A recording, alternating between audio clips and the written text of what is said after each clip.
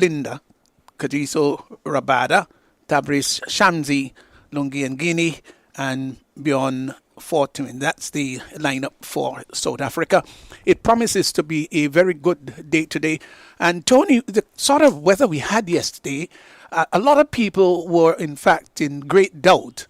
I did in fact pass by here at the National Cricket Stadium, and the surroundings really was, there were a lot of debris around. It was flooded. I was trying to get into the office of the Grenada Cricket Association and couldn't get in there at all because it was flooded. In contrast, of course, with the beautiful drainage pattern and the structure of the soil here, which of course had been resurfaced many years ago, it's not surprising that it looked in contrast to yesterday. Yeah, well, we knew once the sun came out in its glory that we were going to have cricket. Really, a lot of rain yesterday, flood all over the island, floods all over the island. But by and large, we know the facility here and the technology being used, especially in terms of the drainage. Most of the facilities that were developed for Cricket World Cup 2007, drainage very good. And today, to borrow one of your words, it's an ethereal day today, Stephen. And and in contrast to yesterday, one of our listeners was asking me, Stevenson Rome, he used those words. Where does he get it from? Ethereal. And I said to him, he loved the ring of some words, and it simply means, that it's heavenly, it's delicate, almost perfect. And I was trying to explain the meaning of the word to him, and he understood. And that's what we have in here. I came from the East St. Andrew, got over Granite, and when I look at St. George's, boy, I'm telling you, it's surely a beautiful sight, wonderful sight, very, very good for cricket.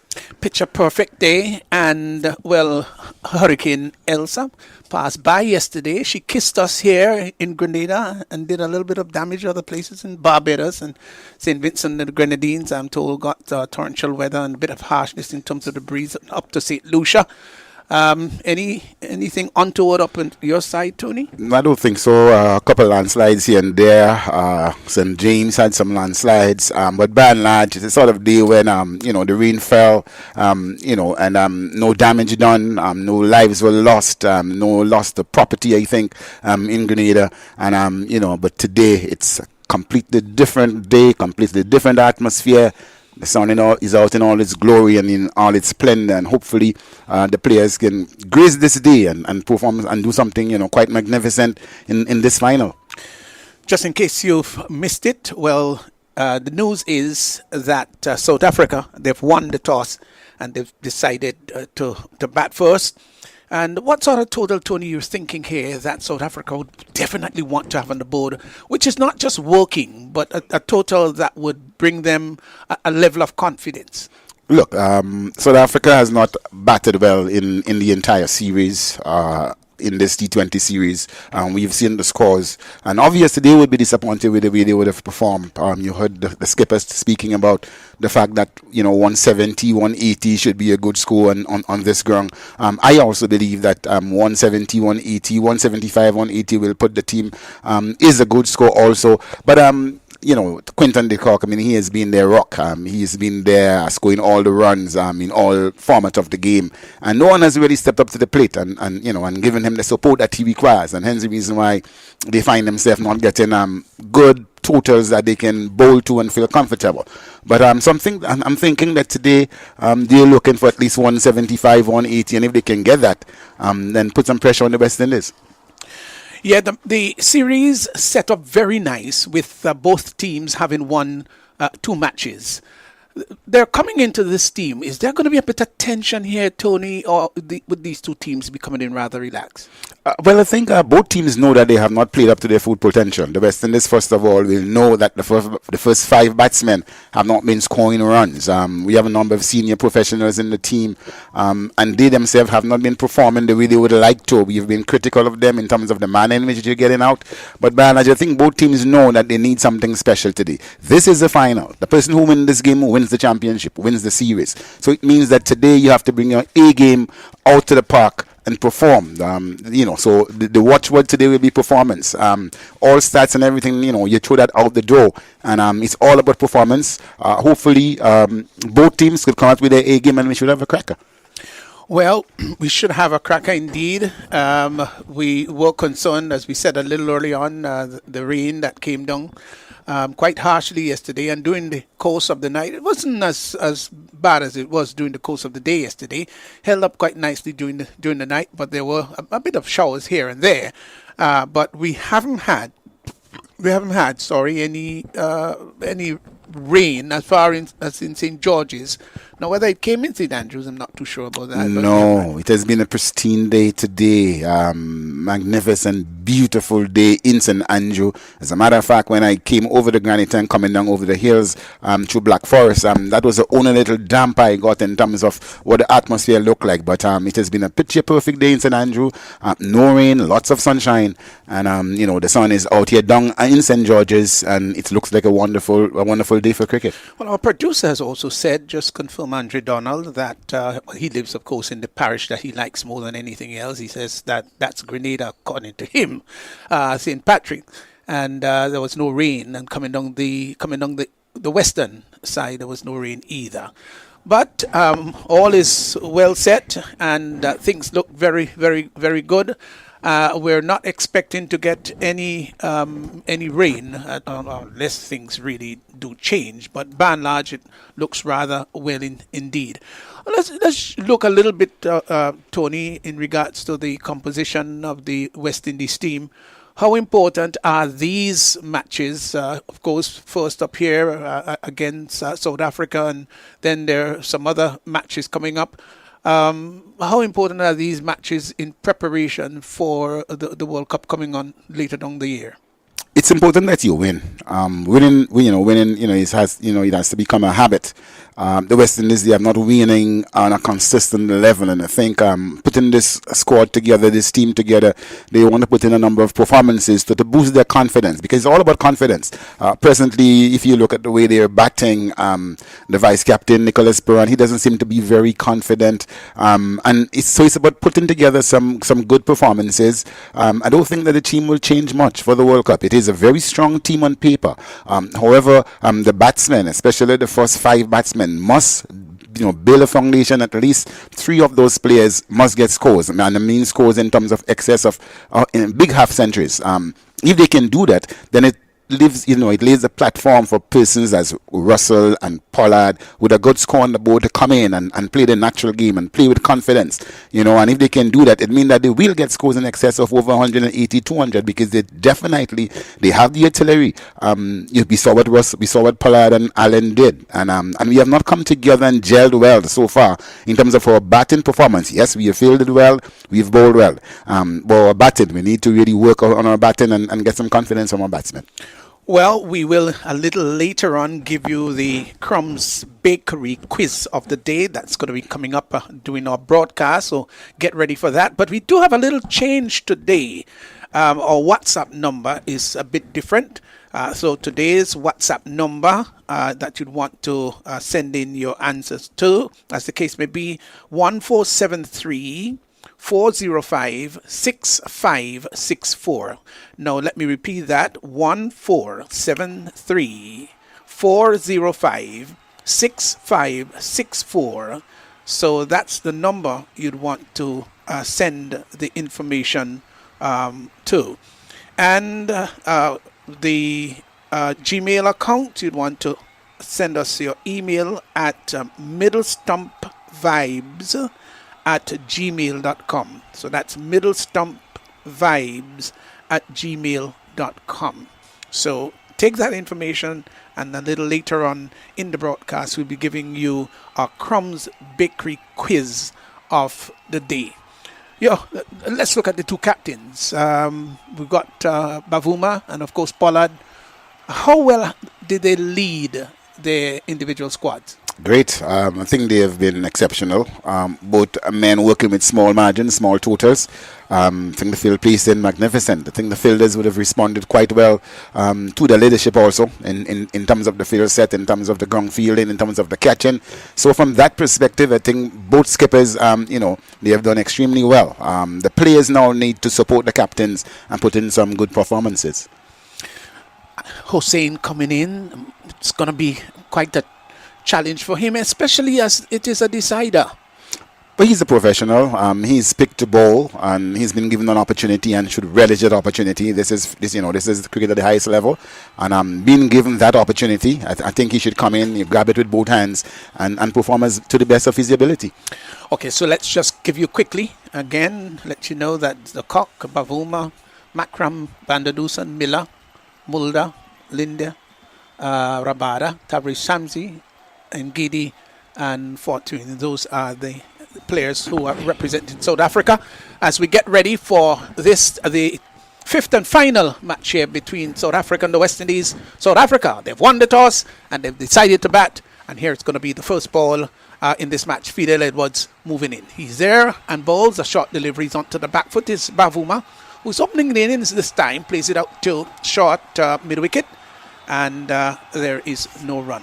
Surprised that Bavuma is opening? Well, I think he wants to lead from the front. De Kock, he has been splendid. He has been a rock in the South African batting. They all play around him. And Bavuma being captain, not a good. He didn't get off in the last game and would want to lead from the front and lead the charge as the man in charge of the South African team. And so he's taking the responsibility upon his shoulders. Yeah, there is a slip in. There's a backward point, extra cover on the mid-off. As here once more is Edwards in and bowls to Bavuma. Short delivery down the leg side, looking to swing that down to backward square, and does not make contact as Puran goes around and collects the ball. With testing short delivery first up. Pacey delivery there from Fidel Edwards, looking to see what he can get from the wicket early up. The ball is quite new. He's a speedster. And looking to be aggressive, looking to be on the mark, on the money, looking to be hostile. And it's good to see him running in and bowling some quick deliveries. Well, lot would depend upon him. He's played well in England, but of course conditions here in the Caribbean is very much in contrast to those conditions in India. Good delivery, Gale has taken the catch. Now that's a beautiful delivery. He squared him up. He pushed at it with a great deal of uncertainty. The edge was taken and Gale took a low catch.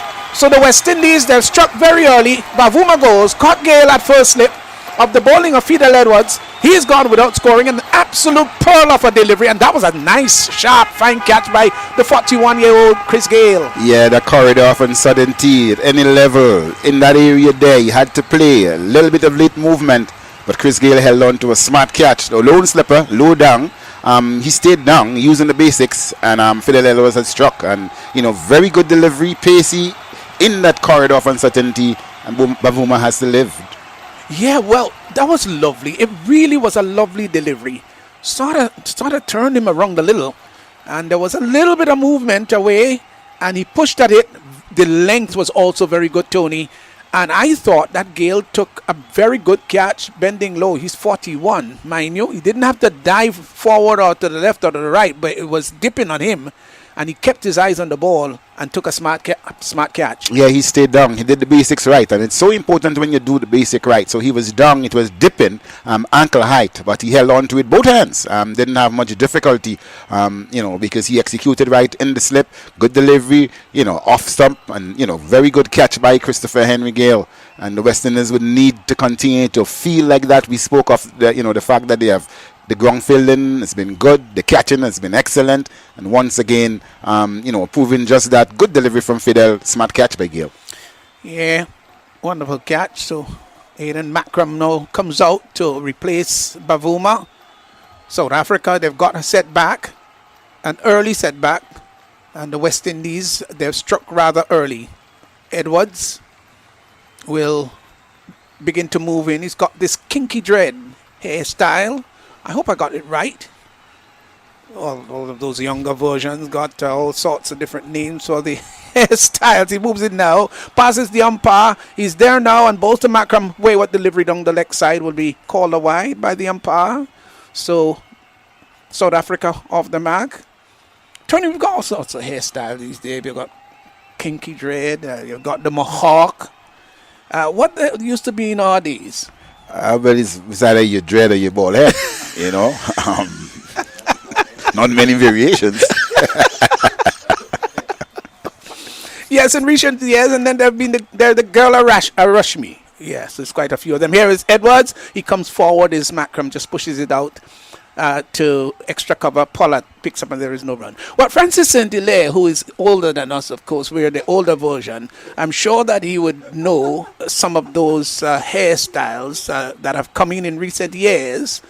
I can't remember seeing him with any of those versions. But I think Francis would be about 2 decades behind us, you know. So he should know a bit about the innovative hairstyles now. Well, when he comes on, he'll just tell us a couple of them. Here's Edwards moving in once more with earnest consternation in his approach. He's there now, and Bolster Macram, who turns it up on the onside, would get a single. They might, in fact, come back for the second run. The ball goes down to forward square, and will, in fact, yes, come back for the second run. They get 2. Inside the line, and just turned it nicely down to backward square. Got a comfortable single, as Hossein, in fact, was coming off the boundary there. So 2 runs to Macram, and the total is pushed on to 3 without loss. Yes, good start from Fidel Edwards, looking to bring the ball up, looking for the in-swing in Yorker. Looking to bring the ball up at least and force the batsman to play, slip in place, and looking to bowl to his field. Yes, so he's gotten off to a good start here, Edwards. 1 for 3 so far in now, and Bolster Macram. Macram is coming forward and pushes the ball out to cover. Ball travelling rather quickly across the turf. No chance of a single there, and the total remains at 3 for 1, and that's the latest score here at the National Cricket Stadium at the end of the over. Good start there by the West Indies, and Fidel Edwards striking early. Bavuma, the captain of the South African team, not troubling the scores. Delivery from Edwards that squared him up, took the outside edge, and Gale, of course, held on to a splendid catch. Just the sort of start that the West Indies would have wanted. Of course, South Africa would be a bit disappointed, meaning that they're on the back foot. They will have to start to build a partnership. De Kock, of course, he has been there throughout the course of the tournament, scoring runs at will. And once again, the South Africans will be heavily dependent on him to get a big score here today. Yes, of course. And they can't be too tentative here in their approach. 2020 cricket is about confidence, and it's also about aggression. You don't have much time to be tentative at all. You've got to be sharp, you've got to be risky, and you've got to be thoughtful. Gale comes in to bowl to De Kock, who comes forward and pushes the ball down to long on, and they will in fact come back for what would be the second run. They've got to hurry as the return comes in to the non-striker's end. That was Pollard, who I just didn't think did the best of seeking to stop the ball. He dived across to his right and parried it across to mid-off, and the batsman had the time to cross for the second run. Here's Gale now, and bowls to De Kock. De Kock is coming forward and drives the ball sweetly out to extra cover, who is Hussein. Picks the ball up and sends the ball back to Pooran. 5 for 1 is South Africa. Don't forget they lost the wicket of Buvama without scoring. Gale bowls to De Kock, who comes forward, drives the ball up to the deep long on area, and they will in fact get just a single. So Gale giving the ball a bit of air, not really pushing it through, inviting the batsman to use his feet, so to speak. And I thought it was well hit there by De Kock, who's now gone on to 3. 6 for 1. Gale is going to move in once more. None for 3 so far. And he is going to move in to bowl to the right-handed Macram. 6 for 1. Here is Gale, right arm off spin, over the wicket, and bowls to Macram. Macram comes forward and can do no more than push the ball back to Gale. And Gale runs across with a little smile on his face and picks the ball up. Goes back to his bowling mark in a rather casual, languid manner. Here is Gale now in and bowls, and there is Macram getting in the way of Gale on his follow through. But I think it was not intentional. I think it was a bit of accidental clashing of bodies there, but they got a single in the process as the ball went down to long on. So Macram goes to 3, De Kock also in 3, and the total has now moved on to 7 for 1. Here is Gale now in and bowls to De Kock. De Kock is coming forward and driving the ball out to extra cover. Again, he can't score this time as the ball goes straight there to the field at extra cover. The over comes to an end. 3 to Macram, who will be taking strike. De Kock is on 3, and South Africa batting first. They're 7 for 1, which is the latest score here at the National Cricket Stadium. Anytime is a good time for crispy fried chicken. Now with 2 convenient locations, Fairchild Street in the city and Speightstown, St. Peter. Try their snack boxes, 2 pieces, fries and a bun for only $12.99, or the loaded fries with chicken deliciousness for only $11.99. With barbecue and fried chicken, delicious burgers, the freshest salads and sides. Anytime is a good time for crispy fried chicken. Follow at Crispy Fried Chicken BDS on Instagram. First delivery pushed back very firmly there by Makram, and Fidel Edwards on his follow-through did very well, held it clean. If that had passed him, it would have gone down the ground, and there might well have been 2 runs there because it was hit so straight. Well done, Fidel Edwards on his follow-through. Always difficult for the fast bowler on his follow-through, and the ball is hit back to him, and to have time to put the left hand down or right hand down, as the case may be. Always a challenging situation. But I thought Fidel Edwards did very well there. Both batsmen on 3. 7 for 1 as Edwards once more moves in now to bowl to Makram, who is hitting that over the mid-wicket area. That's going to go very close to the boundary. It's not going to get there. Don't forget we had overnight rain as the return would come in to the keeper's end now. Pooran comes forward, bended knees, took the return, and the batsman had time to cross for 2. Well struck, Tony. Yeah, first length delivery from Fidel Edwards, and Mac will be a little bit disappointed that he didn't get much more bat onto that, but still got 2 runs in the process, and that's what early wicket can do to batting units. The Corker, as aggressive as he is, he will have to curb his natural aggression as Edwards comes in. He's there now, and balls Makram looking to pull that. That was a very swift delivery, but it was also a lifter. 139 Ks. We've just seen it on the screen there. That was sharp. And it really read on him very quickly, Tony, and that ball may have just passed before he went right through with the stroke itself. Yes, got big on him, and the good thing about it is that it was an off-stump short delivery. So not a delivery that, giving him the room to free his arms and hit. Good bowling, good pace, good areas from Fidel Edwards. Yes, he is a bit worked up here now. He really can still bowl a hard ball, I can tell you that. He begins to move in to bowl once more to Makram. He's there and bowls, and it's in swinging. That hits down to fine leg, 4 runs. 4 runs. That was pitched up, and he came forward and just clipped it nicely. Chris Gale, who is feeling just in the circle that fine leg, could only watch it go by swiftly down to the boundary for 4. And that was a delivery that was treated the manner it should have been, just onto the leg stump. And he used the tide and used the wrist well, used the angle well, and went down to the boundary for 4. Yeah, but Edwards know that he earned there. Looking for the in-swing in Yorker didn't work. Missed his line, really. And Makram just helped the ball on its way to the right of Chris Gale, who is at backward square. And that reached to the boundary for 4. Well, Makram has gone to 9, and the total has gone now to 13. Not the strongest of start by South Africa. So 13 for 1. Edwards there, guilty. You see, when you've got the sling in action, you've got to be pinpoint. Here he is, a delivery that is pushed up to long on. They've gone for 1. They're going to come back for the second. Yes, they'll get there. Bravo coming across to his right. And didn't bother to throw the return back to the keeper. Pooran with his hands extended as if to say, hey, come on, Bravo, throw the ball back. The batsman had time to cross for 2. So Makram has gone now to double figures. He's gone to 11, and the total is pushed on to 15 for 1. Just looking to be positive, Makram hitting that on down the ground. Edwards not giving him much to hit. Still in good areas, and Makram looking to be positive, looking to score. As is Edwards once more. He's there now and bowls to Makram. Makram is coming forward, turns the ball up to mid-wicket and can't score.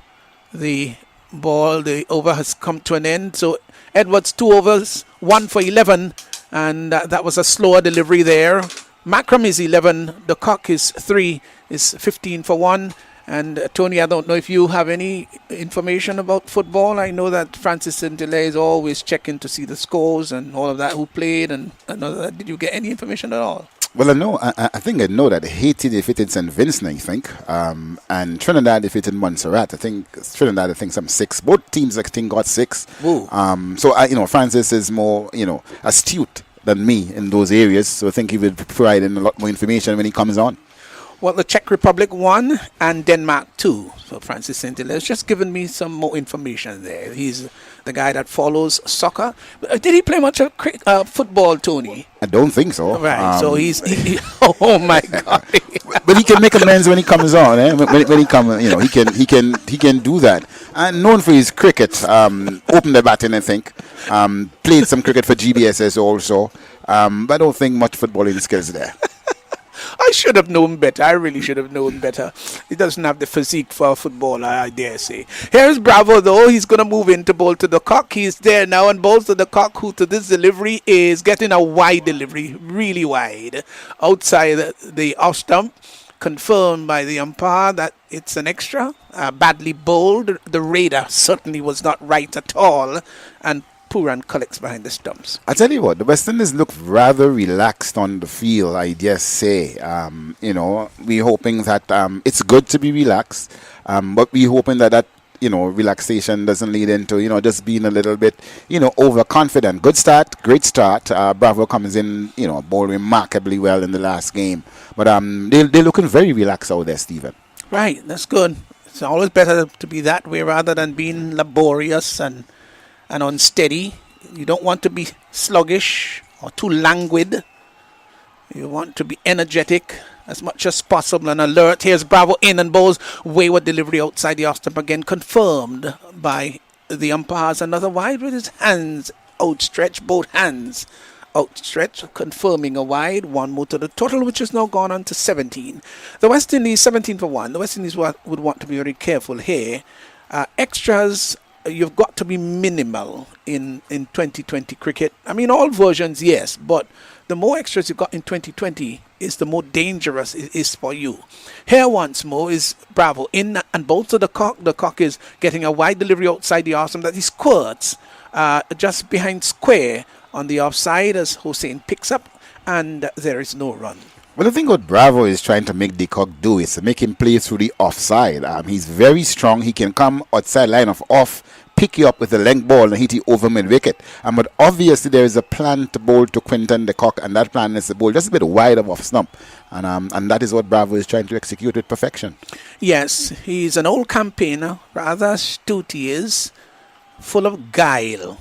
Is Bravo, he's there now and bowls to the cock. The cock is driving a wide delivery down to the deep sweeping position, would get a single. The return comes in to Pooran. So one more there to the cock, who's now gone on to 4. Macron, who's 11, comes in to strike.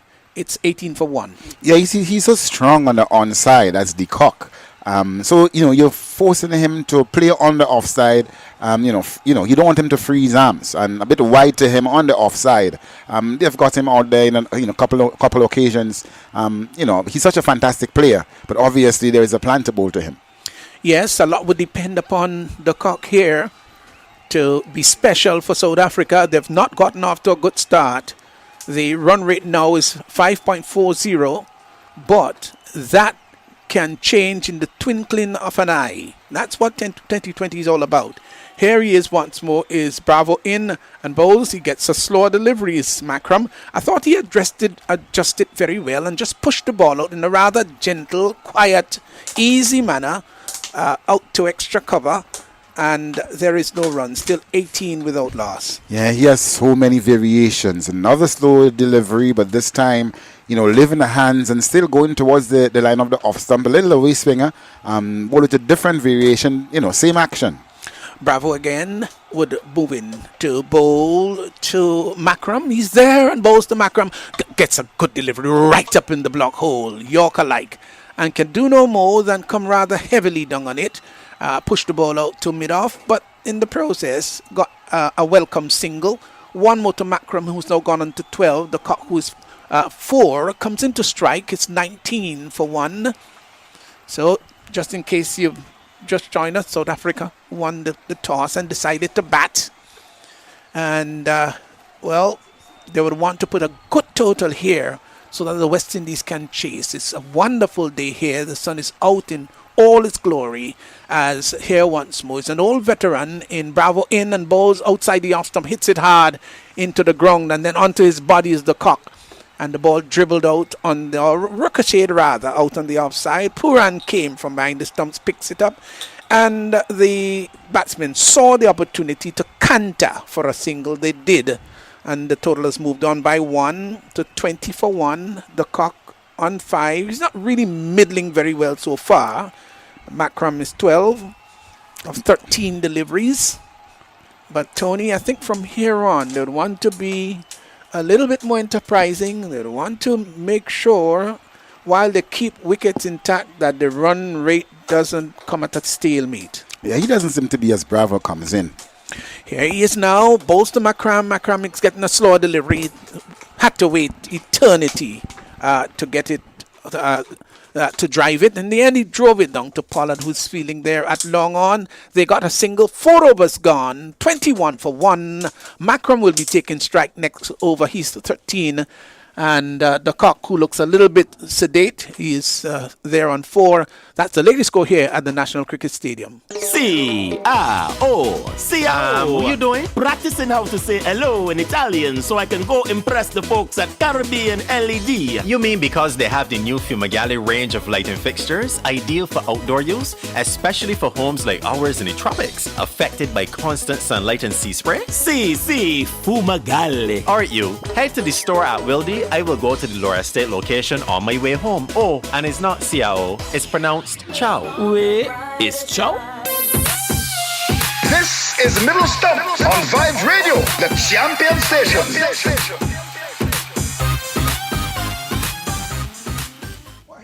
Change of bowling. McCoy comes in and bowls to Macram. Macram hits that beautiful shot inside out. We'll have to wait to see whether that went over. Yes, the umpire has just confirmed that it just went over the boundary line. It was pitched up and he drove it nicely through the line with a slightly inside out manner, and it went over the long off area. That went all the way for 6. That was a lovely shot. Yeah, great shot. Giving a bit of room on the back foot, playing through the line with a straight bat. Used the pace of the bowler also. It was not a slow delivery, so used the pace of the delivery and played a lovely shot over long off for 6. Well, he's gone to 19, 27 for 1. Obed McCoy, again, he's a big man from St. Vincent and the Grenadines, passes the umpire now and bowls. He's driving Macram up to mid-off. They go to for a very quick single and had to hurry and just managed to get there. He really had to stride. He couldn't canter, had to gallop like a stallion would move across the ground, and they just managed to get there. So Macram has now gone on to 20. Total has moved on to 28 for 1. So the atmosphere is so good. Really lovely conditions, and I dare say too, even in our commentary booth here, we've got a lovely atmosphere. We've got quite a lot. Some things we can't really tell you. There are other things we can tell you. Those that we can tell you, we'll just let you know of some of them. But it's a beautiful atmosphere here, and there's something that was just given for all of us to sample, and I'm the only one that was excluded from the sampling, Tony. Well, our producers realize I have no comment on this one. 28 for 1. The Cock is 5. Macram is 20. He'll be taking strike. McCoy, not after the best start, but he hustles in now, bustles past the umpire there and bowls to the Cock. The Cock gets a delivery that dips onto him, full toshish kind of delivery, and they get one. The return not so very well, but backed up there by Pollard in the outfield, and one more to the Cock. So Obed McCoy, who is, I would think, a lovely find for the West Indies, Tony. Yes, beautiful delivery there, change delivery, slower delivery, well executed. Only one run in the process, and but the South Africans will have to target a bowler. We yet to see them, of course. McCoy taken downtown for 6 by Macram. And there we see lovely slower variation there from Mac. Delivery outside the off stump, hit down to Bravo, to the right, to the left of Bravo. And the batsman had time to cross for 1. So one more to Macram, who's got to 21. The Cock was on 6. So the run rate has gone up a little bit, especially with that beautiful 6 there over wideish long off. It's 30 for 1. Yeah, Macram is trying to score, trying to be attacking, trying to be aggressive. The Cock, on the other hand, he's laid back a bit, looking to bat through the innings, as he has done on so many occasions. And Macram looking to play a few more shots of the bowlers. As McCoy is in again. Oh, he misses his run up. We'll have to go all the way back. Is McCoy. Well, we did talk about names, and I just love the name Obed McCoy. Obed is a biblical name too. That's found in the Old Testament, early chapter there in the book of Samuel. For those of you, of course, who are biblical Bible readers. So here once more is McCoy in and bowls to the cock, who turns that nicely down to forward square. Runs here for him. It's not going to go all the way. They've gone for one. We'll come back for the second. The return comes in to the keeper and they get two. So 2 more to the cock. Maybe sought to hit that maybe a little straighter, but it earned him 2 runs though. He has gone to 8. Macram looks on from the non-strikers end. He's 21. He's batted pretty well. 32 for 1. The run rate 6.62. So it's beginning to climb as McCoy moves in again. None for 11 so far in his first over. In and bowls to Quinton de Kock, who pulls that through the mid-wicket area. They've gone for 1. Are they going to come back for the second? As Hussain sends a return, he dives home. That's how precious his wicket is to him, de Kock. He was in a bit of a bother, and then saw that he needed to dive and did that, dove and got there in the end. The over has come to an end. 5 overs gone. The Kock is 10. Macram will be taking strike on 21. South Africa winning the toss, batting there 34 for 1, which is the latest score at the National Cricket Stadium. Tony Dixon, some words from you, and Francis St. Hilaire is up next. Well, a good start by the West Indies. Quinton de Kock and Macram joining de Kock after the early loss of Temba Bavuma, the South African captain. And de Kock a bit guilty of gifting his wicket away when he seemed to be well set, because he has had good scores in all the matches played so far. But seems when he seems to be there, seems to be giving his wicket away. In this occasion, he would want to stay there right down to the depth of the innings. He is in great form, great touch. But South Africa would need him to remain there as long as possible to get a good total, Francis. Morning to you. Well, definitely. He has been the mainstay of the South Africans batting so far. And he will be looking to take it home today in the decider. So we see Andre Russell has been brought into the attack. 34 for 1 after 5 at a rate of 6.80.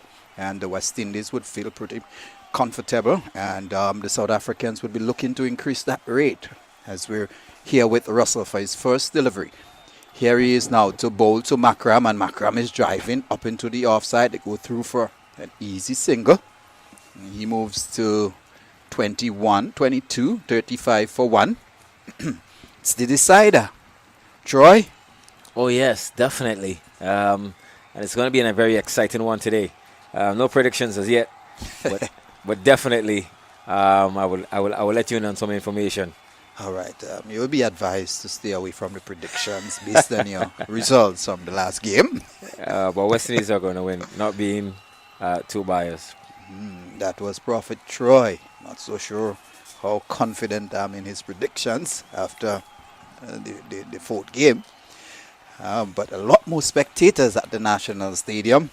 And persons coming out excited for this encounter. Russell to de Kock, and de Kock is hitting that in the air over backward point down to the boundary for 4. Not really cueing it or timing it as he wanted, but getting it over the backward point fielder down to the boundary for 4. He moves to 14, 39 for 1 after 5.2 overs. Excellent shot by de Kock. Using his intelligence, realized that West Indies is trying to bowl him just outside the off stump, and just opening the face, sliced over backward point. Excellent shot, and got himself 4 runs. Here is Russell again now to de Kock, and de Kock is pulling that high, hard. That's gone. That's gone way into the stands for 6. A full toss by Russell, and it really got the treatment he deserved. 45 for 1. De Kock moves to 20, and Russell easing the pressure that was built up by Edwards and Hussain. Yeah, well, the South Africans got off to a slow start after losing their captain, Bavuma. But de Kock and Macram have been billing steadily and look like they want to put on a charge here. Russell is one of the persons that they're always looking to attack. But yesterday's game, or day before game, he did come good, like I said. and the West Indies would need him to bowl a lot better at this end. Here he is now. Let's see how he will respond to the attack of De Kock. Here he is now, and De Kock is driving straight back past the bowler in the air for 4. To the left of the bowler. No danger there. Timing it well, hitting it hard. 4 more to De Kock. He races into the 20s. 24, 49 for 1. Russell 4 overs for 15. He's really under the pump. Well, definitely you can see the intent of the South African batsman. As soon as Russell comes on to bowl, they have definitely tried to attack him as soon as possible, and it's very clear intent by De Kock here, striking Russell for 3 boundaries or for 3 balls. Well, the start of the over is almost like a Canadian code, area code 1464, as De Kock pushes that up into the offside. He can't score. He remains on 24. The first dot ball from Russell, 49 for 1. The run rate increasing all the time, 8.40. And Makram and De Kock will be looking to really build a solid platform for South Africa in this decider. Yeah, I think the wicket is good. Great atmosphere right now, and I think South Africa is in a good position. Here is Russell to bowl to De Kock, and De Kock going across the stump. Russell aborting his run. Don't know if he just missed a step. It's always better to do that in the limited overs version of the game instead of bowling a no ball, which would give you an extra delivery and a free hit. So something wasn't right there with Russell. I think too that he saw De Kock moving outside the off stump. He probably had some length in his mind, and when he saw that, he just pulled out of the run to recollect his thoughts. So the pressure really and truly on Russell. Here he is now to bowl to De Kock. Short, and De Kock is pulling and missing outside the off stump. The short delivery looking to help that over the backward square. He missed it. Went through to be taken by Pooran at the end of the 6th over. South Africa winning the toss and electing to bat there, 49 for 1. That's the latest score at the National Stadium in Grenada. Old-time bakers in Bim bake from home. Remember the Dutch oven made of stone? Then came the bread cart. Oh, you could smell that bread a mile away. And then there was the bread van. Many have made a living selling from them. Now, your bread is as close to your home as you can get it, because there's sure to be a Crumbs bakery near you for a wide variety of fresh cakes, pastries, and bread. Crumbs, so good, even down to the last crumb. This is Middle Stump on Vibe Radio, the champion station.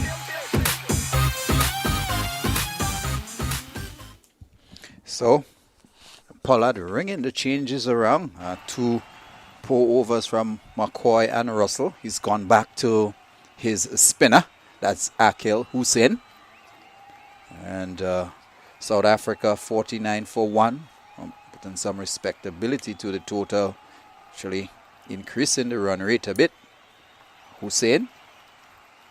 Here he is now with his first delivery to bowl to Makram, and Makram off the back foot is hitting that up into the offside to the sweeper.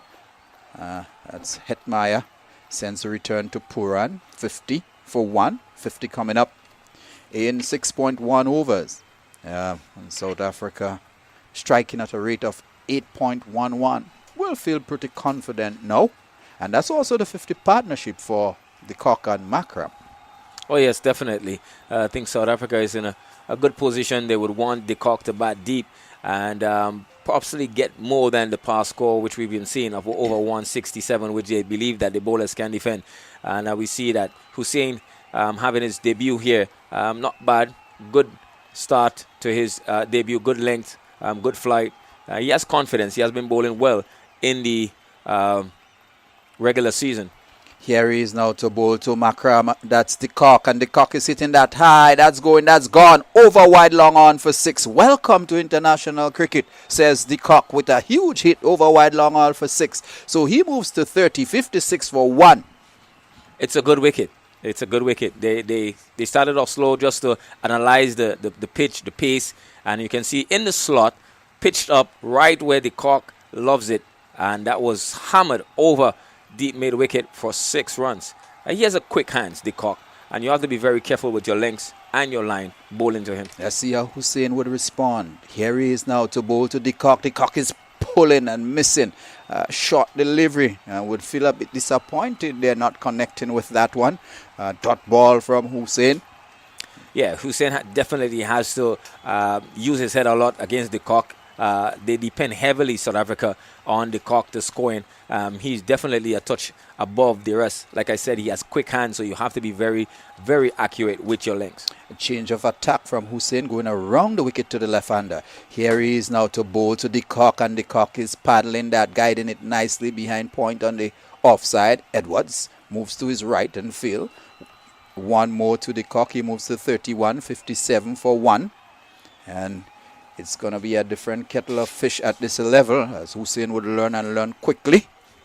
And he has adjusted. He's gone around the wicket and trying to slide the ones across De Kock and putting some good pressure here back on the South African. Here he is again now to bowl to Makram, and Makram is hitting that through the offside. Brings the sweeper. Good diving save there by Pollard. Two more to Makram. Nicely placed shot there by Makram. Not looking to hit it too hard. Finding the gap. Picking up the twos. And it's very important that you do that. No risk there. Hitting the ball all along the carpet. And not giving his wickets away. But accumulating the runs in a sensible manner. Here is Hussein with the final delivery of his first over in international cricket. Makram is down the track. When he gets there, has to check an on drive and plays that up to Bravo at long on. The end of over number 7. At the end of it, South Africa 60 for 1. Yes, South Africa using all the skills available to them, and Makram and De Kock has really put themselves in a good position. And if you can see, Centelaire, that South Africa has been picking up the singles, the twos, and they're taking the risk in the singles and the twos. West Indies have been very critical in not throwing properly.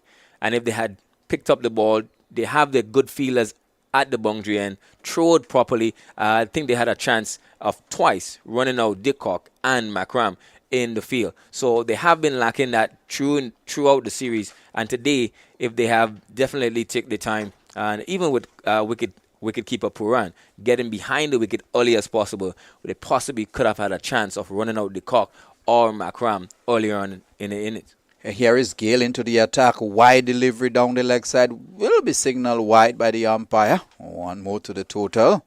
So Christopher Henry Gale bowled a lot earlier on in his career, but to the latter stages, it's not really bowled a lot. But Captain Pollard using him to see if he can get an over or two or even price a wicket out, get the breakthrough. Here is Gale to bowl to Makram, and Makram is hitting that through the offside. One more to him. He moves up to 27 from 22 deliveries. De Kock 31 from 18. South Africa 62 for 1. 7.1 overs gone at a rate of 8.6. And at this stage, South Africa would feel pretty comfortable, laying the foundation for the big hitters like Miller and the likes to come. Well, definitely. I would have thought they probably would have gone from Miller to open as Gale comes. Gale to De Kock. De Kock is getting a nicely flighted delivery on the middle stump. Turns it into the onside. One more to De Kock. He moves to 32, 63 for 1. And that's the beauty about the South African batting. The ability to rotate the strike, pick up the ones and twos, and don't build pressure on themselves. Here is Gale to Makram, and Makram is driving hard into the ground. Good delivery from the bottom of the bat back to Gale, and he can't score. It's been a pretty decent over so far from Gale. Well, yes, skipper Pollard using all the variation and tactics that he can definitely for this team. Makram getting another good delivery from Gale. Well bowled. Could do no more than come down heavily on it. Gets it up into the long off region. One more to him. 64 for 1. He moves to 27. Brings the left-handed De Kock in strike. Who's on 32 from 19 deliveries. Has been the leading run scorer in the series so far. Gale, faster delivery up in the air. Someone is getting, oh no, just short of Pollard. The leading edge, and Pollard coming in from long off. Couldn't get there in time. Fortunately for the cock, that fell just short of Pollard. So at the end of the first over from Gill, South Africa 65-1. That's the latest score at the National Stadium in Grenada. Bro, did you know that if you switch to LED lighting throughout your home, that you could save as much as 80% on your lighting costs? Yes, man. And did you know, wait, you knew that? Of course, I also know that with using LED lights, I get brighter lighting that lasts longer and is better for the environment too. And by choosing my LED lights from Caribbean LED, I get up to 3 years warranty. Wow, you know very much. I hear all the ads on radio for Caribbean LED. Call them and ask at 621-0092 or visit them in Lorette State or Wildy if you don't believe me. This is Middle Stump on Vibe Radio, the champion station.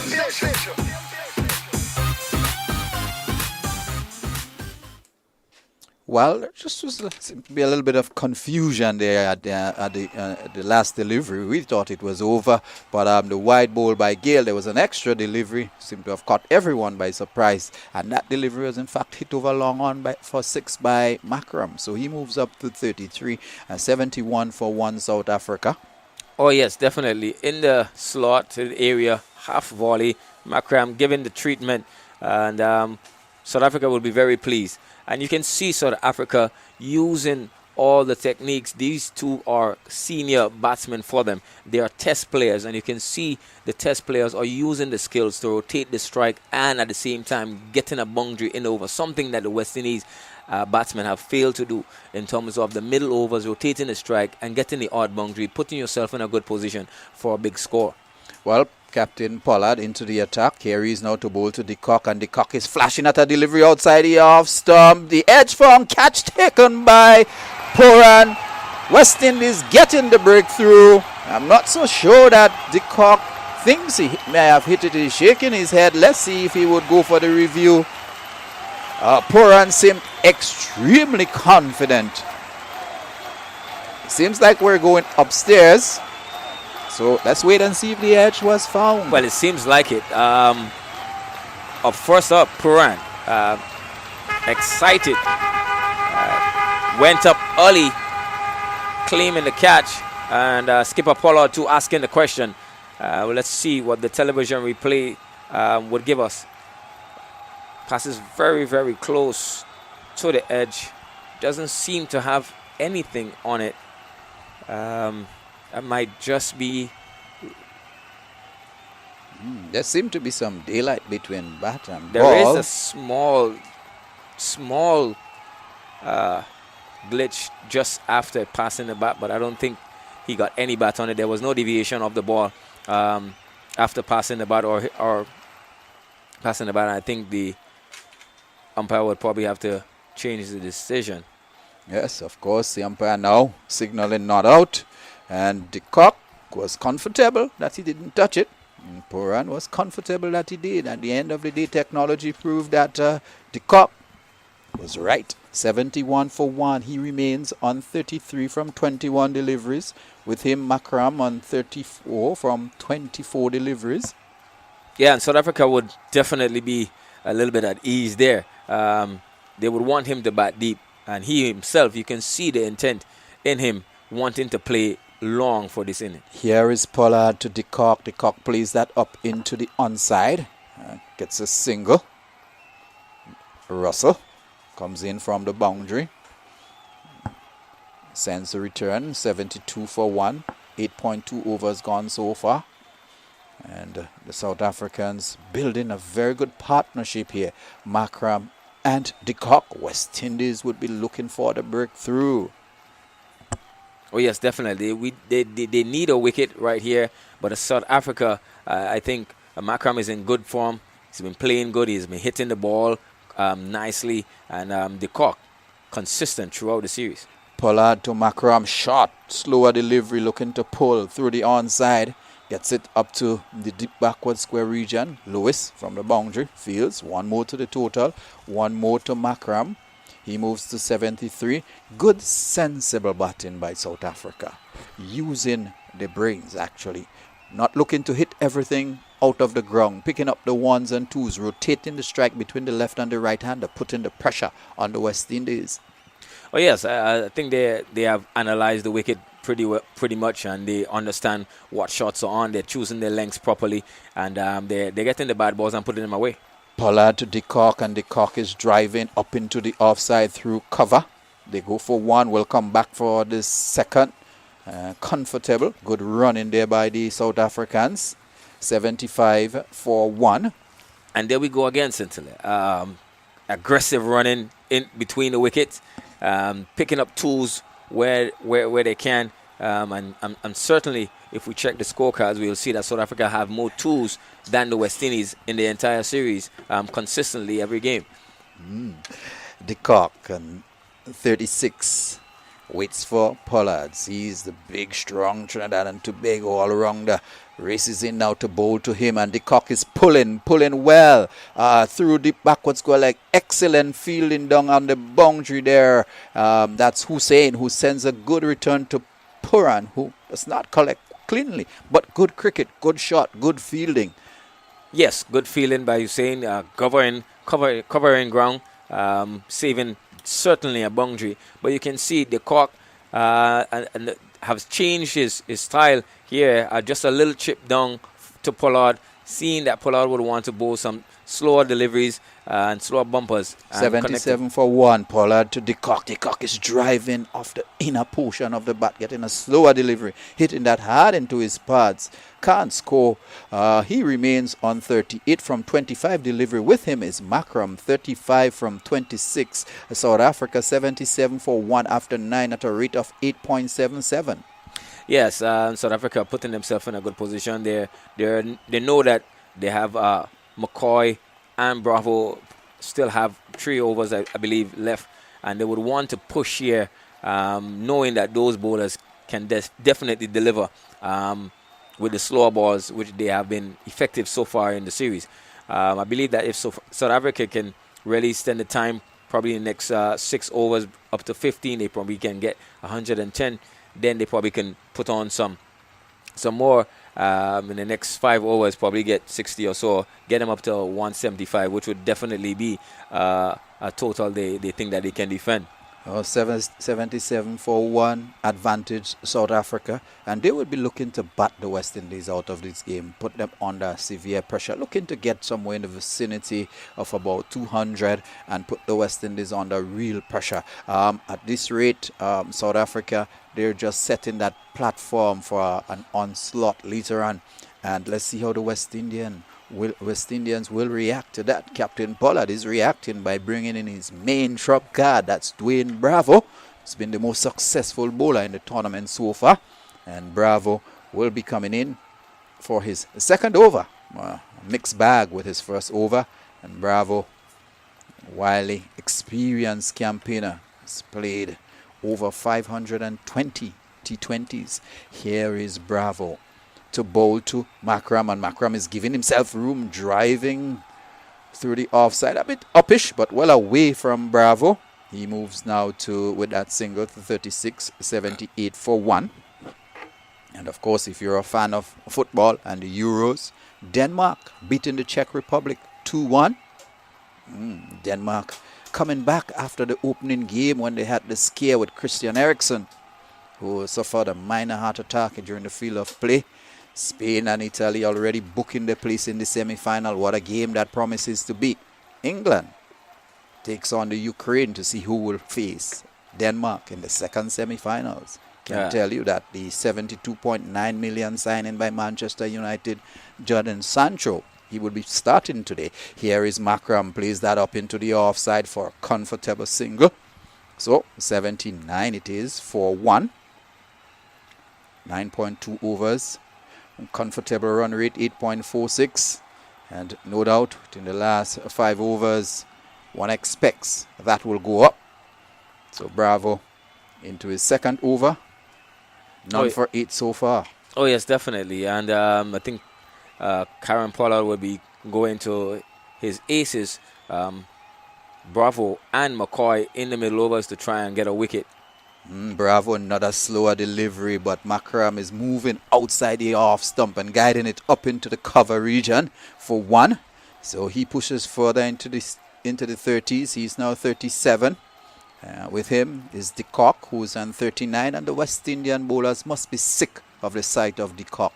Over the last three weeks or so, he has really been punishing them, being the leading run scorer in the Test series, the leading run scorer in the T20s. Oh, how Bravo would like to dismiss him. Here he is now trying to do so.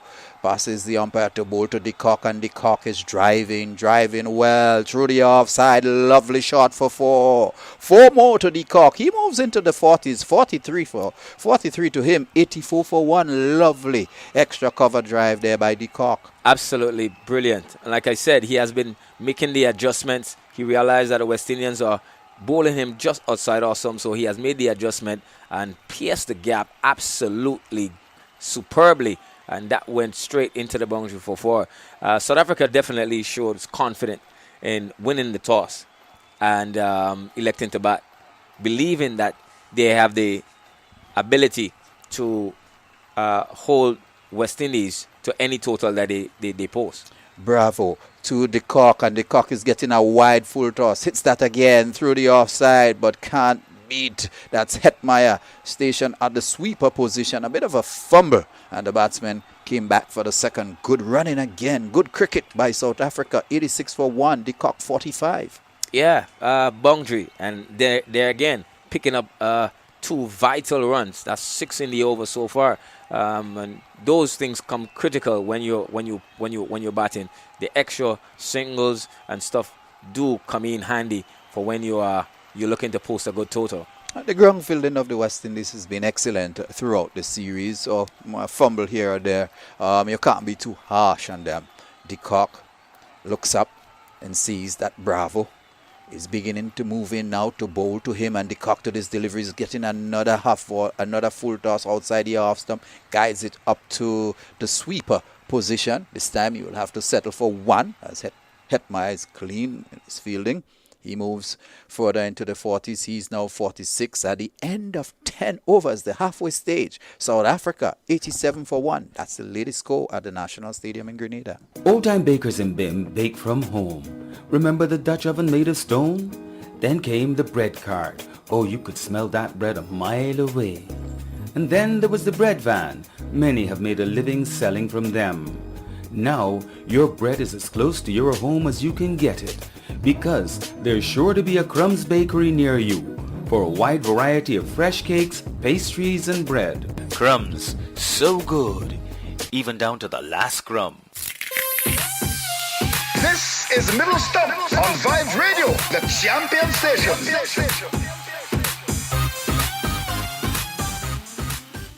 So we're back with Pollard to De Kock. De Kock getting one on the leg stump. Turns that through backward of square. Gale fields.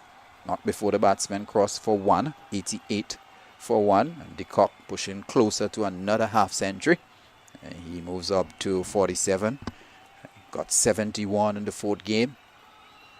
And he's certainly continuing in a rich vein of form, Quinton De Kock. Well, he's definitely the pillar for South Africa. And he would definitely have to bat long for South Africa to get a big total. Here is Pollard to Makram, and Makram is hitting a slower delivery over long on. That's gone for 6.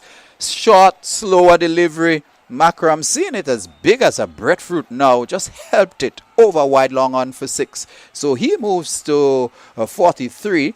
And the total moving up to 94. I make it for 1. And South Africa really starting to dominate at this stage. Oh, yes, definitely.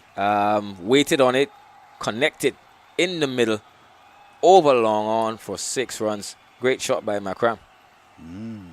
So the West Indies under some pressure as Pollard races in now to bowl to Makram. Another slower wide delivery outside the off stump. He slaps that up into the offside. Cross for 1. Thought about a second, but he would not have contemplated too much more than just harboring a slight thought about a second. The run rate is over 9 for the first time. 9.05, 95 for 1. Makram 44 from 30. De Kock 47 from identical deliveries, a 30. So both scoring at a very healthy run rate. Remember, the series is tied at 2 hours. Who will it be? This is the decider. Pollard bowls to the cock, and the cock is driving. Pollard fields to his own bowling. Can't score. A dot ball, which has been very few so far.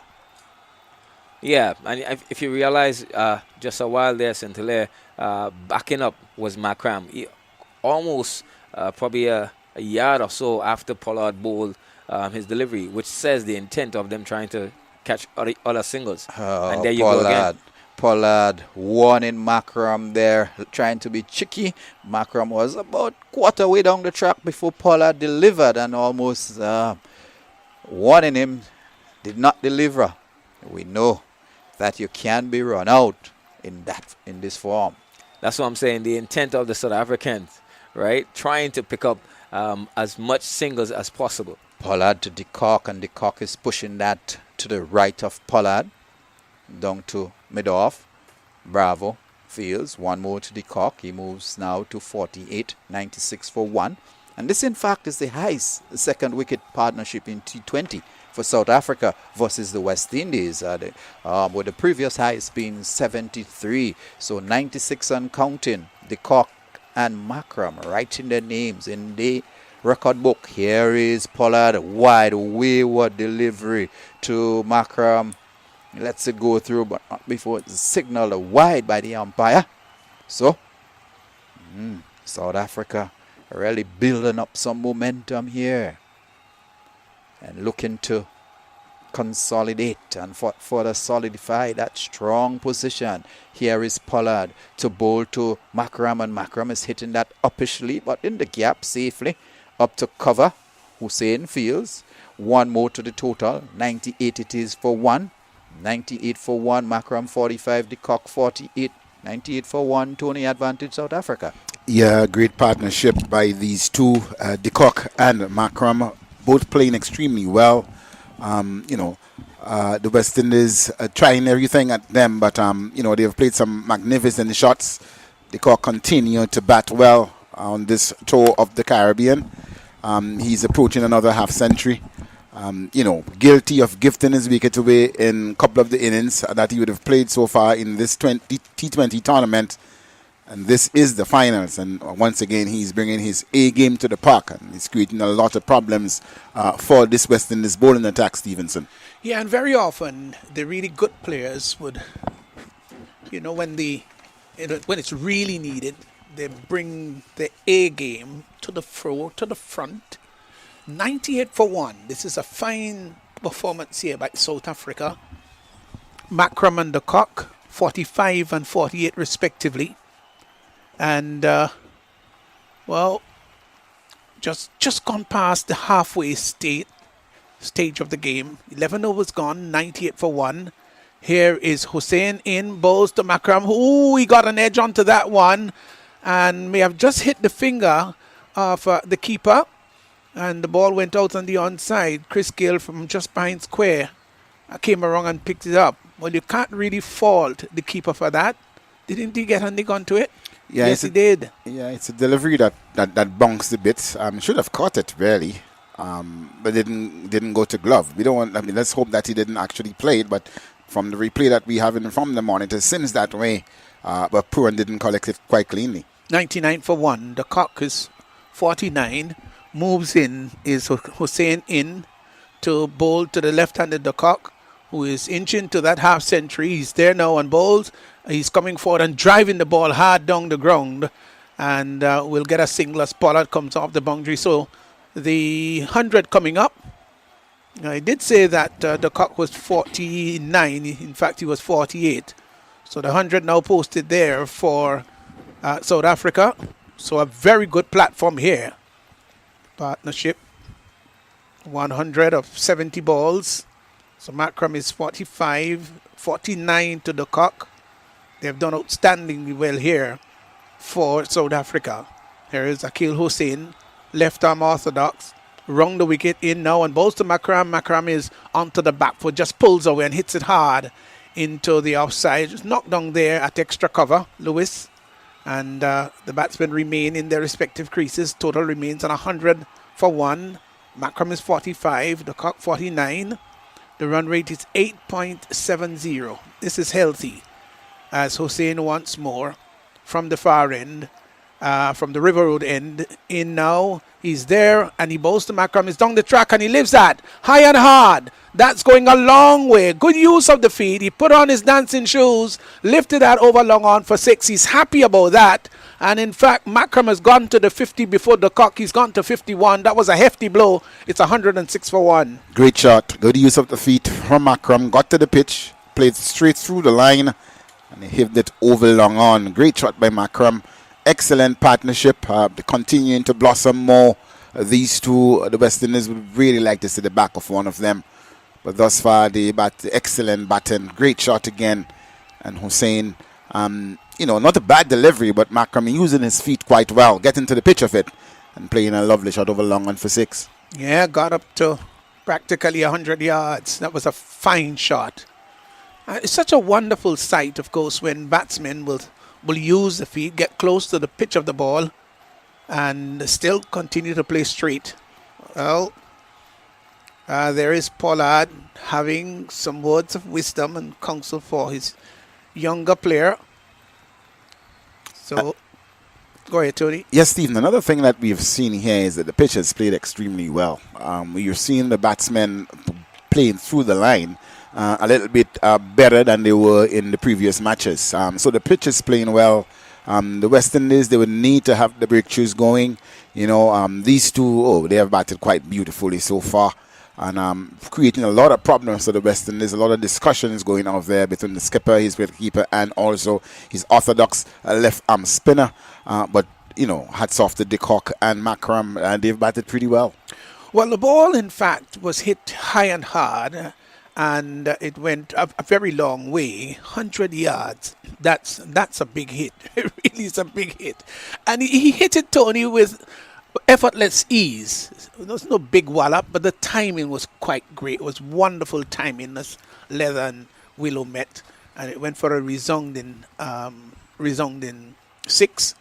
And they've had some challenges, of course, recovering the ball because it went a pretty long way. Yeah, and we spoke of the West Indian batsmen playing Shamsi and, of course, Linda.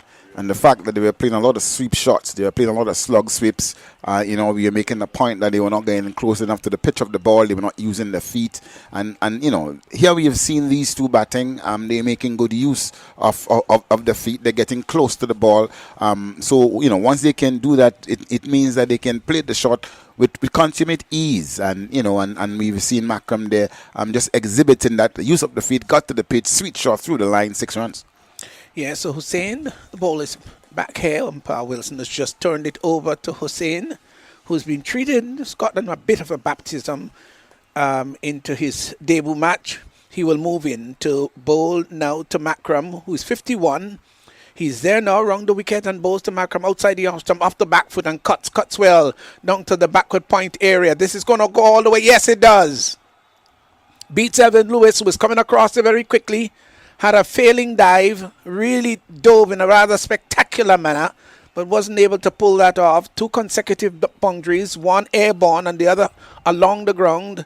Pollard obviously not very happy with that, but that was nicely struck. Outside the off stump, just pulled away, rocked on the back foot, and he cut it just behind square, and it went quickly down to the boundary for 4. Wasn't a great delivery, was it? Short, wide of off stump, sufficient time to use his feet, get onto the back foot and play with an open face down to backward point for 4. He's 55, Macram. In once more, outside the off stump, he's cutting once more. Down to the backward point area. This is going to go close to the boundary. This time, Evan Lewis just managed to come across very quickly, cut it off, save what would have been 4. So he did, in fact, save 2 runs. That's Simmons, beg your pardon. And they come through for the 2nd run. So 2 to Macram, who's now gone on to 57 rather quickly. 12 overs gone, and South Africa winning the toss and batting. They're 112 for 1. Bro, did you know that if you switch to LED lighting throughout your home, that you could save as much as 80% on your lighting costs? Yes, man. And did you know, you knew that? Of course, I also know that with using LED lights, I get brighter lighting that lasts longer and is better for the environment too. And by choosing my LED lights from Caribbean LED, I get up to 3 years warranty. Wow, you know very much. I hear all the ads on radio for Caribbean LED. Call them and ask at 621-0092 or visit them in Laura Estate or Wildy if you don't believe me. This is Middle Stump on Vibe Radio, the champion station.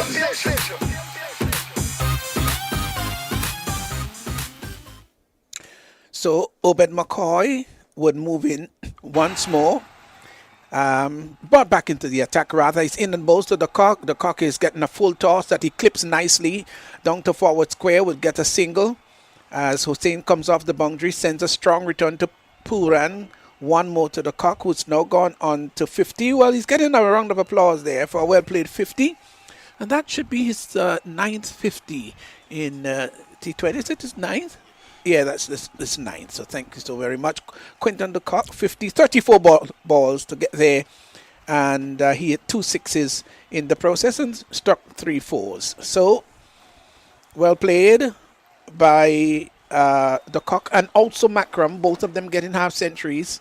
This is a fine platform that has been established here for South Africa. McCoy bowls wayward delivery outside the off stump, wide confirmed by the umpire. That was really wide. So this is not good bowling here by McCoy, just not getting his radar right. Total is moved by 1 to 114 for 1. Well, I think they're feeling the pressure, the West Indies bowlers. Of course, we saw Macram going down the ground, and to the orthodox leggy. And then, he is pitching the ball a bit short, trying to hold it back, pull it back, dragging it down. And McCoy, again, are bowling a bit wide. So they're feeling the pressure. These two are putting the pressure on them. Yeah, and this is a critical match, crucial match, significant match, not just an important one, Something could be important, but when it reaches another level, so to speak, like in this particular encounter, it is a crucial match where the series level 2-alls and somebody's got to win the series. Here once was McCoy in now and bowls to Macram. Macram gets a full toss. He has to wait on it because it was a slower ball, hits it down to the long off area, will get a single. Russell comes off the boundary rather quickly. So they get one, brings the cock into strike. We've got to give credit there to Russell, who had to run across the ground, covered about 30 yards, and then send the return back all in one motion. 116 for 1, as Macram has gone to 58. The cock is 50. Well, they started off slowly, Tony, but they put the foot on the pedal now. They're going much quicker. Sensible batting. Sure is. McCoy bowls a very good ball right up in the block hole, Yorker-like, and just squeezed out in front of square on the offside there by the cock. Will get a single. It's gone to 51, and the total has moved 100 to 117 for 1. Yeah, but that's the thing about partnerships, and we're seeing that Macram especially, he has left his best game for last. This is a final. Whoever wins this one takes it all. And Macram so far has done splendid in his knock thus far. The run rate is 9.36. Macram faces up once more to McCoy. McCoy is forcing him into a drive outside the off stump. Good delivery.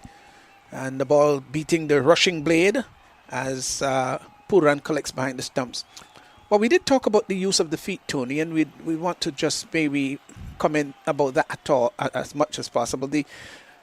Quite a number of players have been known to use the feet well, whether it's a Brian Lara or maybe Shivnarine Chanderpaul or Sachin Tendulkar. All of these players were fine users of the feet. We'll come back to that. McCoy bowls to Macram outside the off stump, slash down to the deep extra cover area. Will get a comfortable single.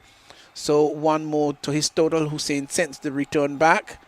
And the total has moved on now to 118 for 1. The Cockers is 51, comes into strike. Macram is 59. One of the person who did not use his feet in batting was Sir Gary Sobers. And I'll tell you his philosophy. You can go ahead, Tony. Yeah, you go ahead. All right. Well, Sobers always said, Sir Gary Sobers, I'll tell you what his philosophy was. A delivery right up to the block hole, coming down rather heavily on it. Is the cock and just squirts the ball down to the wideish long on area, gets a single. So that completes the over. It's 13 overs gone. The cock is 52. He'll be taking strike. 119 for 1. Macram is 59 and the run rate 9.15, which is rather healthy. Yeah, just going back to that, Tony.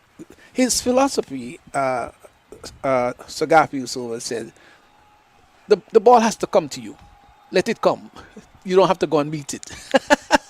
But if Sir Gary can say that, you can understand. He was such a wonderful player, and he was so skillful that his philosophy just worked for him. Let it come to me, and I'll do what I need to do with it where I stand. Still had to use his feet, because you still have to move to play it. Yeah. So he was referring to going down the track. Yes, I understand. I quite understand that. And of course, he was the greatest. So what worked for him? Obviously, he was not an ordinary player. He was extraordinary. So what worked for him obviously is to the mere mortal. It was different. But we're seeing here that these two, they're batting splendid. The West Indies don't have an answer thus far to them. And here we've seen Macram now winning a partnership with De Kock. That was lacking throughout the course of the series. De Kock played well, but never someone with him to build a big partnership. Here is Russell looking to hit that over long on.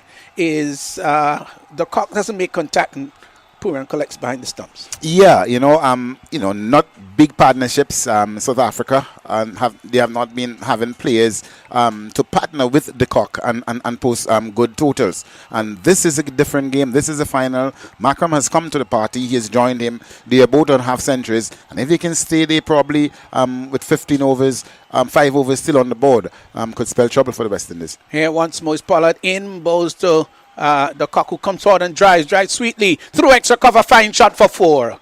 Beautiful shot, bisecting the sweeper and the deep extra cover position, and it went sweetly across the turf. Great shot, really wonderful shot, and he earned a well-played 4 runs. Yeah, and he stood very still playing that shot. Not much shuffling, not much movement. Referring to what Sir Gary said, stood very still, looked at it, just opened the blade a bit when he made contact with the delivery, and placed it quite exquisite through the covers for 4. So Garfield Silvers, of course, who will be celebrating 85 this year. And in fact, this month, here is a delivery that is outside the off stump, off to the back foot, on the back foot again, and cuts it down behind square on the outside. Will get a single. So 1 more to his total. De Kock, who's gone to 57. Macram, who's 59, comes into strike, 124 for 1. So Gary is going to be 85 in July the 28th. And what a wonderful player he was, Gary. First player to hit 6 consecutive sixes against Malcolm Nash, it was, at Nottinghamshire back then. And at age 21, he scored a triple century against Pakistan back in 1957. Here once more is Russell. He's there now and bowls to Macram. Macram is driving that ball back past the bowler. And might have gotten a hand to it, didn't he, Tony? Yes, he did. He did. Powerfully struck, well timed. Andre Russell putting down that right arm, and probably, no, it didn't look that way. It hit the stumps. It hit the stumps. It was smashed back down the ground before Russell could get there, and crashed into the stump at the non-striker's end.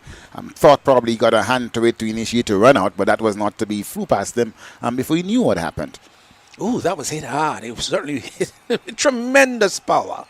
De Kock, 57, looks around the field, making a mental picture note of where all the players are.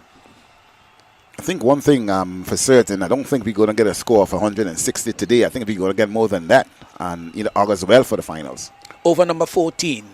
Moves in is Russell to bowl outside the off stump to De Kock, who hits that down to the third man area and will in fact come back for the second as the return comes into Pooran. Well, he had to really stretch to get back home there, De Kock, while Macram had to amble at the non-striker's end, but the return was coming to the danger end, so that's why he had to really turn on the speed and managed to get back there. Russell was very upset with that delivery and just kicking a non-existent thing in front of him, so to speak. Total has gone to 127 for 1. De Kock is 59. So these two are going, tete-a-tete, so to speak, head-to-head. 60 is Macram. De Kock is 59. None of them really outscoring each other, as Russell is in once more and bowls to De Kock, who is coming forward looking to play cheekily. There's an an opportunity for a run out, which Puran did not capitalize on. They saw the opportunity, took it, and Puran ran after the ball and threw at his end. And if he had hit that, I think he might well have been in trouble, Tony. The end of the over, no, not quite. Yeah, that's right. 14 overs gone. Makram is 60, and the cock is 60. Both batsmen on 60. It's 128 for 1. South Africa is the latest score here at the National Cricket Stadium.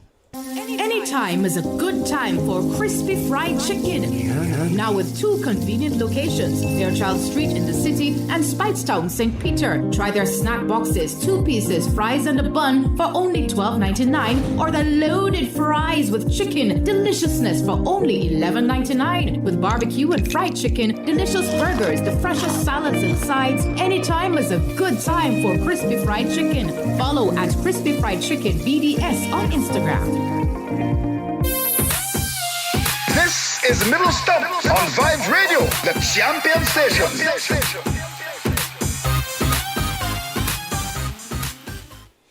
So back here at the National Cricket Stadium, just looking at the replay there with Puram attempting to throw the wicket down, and the batsman would have been out. Here is Fidel Edwards with a new spell, and aborted his approach to the wicket as if something went in his eyes. Well, you've got those little insects there, those little flies that can be really pests. And he's going to go back. Fidel Edwards, one of vast experience. And both batsmen are on 60. They're well set. And it's quite possible that they could get into maybe into the 90s. Who knows? Here is once more Edwards in and balls to the cock. The cock is hitting that down to the long on area. Will the catch be taken? Yes! Gone! Well, Russell came forward, diving, took a low catch, and he did it as if it was easy as winking, as easy as a walk in the park on a Sunday afternoon. So the cock has to go, caught down there at long on by Russell of the bowling of Fidel Edwards. He is gone for 60, and that's a very important breakthrough for the West Indies, Tony. Much needed a breakthrough by the West Indies. The cock not timing this one as well as you'd have liked. Just closed the face of the bat just a bit too early and didn't cue it in quite in the middle. And there he go again, Quinton de Kock, after getting to 1/2 century, as he's been doing so regular during the course of the season. Looking to go down tongue, looking to be aggressive. But Edwards, he had the final laugh. Good catch by Andre Russell down at long on. And West Indies really, they needed a breakthrough. And they have Clinton de Kock, he's back in the pavilion. The West Indies should be feeling a little bit more comfortable. Yeah, so his 60, the cock of 42 deliveries, batted very well. And he is, with Makram, made a wonderful platform for which the rest of the batters to build on. 128 for 2. The cock, I think he'll be very happy with his performance. And Bavuma, who didn't get any in his at the crease, as the captain, will be very pleased with what he's done. So Dave Miller has come in, and he's just replaced the cock. Here is Edwards in now on balls to Makram. Makram is driving well. Fine shot. Past the short extra cover area. They will come back for the second. The ball is going to go over the boundary line. 4 runs. Well, it was hit so sweetly. The timing was superb. And it raced across the field. And though there was a lot of rain here yesterday, it was struck sufficiently well and powerful to go over the boundary line for 4. That was a wonderful shot. Yes, conventional extra cover drive to the left of the man at extra cover. And along the turf, classic extra cover drive. Not trying to hit the ball too hard, not going in the air, but along the carpet. And Makram, he's getting better. He's timing it quite nicely, quite sweetly. And he will have to take off where de Kock would have left. He's the man in, he's the man in form now. And South Africa would be hoping that he can bat through the innings. That's Makram. Yeah, you're right. Lot would depend upon him. He's there. His eyes are in. So he's got to lead here. Makram is 64 of 41. As here once more is Edwards in bowls. Short rising delivery. He played that very well, Makram. Just eased onto the back foot and opened the face of the bat nicely in a skillful manner and patted the ball down to just behind square on the offside. Got his 61st run, brings Miller into strike, yet to score, and South Africa winning the toss set and batting rather, gone to 133 for 2. Miller hasn't done particularly well, Tony, on this this leg here, and this is a fine opportunity for him to do something spectacular and special. No, he hasn't, you know. Here is a delivery, swinging Yorker-like delivery that he handles very well. Is Miller, plays the ball up to Pollard. Pollard running across to his right and picks up. So Miller is off the mark immediately. It was a good delivery. You could see that the ball got just a little bit of a way swing, just tailed away a little bit. And he kept his eyes on the ball, played right under the eyes. That's Miller, and stroked the ball out to extra cover. Got a single. Well played. Good all-round cricket anyway. Yeah, good first-up delivery. It will little bit straight. Edwards is in. Ball, slow delivery that is carted there just behind square. Hussain picks the ball up. And so Makram gets another run. He's got to 66. Total has gone to 135. 135 for 2. Brings Miller now into strike. Over number 15 in progress. The run rate 9.10, which is healthy. They can go, if they're going sequentially, they could get up to 182 if they're going at 9.10 runs per over. Here once more is Edwards in. He's there now and bowls, and Miller is playing that very nicely.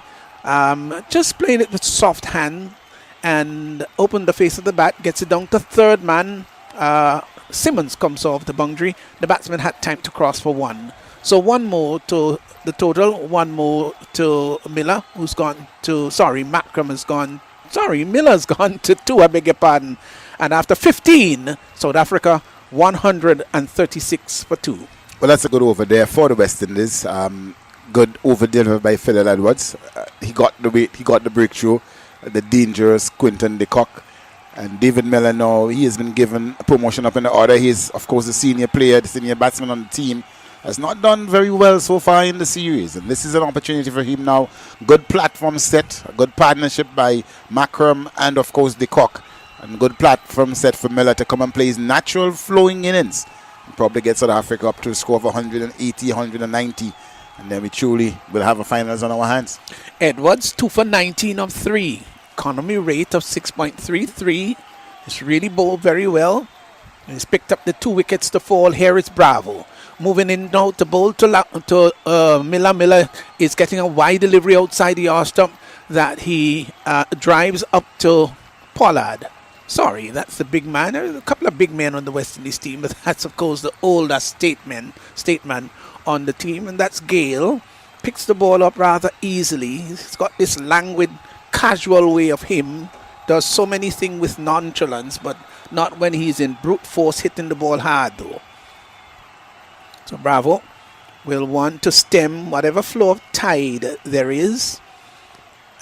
He's into his third over. None for 17 so far. 137 for 2 South Africa. Here is Bravo in now and bowls to Makram. Makram is pushing that back down the track.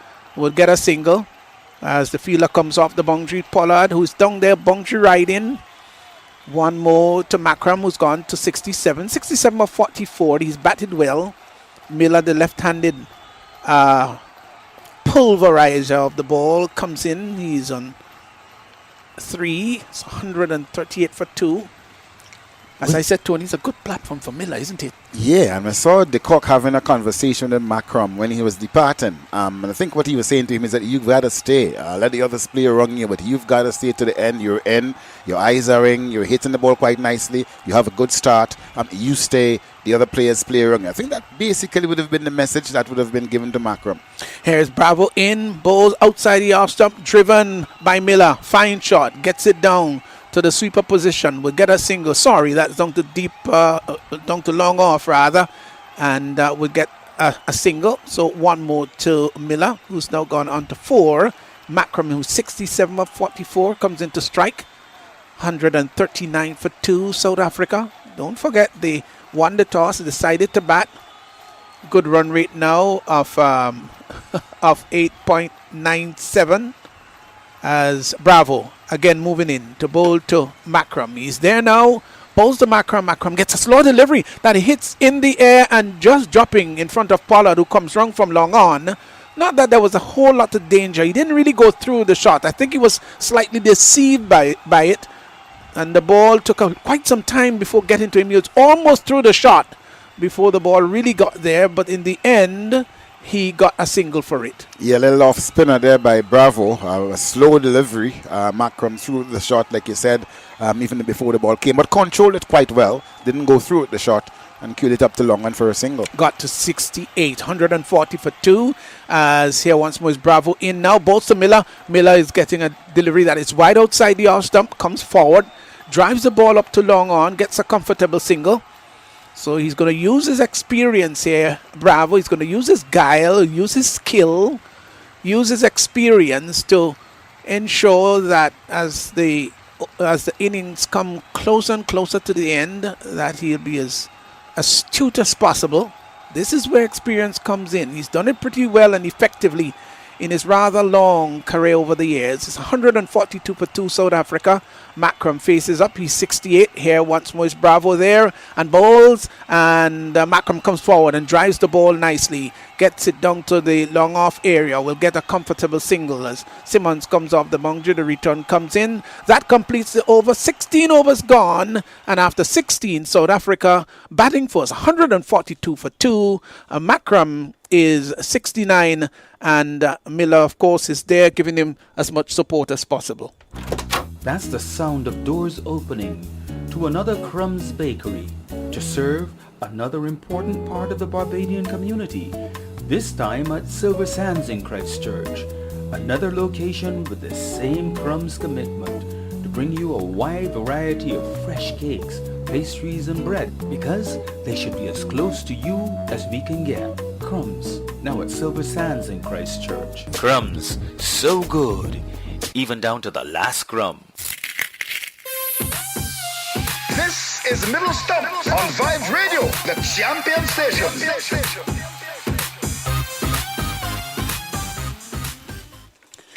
Here's McCoy would move in now with another over and bowls. And Makram comes forward, drives the ball down. Just a one bounce before it got down to the long off fielder down there.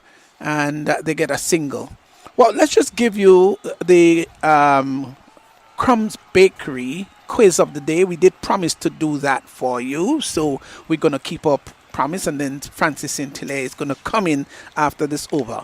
So here is the question. Please name 4 T20 teams that Kieron Pollard has represented over the years. So that's your question for today. And you can, in fact, I'll give you where you can get the delivery that is sinking down the leg side. Looking to turn it up on the onside. Doesn't make contact. The umpire is going to signal leg by. So one more to the total. Is now gone to 144. 144 for 2. Makram now comes into strike. That was Miller looking to turn it up on the onside. So you can now use our WhatsApp number 1473-405-6564. 1473-405-6564. Here is McCoy's in now and bowls to Makram. Hits that in the air. That's going down to the deep backward square. Will the catch be taken? Yes! The catch is taken. And so Makram goes caught down there on the deep backward square area. He is gone for 70, and McCoy has struck. He hasn't necessarily bowled very well, but it was in fact the slow ball. 144 now for 3 as Makram goes. That's a big wicket. Slow delivery, didn't pick it up. Was through with the shot. Comfortable catch to the man down at backward square. Makram, the set batsman. And interestingly, Stevenson, the last 2 overs, the one from Edwards and Drain Bravo, they did not consider boundary. The scoring rate dropped a bit. Now Makram, the man in form, the man who has been stroking the ball well and and carrying the score. Now he has the pat. So 2 new batsmen at the wicket now. Miller has not been striking the ball well since the tournament start. So here the West Indies now in a position again to exert some pressure and limit the scoring of the South Africans in terms of what they're going to get in their first innings or in their innings. Yeah, that's right. So Van der Dusen now comes in, replaces Makram, who played his role very well. So Van der Dusen and Miller will have to be special here for South Africa. 144 for 3. And let's just give you again the Crumbs Bakery quiz of the day. Name 4 T20 teams that Kyron Pollard has represented over the years. Okay, so if you know the answer, you can give us a WhatsApp message 14734056564. So please take note of that. So Obed McCoy has struck and Simmons taking a relatively easy catch. Here is McCoy comes forward, is Miller, and drives the ball down to long on. Russell is down there. The ball comes right into his parlor, so to speak, and didn't have to go to the left or to the right. Just came forward and picked the ball up. So one more to the total. One more to Miller, who's now gone on to 645 for 3. We're in over number 17.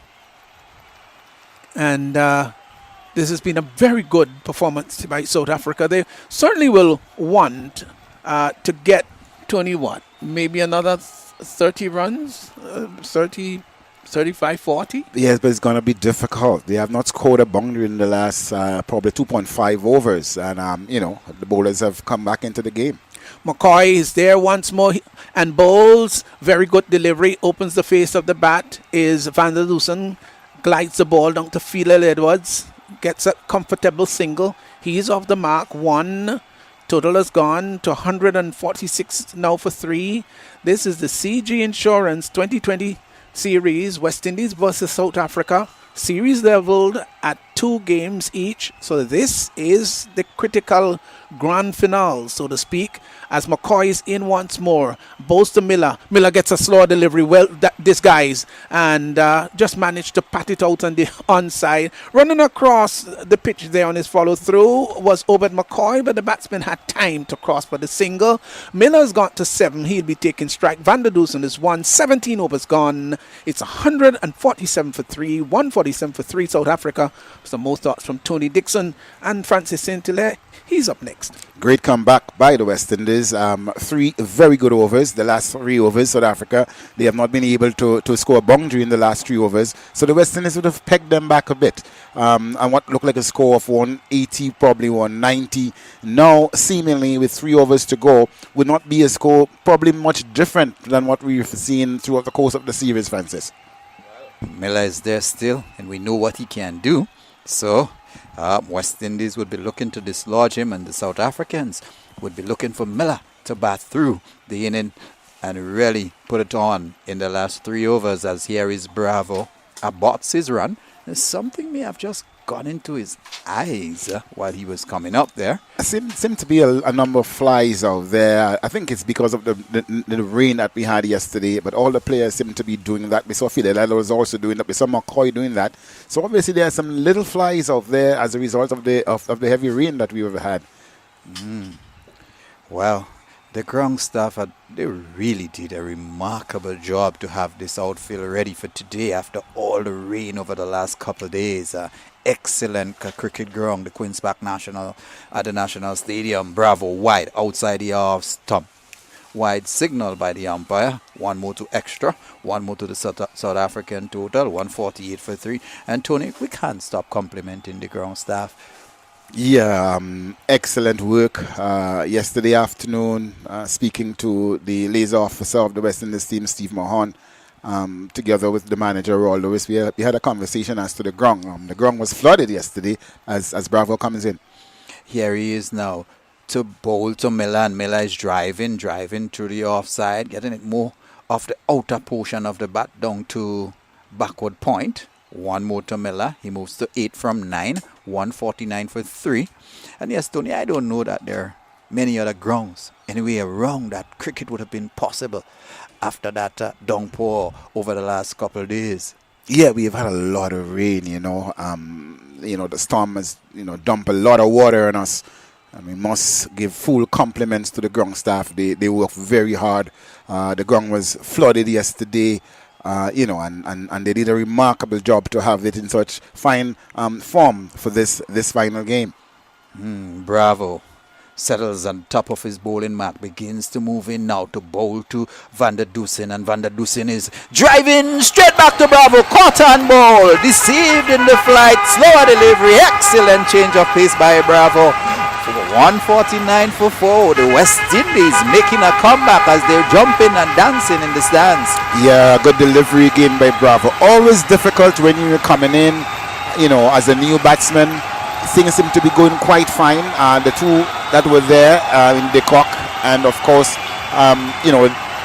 they were Makram, and they were playing quite well. Great partnership. Now it's left up to the others to come in and bat around Makram. Makram has departed. Miller hasn't been cueing the ball very well. The West Indies with a plan of bowling Miller those wide Yorkers on about off stump, and he doesn't seem to be able to get the ball off the square. They have continued to execute that to him. Van der Dusen, who have made some runs in the series, he is coming now under a bit of pressure to be positive, to attack, but good delivery by Bravo. Their slow delivery, and Van der Dusen too early in the shot and just giving a simple catch to Bravo. Gleefully accepted it in the end, and the West Indies making further inroads into the South African batting order.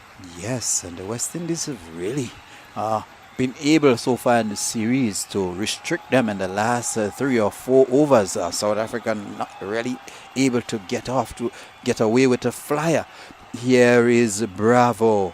No doubt buoyed by this to bowl to Mulder. That's the new batsman. Plays that up into the mid-off region. He's off the mark. The 150 is up for South Africa. 150 for 4. 17.3 overs gone. So 15 deliveries left in the innings. How much more can South Africa get? That will be anybody's guess. Andre Donald says they would get 30. 15 more, in fact. So let's see if his prediction would be right. That will take us to the 165 mark, and we've been between 160 and 167 all series. So you don't doubt Andre Donald very regularly. Here is Bravo to bowl to Miller, and Miller is driving hard. Can beat Gale, who is stationed at cover. Interesting position for Gale at this stage of the innings. For such a shot, so he doesn't have much work to do. He's not on the sweeper, so he doesn't have to throw in. And they're not going to see if they can initiate runouts at this stage. It's all about keeping things tight. It's the last 3.4 overs. Not a boundary has been struck, and so the West Indies have really come back into this game, keeping things extremely tight. And a score that looked probably initially 180, 190. We've seen it coming back down to the past score that we've been getting accustomed to throughout the course of the series. The last 22 deliveries, 23 runs, 3 wickets. So the West Indies really comes storming back into this encounter. And David Miller and Mulder trying to do a little bit of a rebuilding job there for South Africa, as Mulder plays that up to mid-wicket. Gale fields, one more to Mulder, one more to the total, 152 for 4. Ebbs and flows. South Africa, they were flowing, and that's the great thing about this game, cricket, especially this version, the T20 version. Rapidly fast, very exciting, sixes all over the place, and all of a sudden wickets stumbling, and that's what makes the game such a beautiful game. One good over can make such a big difference. Here is Bravo to bowl to Miller, and Miller is hitting that again up to the offside to Gale, not timing it well, but you can see that there's a plan and a ploy to bowl the wide full toss and have volley to Miller. So at the end of over number 18, 2 more to go, 153 for 4. That's the latest score at the National Stadium in Grenada. C-R-O. What you doing? Practicing how to say hello in Italian so I can go impress the folks at Caribbean LED. You mean because they have the new Fumagale range of lighting fixtures, ideal for outdoor use, especially for homes like ours in the tropics, affected by constant sunlight and sea spray? Fumagale. Aren't you? Head to the store at Windies. I will go to the Laura Estate location on my way home. Oh, and it's not Ciao, it's pronounced Chow. Wait, is Chow? This is Middle Stump on Vibe Radio, the champion station.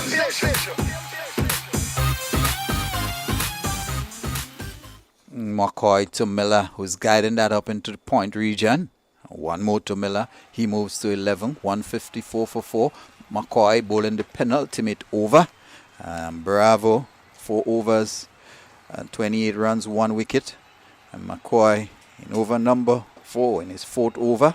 So far, 1 for 25, 154 for 4.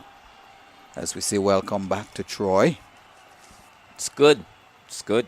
It's good cricket. South Africa should, at this point, get just above 170. Once they select properly, I think the cricket, I think it's possibly a good total to get. I think it would be a good fight. If they do not get 170, I think it would be an easy chase for West Indies on a good wicket. Well, we would agree that it's been a very good wicket. Nothing untoward done by the ball so far. As Mulder waits for McCoy. He's getting a good delivery. He's driving over cover up to Russell, who is moving to his left from a long off. Again, seem to just be discomforted there by one of the small insects that may have gotten into his eyes. And with all the rain around yesterday, it is no surprise that you see those insects around. I think we call them rain flies. I'm not so sure as to what is the biological name for them. Here is McCoy to bowl to Miller. Miller is getting a nice delivery, slower ball, back of the hand stuff. He can do no more than defend. Pushes that up into the offside, and here's tears away for a single. So he moves by 1 to 12. So in the last 4.1 overs, South Africa was able to only get 24 runs, and the West Indies clawing their way back into this encounter. It's the final. In fact, it's like a final at 2-2 it's like a final. I can tell you that England 1-0 so far in the match against the Ukraine.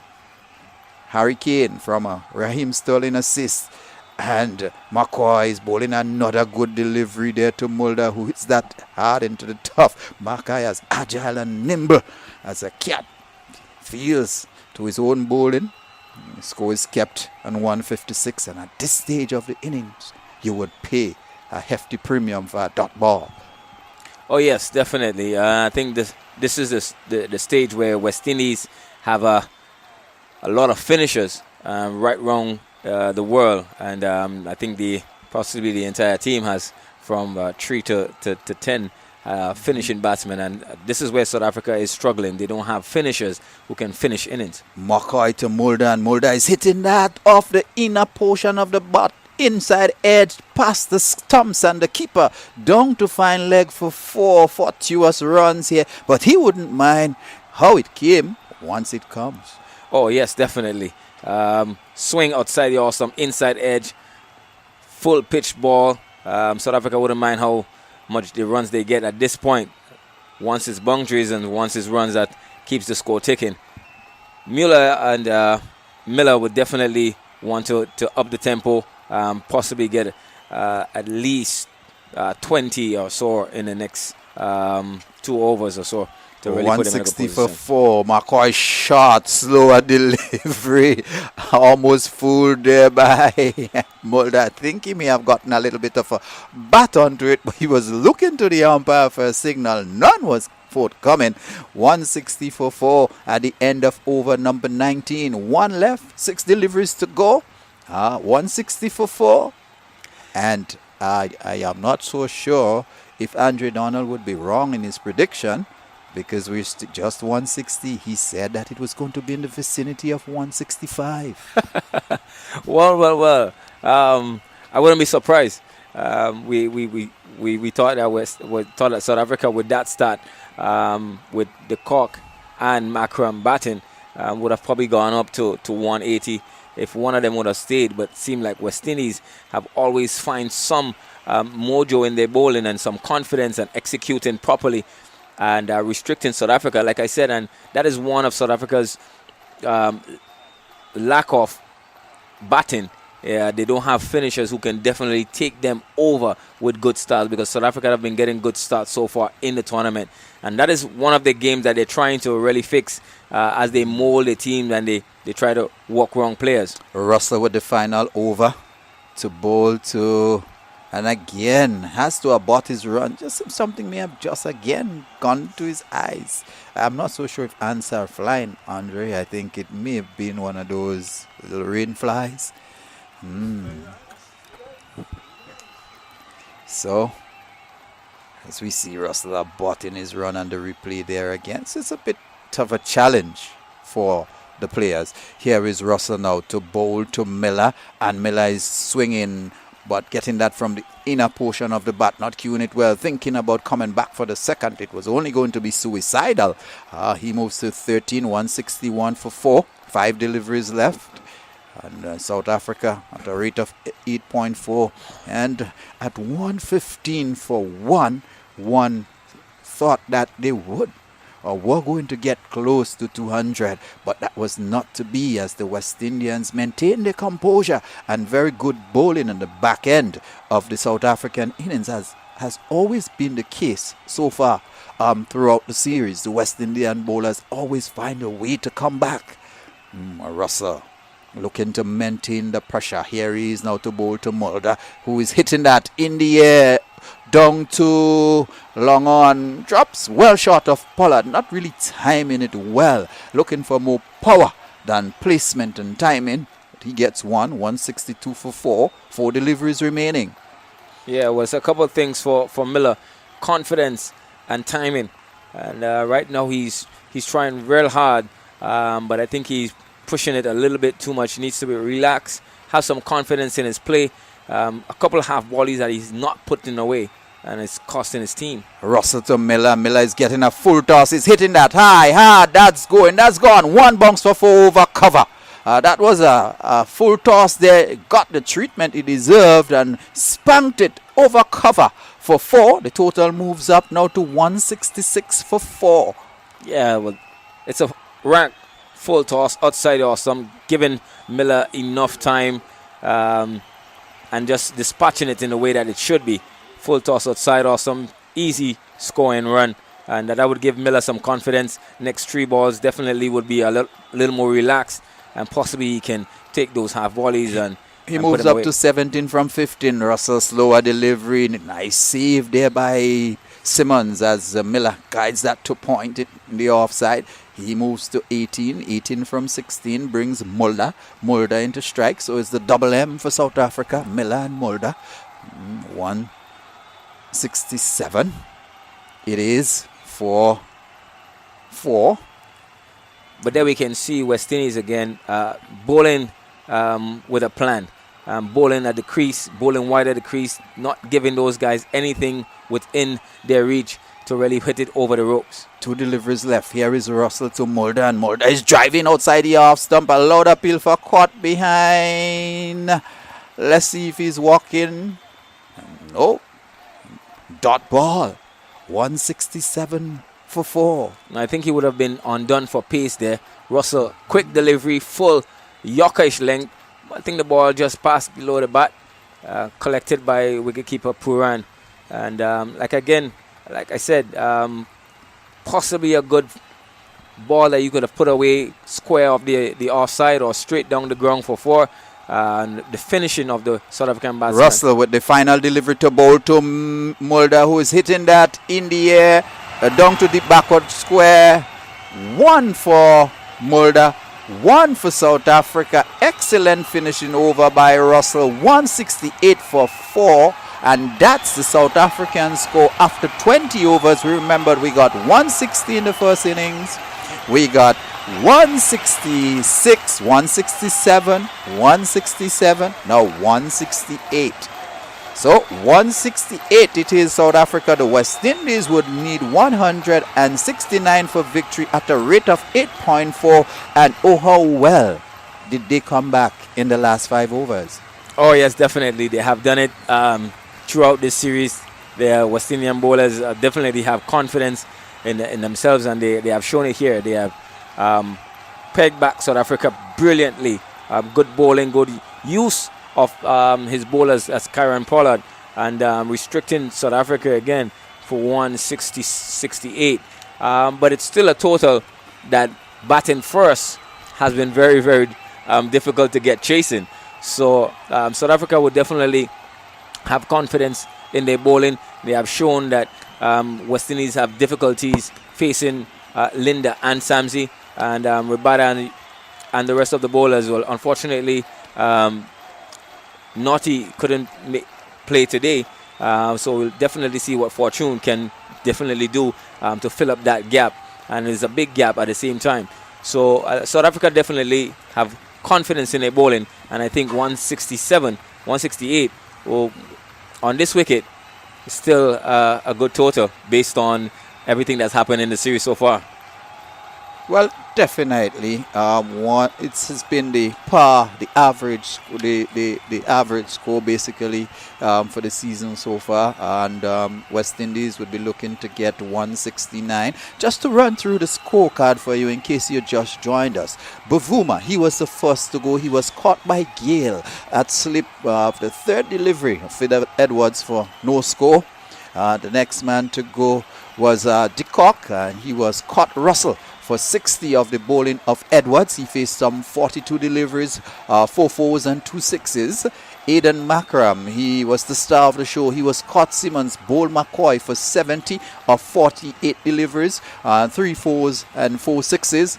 David Miller, he was not out on 18 from 16 deliveries, 1 boundary, and with him Rassi van der Dusen, he was the final batsman to out. He was caught and bowled Bravo for 1-2 delivery. Mulder not out on 9 from 9 deliveries. And a word on the South African batting, Makram being the standout performer along with De Kock.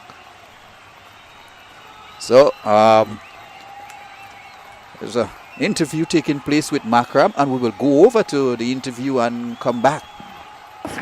Definitely got tougher, yeah. I think it started gripping in the wicket a lot more. Naturally, their types of bowlers as well are bowling it into the wicket with a lot of change of pace. So definitely got tougher, got slower as well. So hopefully if we're good with our skills in that regard as well, we can restrict them. Different bowling lineup, of course, for South Africa today with no Heinrich Nortje. How does that change the plans in trying to defend the total? Yeah, I think it's obviously a massive miss with Anna not playing, but it gives nice opportunities in a high-pressure game, which is where you want to be playing your cricket. 2 guys that have come in can really do really good roles, I believe, on this wicket especially. So looking forward to seeing how they both go. We have what we have in this game, and hopefully we can make do with it. Thanks for your time. Enjoy. Thanks, Natalie. Thanks. So that was Makram there, and he was the top scorer with 70 from 48. So the West Indies would need 169. Just to run through the bowling figures for you. Fidel Edwards, he started and was very good. 3 overs, 19 runs, 2 wickets at an average of an economy rate of 6.33. Chris Gale, 2 overs, 15 runs, no wickets, 7.50. Dwayne Bravo, 4 overs, 28 runs. He really started the comeback for the West Indies, 1 wicket. Obid McCoy, good again today, 4 overs, 31 runs, 1 wicket. And Andre Russell, 3 overs for 32 runs, bowled an excellent final over. Akil Hussain in his first game, 2 overs, none for 24. It's the most expensive of the bowlers. And Kyron Pollard, 2 overs for 17 runs. A word on the West Indian bowlers, Troy. Oh, yes, definitely. Again, they have shown the ability to use the pitch, use their skills, and the South African batsmen at the same time couldn't really push on with a good start. And they're lacking finishers. They're lacking men in the back to really take them to a bigger total. Something they've been fine-tuning, something that they're working with within the South African selection panel, and trying to get that all-rounder in the middle who can definitely do the job, take them home. They have Miller there, Mueller, but so far they have not delivered the goods that the South African team and supporters will be looking for. But 168 is definitely a power score here. They have defended it twice, but West Indies has a strong batting lineup in a final game. Pollard getting some runs in the previous game. Someone that is very, very, very strong in those sort of conditions, puts his mind to it, and we have seen him done it time and time again, and definitely he would come big in this game. the other players will definitely want to chime in. Evan Lewis had a good start, a good half century in the first game. Got a couple good scores, but didn't carry on. And I think he would want to do that to see his team right through. But again, we will definitely see how West Indies go in the middle overs, how they can really combat the off spin. And the newcomers, Fortune and Mueller, how they can combat that to see if they can get it over the rope for 168. So definitely it will be interesting to see how West Indies go about the batting. Whether they're going to go all-out attack, try and post as much as they possibly can in the first 6 overs. And for me, that would be the idea. Try and push the total possibly around 60, 65, 70, 80 in the first 6, where they can really take their time and don't force no issue between the overs or in the middle overs against the spinners.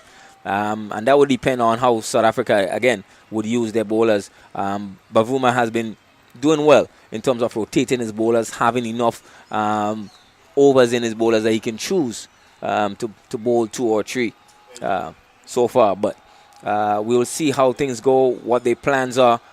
Field placement is key. And South Africa fielding has been absolutely brilliant. West Indies has been a little bit nostalgic, but South Africa has been brilliant.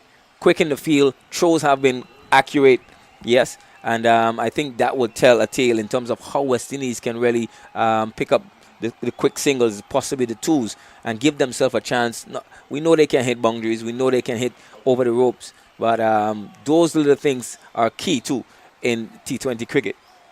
Well, definitely. I think you've said it quite well. The middle overs, rotation of the strike, and I think the mental aspect of the West Indian game, or the West Indian batsman game, is what will really make the difference in this encounter. 169 for victory on this sort of a surface is very gettable.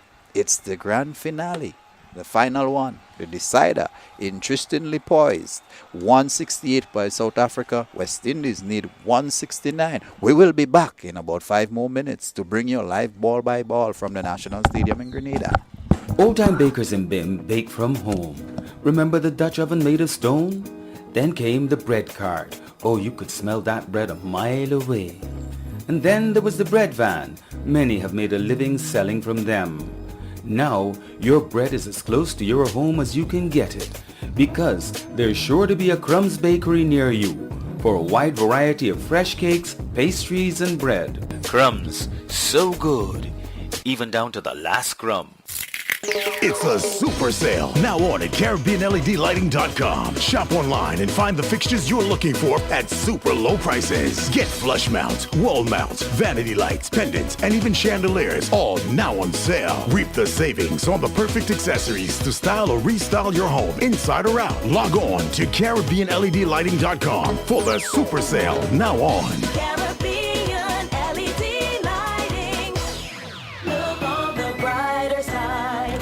That's the sound of doors opening to another Crumbs bakery to serve another important part of the Barbadian community, this time at Silver Sands in Christchurch, another location with the same Crumbs commitment to bring you a wide variety of fresh cakes, pastries, and bread, because they should be as close to you as we can get. Crumbs, now at Silver Sands in Christchurch. Crumbs, so good, even down to the last crumb.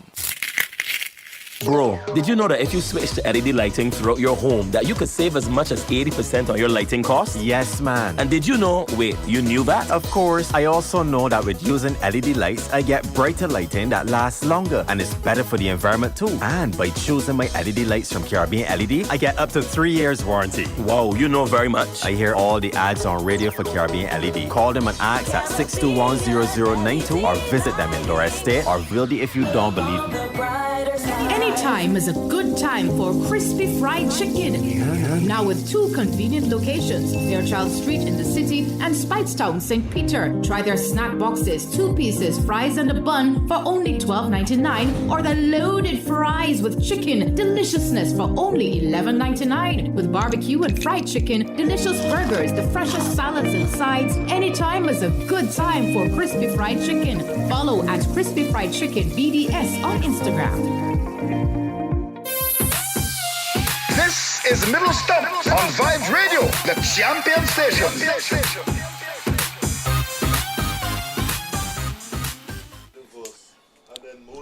So the West Indies gonna be seeking to track down 169.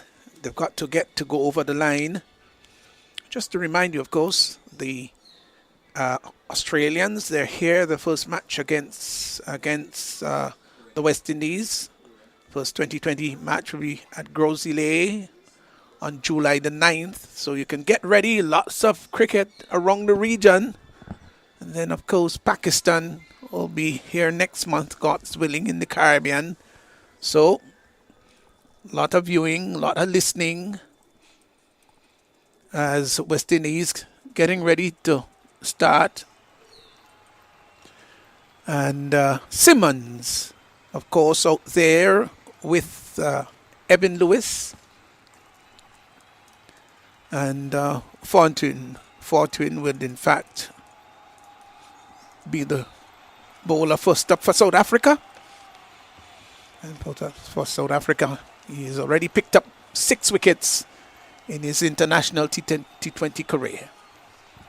Oh, yes, and he would definitely want to make early inroads into the West Indian batting. Another left-hander, and it has shown the confidence that South Africa has in having another left-hander, another slow bowler into the air.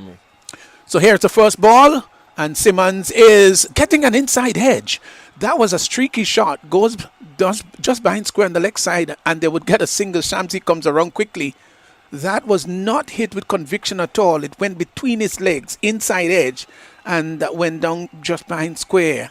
Well, it slided off the seam with the new ball, and definitely that would give Fortune some confidence. Narrow escape there by Simmons, inside edge, and got through for a single. Certainly was narrow, as Lewis will come in to strike. So West Indies need, don't forget, 168 to win. The required run rate will be just about 8.47, just under 8.5. West Indies won without loss. The field just changed around a little bit to accommodate Evan Lewis. West Indies would want a good start here. It's important that they get off to a good start. They need to pace the innings very well. It's not a huge total. So here is Fortune in now and bowls outside the off stump. Lewis off the back foot and bangs that through extra cover. That's going to go all the way to the boundary with it. No, just maybe inside. Pull back. And Makram doing a good job. The batsman had time to cross for 2. 2 runs to Makram. You've got to give him credit there because he ran after it. He galloped after it like an African cheetah and pulled it back just inside the boundary line. Or maybe if you want to say an antelope. Well, I would love to say cheetah. That's my favorite animal because it's so fast. Oh, yes, definitely. He did cover a lot of ground here. Good use of cricketing skills, sliding technique, flick the ball back just inside the ropes. And good saving his team, 2 runs. Right, so 3 West Indies without loss. Lewis is into strike. Here is Fortune in now and bowls, and Lewis is lifting that over the long on area. That's going to go all the way. That's a fine shot for 6. Wonderfully struck. It was pitched up, and he came forward and lifted it high and handsome. It was an imperious shot, and it went over the boundary line, soaring for a 6. Fine shot, and what a wonderful way to hit a boundary. Good start by the West Indies here. And Evan Lewis as aggressive as usual. Wonderful shot over the boundary for 6. Oh yes, definitely executing it properly, and he would want to definitely put West Indies in good footing. He can play spin. He can play spin well, and you can see he's definitely a handful for the spinners who is coming into him. Here's Fortune in now. 9 without loss. Bowls to Lewis. Lewis is off the back foot and turns that nicely down to backward square. They've gone for one. Won't come back for the second. The return comes in to the keeper's end. Very good returns there to the cock. One more to Lewis's total. It's not the first time he's getting off the mark with a boundary. I think this might be the third time. Third time in the series here. And of the spinners. Yes. So 10 without loss. Simmons comes in to strike. West Indies off the block rather quickly. Here's a delivery that is turned up on the onside by Simmons. Looking for a single. The cock is very swift-footed. Runs around very quickly, pulling the right glove off. The left glove off, rather, just in case he had to charge. Here is Fortune once more in. And both to Simmons. Simmons comes forward, takes the inner portion of the bat. Gets it down to long on. Will get a comfortable single. He'll be taking strike. So over number 1 just completed. Simmons is 2. Lewis is 9. Simmons will be taking strike after 1. West Indies 11 without loss. Oh yes, definitely. And West Indies will be happy with the start. I think Evan Lewis is the man to bat right through this inning. If they are going to get to this total, South Africa has 4 bowling options of spin, which is Fortune, Makram, Linda, and Samsi. And if they're definitely going to get to that total, I think Evan Lewis needs to bat at least half of these overs, who can definitely use his quick hands, use his feet, and pick up the lengths and pace of the wicket, and from those bowlers as quickly as possible. As you saw Stevenson from Fortune, not a short ball, but Evan Lewis, he was still on the front foot and paddled that behind square. Normally, batsman would come back to it and probably wouldn't get a single. But this is the capability of the batsman, using all this experience and talents, quick hands, quick judgment, and can definitely rotate the strikes for West Indies. As we see, Rabada comes in to the attack. Yeah, he's going to be bowling to Simmons. So they started with spin on one end and pace now from this end. Simmons will be taking strike. He's on 2, 11 without loss. And just to remind you, of course, the first T20, July the 9th, West Indies versus South Africa at Crozile. Then the back-to-back matches on the 10th will be the second match. And then there is a break, a one-day break, and then the third match will be on the 12th. So it's going to be Rabada. It's a wonderful career, vast experience. He's going to move in now to bowl to Simmons. Here he is, bowl to Simmons, who takes that down to, he's dropped the catch, I would think, and they almost got stranded. Well, Simmons was out of his crease, and that could have been a run out. So much happened there. He clipped it. I think it went to hand. Let's see if we can get a little bit of the replay. Just outside the leg stump, Simmons came forward, clipped it to the right of Ngidi. It would have been an absolute blinder. Got his hands to it, his right hand, but just wasn't able to hold on to the catch. And then there was an opportunity for the run out. And, it turned out well for the West Indies. Delivery that is clipped nicely down to the backward square area. Will get a single, Simmons, as the return comes in very quickly of Van der Dusen. They get one more to Simmons, who's gone to 3. The West Indies 12 without loss. Lewis now comes in to strike. It was an absolutely great effort by Ngidi. Arm stretched out, dive into his right, hitting it palm of his hand. So I would definitely think that was a complete chance for him. But then it's still a difficult chance.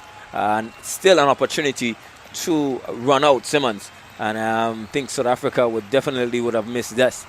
Dropping the catch and at the same time missing an opportunity to get the run out. Here is once more Rabada in now and bowls to Lewis. Lewis is off the back foot, opens the face of the bat, glides that nicely with surgical precision down to the Backward point boundary, 4 runs. Well, I really love that. Was not a lot of power attached to it. It was outside the off stump, and he sort of delayed the shot and angled the bat very well. Typical left-hander shot, and glided it nicely between third man and backward point with great skill and cleverness. And it went down to the boundary for 4. Lovely, really lovely. I tell you what, Stevenson, this is a man in form. A man in form, seeing the slower ball, adjusting to it, and just a sweet short shoot point. Delivery that brings Lewis forward, low full toss that he hits up to mid-on, and won't be able to pierce the mid-off field. Lewis there on 13.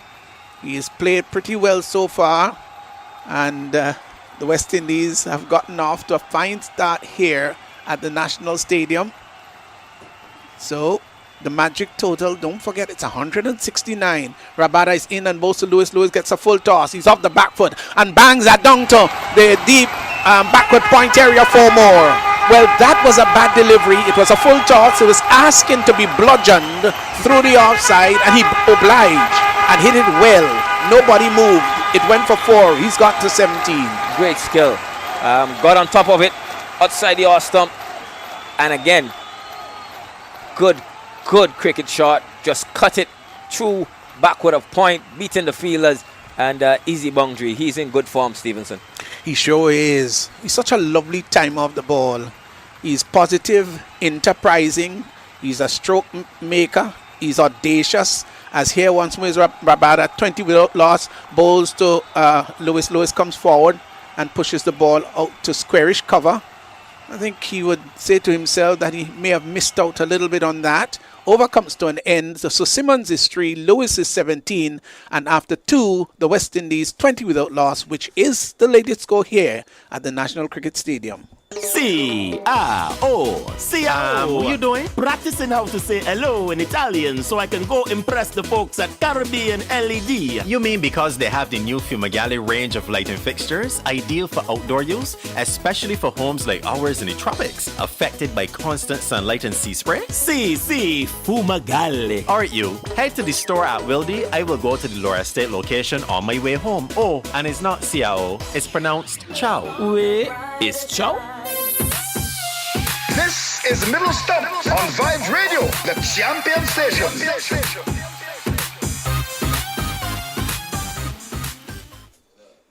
So, well, Linda is now brought into the attack as it's 20 without loss. Simmons will be facing up.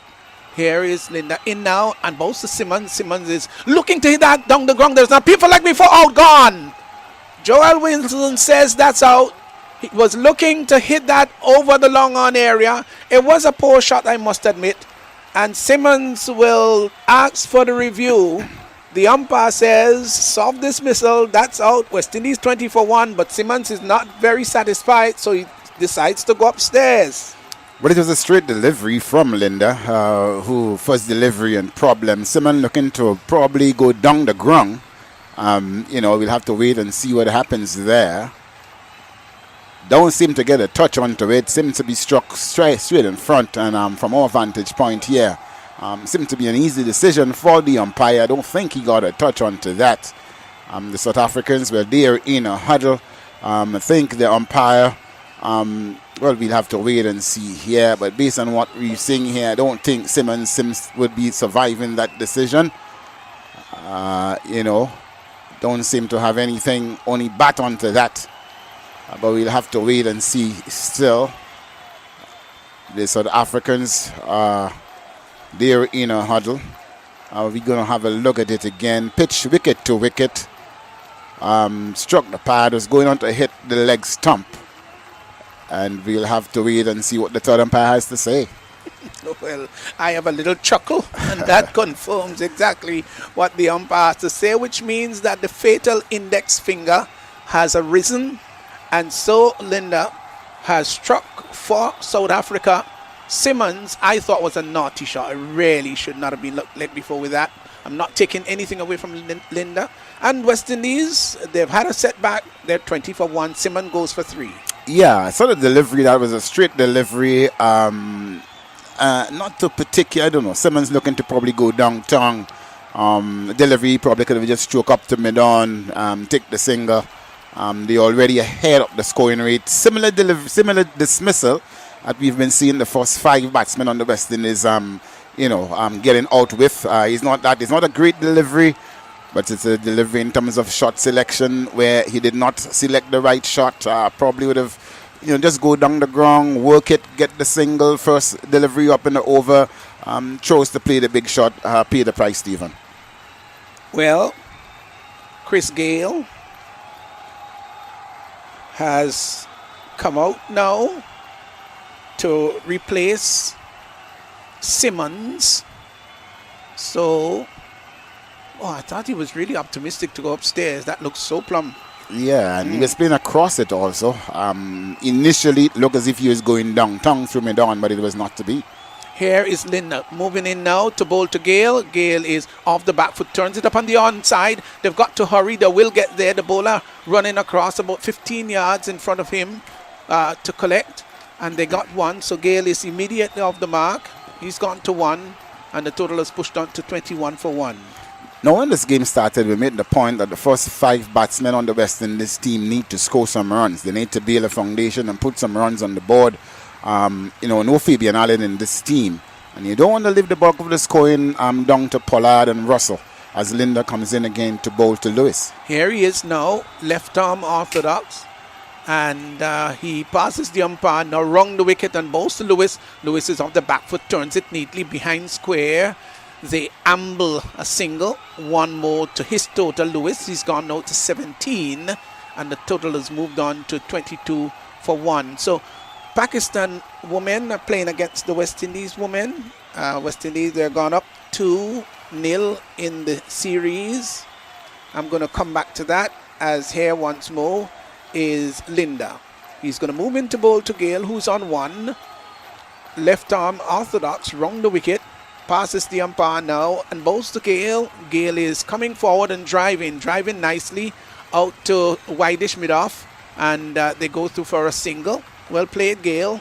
Just used his feet, not down the track, but got to the pitch of the ball, and got it out to extra cover. 1 more to Gayle's total. It's now gone on to 2. 23 for 1. As Lewis, as enterprising as ever, he is on 18 and will take strike. So West Indies women going 2-0 up in the series. Delivery that is on the leg stump that he pulls down to the backward square area will get just as single as Lewis. I don't think he really cued that ball as well as he would have liked. Maybe wanted to get that over the boundary line. In fact, got it maybe just dropping about 60 yards or so inside, and they got 1. 1 more to Lewis. He's got to 19. It's 24 for 1. Brings Gayle into strike. 2 left-handers there. He's there, and Gayle is paddling that down to backward square. It's a little stifled appeal by Linda, who bowled very well. 3 overs gone, and at the end of 3, Gayle is 2. Lewis is going to be taking strike. He's 19. West Indies going after a victory target of 169. They're 24 for 1. Yeah, great start by Linda. Once again, putting the pressure, putting the screws on the West Indies top order. Lendl Simmons, bad shot, playing across the line of the ball, a delivery pitched on about middle and leg stump, hitting leg stump when you look at the review. And, losing his wicket there, gifted wicket, bad shot. Gayle and, of course, Evan Lewis would have to build a partnership. It's not a great total. It's the similar total to what we've been working with. And they will have to approach that with a bit of caution, a bit of sensibility if they have to overhaul the 168. Well, 3 overs gone. And 2 experienced cricketers there batting for the West Indies. So here is Rabada in, bowls to Lewis. Lewis comes forward, drives well, but can't pierce that offside field, which is pretty strong. Good cordon there. So Pakistan women defeated by West Indies women in the first 2 T20s. West Indies won the second one by 7 runs, Duckworth Lewis method. So we have a no ball confirmed by umpire Brathwaite, and just getting a chance to see that. So Rabada, in fact, overstepping. Here's Rabada, moves in. It's a free hit in and goes to Lewis. Lewis bangs that outside the off stump. That's going to go down to the boundary. That's fine. That's a wonderful shot for 4. Square up the wicket on the offside. And he square drove it. It was airborne, but not catchable. Into the boundary for 4. Lewis trudges on. He's got to 23. It's 29 for 1. Yeah, well, he square drove that, didn't he? He hit it very hard. It's a free hit, wide off stump, square drove it, didn't keep it down, took the aerial road, 1 bung, 2 bungs into the boundary for 4. Rabada bowls, well bowled, right up into the block hole. Lewis comes forward, very hard on it, and pushes it out on the offside. Made a few exploratory steps, as if to say to Gale, we can get one there, but he's got to remember that Gale ain't no spring chicken. Gale is 41, how he would have sprinted up and down the track in the past. Can't do that now. I don't know if Gale will probably make a 100 meters in about 14 seconds these days. He's still quick then. Oh, yeah, well, that's not bad. But, 14 in his earlier days, he probably will get it up in about 12 point something. Could Gale have ever ran 112? I don't think he could have. Probably could have. Okay, maybe. I mean, Stephen, you did that, yeah? Yes, I did. You did 112. Yes, you weren't too bad as a sprinter. You weren't too bad. Well, and those days we ran on the old-fashioned ground, and we didn't have synthetic ground or didn't have spikes. It was barefooted, those sort of things. Evan Lewis seemed to have done some damage to his bat. That last delivery from Rabada, Yorker, dogged it out and seemed to have done some damage to his bat in the process. But by and large, I don't think no damage done. And he looked to see if he can get another one. Yeah, I told you didn't do any sprinting in your days at all. Well, I did a little bit, but nothing to speak about. Was not by any chance a sprinter. Well, you know that for yourself. Yeah, that's putting it quite mildly too. Yes, I wasn't much of a sprinter at all. But one man who hit the ball very hard, Tony Dixon. I always thought that he was the hardest hitter of the ball in Grenada. Here is once more Rabada would move in now and bows to Lewis. Lewis is driving sweetly time shot. That's wonderful. That's might well be saved. We'll have to look and see what the umpire would say. Makram cuts it off. We don't know. We'll have to wait. But that was driven sweetly down to extra cover. Let's see. Ooh, it's touch and go. Will that be called for? We have the benefit of the TV replay here. Did he get it out of his hand in time? We have just gotten it out. Oh, brilliant. Wonderful feeling. Those are the sorts of feeling that bowlers cherish. And if, he definitely would have saved 2 runs there. They're still having so many looks at it. But I think he did save it. Yeah. An excellent fielding. And this has been one of the features of the South African cricket, their fielding and their catching. That's right. So 2. That was well done. Great work, Makram. Great work. Lewis has gone to the quarter century mark. 31 for 1. Here once more is Rabada in now. He's there and bows to Lewis. Lewis is pulling that through mid-wicket area. Just stopped there by Bavuma, and he hurls the wicket at the return at the keeper's end, and Lewis having to scamper back. Well, it was great work there by Bavuma. Well, don't forget, South Africa, they've produced some great outstanding fielders. Colin Bland, of course, one of the early South African players, still deemed as one of the best fielders the world ever saw. Jonty Rhodes, of course, quite spectacular. And especially you're feeling in the backward point area. Here comes Rabada in now and bows to Lewis. Lewis tucks that, looking to hit that over mid-wicket. The ball takes the outer inner portion of the bat and goes just behind square on the leg side. Ngidi fields and there is no run. Maybe trying to hit that, Tony, just a little too hard. Yeah, well, I think the finals is really and truly on. We just saw 2 great efforts there in the field by South Africa. First of all, Makram, and secondly, the skipper leading by example, Bavuma in the mid-wicket area, stopping what certainly was rocketing to the boundary for 4. And so the finals is really and truly on. Well, Rabada in now and bowls to Lewis. Lewis opens the face of the bat, glides it nicely. Good diving stop there by Ngidi. He's been excellent in the field so far. The over comes to an end. Lewis is 26. He's really batting very well. Gale is 2. 4 overs gone. 32 for 1, the West Indies. And that's the latest score here at the National Cricket Stadium. Old-time bakers in Bim bake from home. Remember the Dutch oven made of stone? Then came the bread cart. Oh, you could smell that bread a mile away. And then there was the bread van. Many have made a living selling from them. Now, your bread is as close to your home as you can get it, because there's sure to be a Crumbs bakery near you for a wide variety of fresh cakes, pastries, and bread. Crumbs, so good, even down to the last crumb.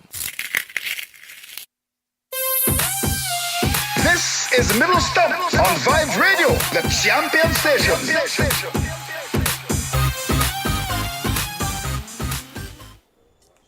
So, 32 for 1. And it's going to be Ngidi who would move into bowl to Lewis. I'll tell you something interesting, Tony. Maybe before or after this delivery, depending on when Ngidi is ready. West Indies won against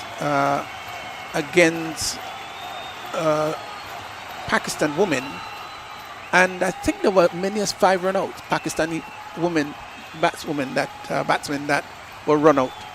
5 of them. That must be something of a record. So here is Ngidi, moves in now. Over number 5, he's there and bowls to Lewis. Lewis gets a slow delivery that he tries to hit too hard, tugs it up to mid-wicket. Fielding there is Shamsi. Total remains on 32 for 1. Don't forget the target is 169. This is the 5th and final match. Series level 2 games each. And this is the decider. They would call it in tennis the tiebreaker, something like that. Am I right? I hope I'm right. Hope I'm not going out of context. If I do, somebody's going to chide me. Well, but I think tiebreaker might be a little bit of a description there, or an analogy. Here once more, 32 for 1 is Ngidi moving in to bowl to Lewis, and Lewis is driving, gets it out to mid-wicket. He's going to get runs here. They've gone for 1. Will in fact come back for the second. They'll get 2 quite comfortably. Maybe he didn't try to hit that as wide as he did. Wanted to hit it a little straighter. So 2 more to Lewis. He's now gone on to 28. 32 for 1. Very important from a West Indies perspective that Lewis spend some time at the wicket. If Lewis can bat up to 10 overs, the West Indies certainly will be in with a chance, because he's so attacking, he's so aggressive. And Guinea hasn't had a good series so far. Will he come good this time around? This is the finals, and might be one of the bowlers that he would want to target. Ngidi with a little towel dangling on his backside moves in now, and he bowls to Lewis. Lewis gets one way outside the off stump, leaves it alone. The cock collects behind the stumps. Wide signal by the umpire. Total goes on by 1 to 35 for 1. Over number 5, Lewis is 28. How well he's batted. Gale looks on from the non-strikers end. He's on 2. And you see, Lewis cannot score 20s and 30s and get out. He has to continue. This has been one of the problems that the West Indies batsmen have been facing. Not continuing, and Lewis will have to stay in because he's in. Ngidi again to bowl to Lewis. Lewis is hitting that in the air. That has sufficient on it. Does it? Yes! It's gone for 6. Oh, he rocked onto the back foot and lifted it in a rather handsome manner over the long on area. And from the moment it left the bat, you knew that there was some productivity attached to it. And that productivity was 6. That was a wonderful shot. He can hit the ball hard. 6 runs to Lewis. Yeah, staying deep in the crease, remaining very still, executing quite nicely, playing through the line, the ball close to him, not much movement, just keeping his eyes on the ball and going through with the shot. Very good shot. 6 runs to Lewis. 34 is gone to 41 for 1. Ngidi bowls to Lewis. Lewis gets one that is right up in the block hole, and tried maybe to be a little cheeky about it. The ball took the bottom inside portion of the bat and dribbled back to the bowler who picked up. So a dot ball. A bit of change of pace there by Ngidi. Looking to bowl a cutter there. Good delivery, on our body, off stump. Lewis looking to probably give himself a bit of room, and in the end having to go down hard on it in the end to keep it out of his stumps. 41 for 1 in Ngidi, sweating profusely in the afternoon sunshine here at St. George's. We had a rather rainy day yesterday, but in high contrast today, it's been brilliant sunshine and it's been rather warm. Temperature maybe somewhere around 30. And it will be Ngidi wanting to make sure that his field is where he wants. There's a backward point, cover, extra cover, mid-off. Here once more is Ngidi moving in now to bowl to Lewis. He's there now and bowls to Lewis, who is hitting a full toss over the extra cover area. That's going to go into the boundary for 4.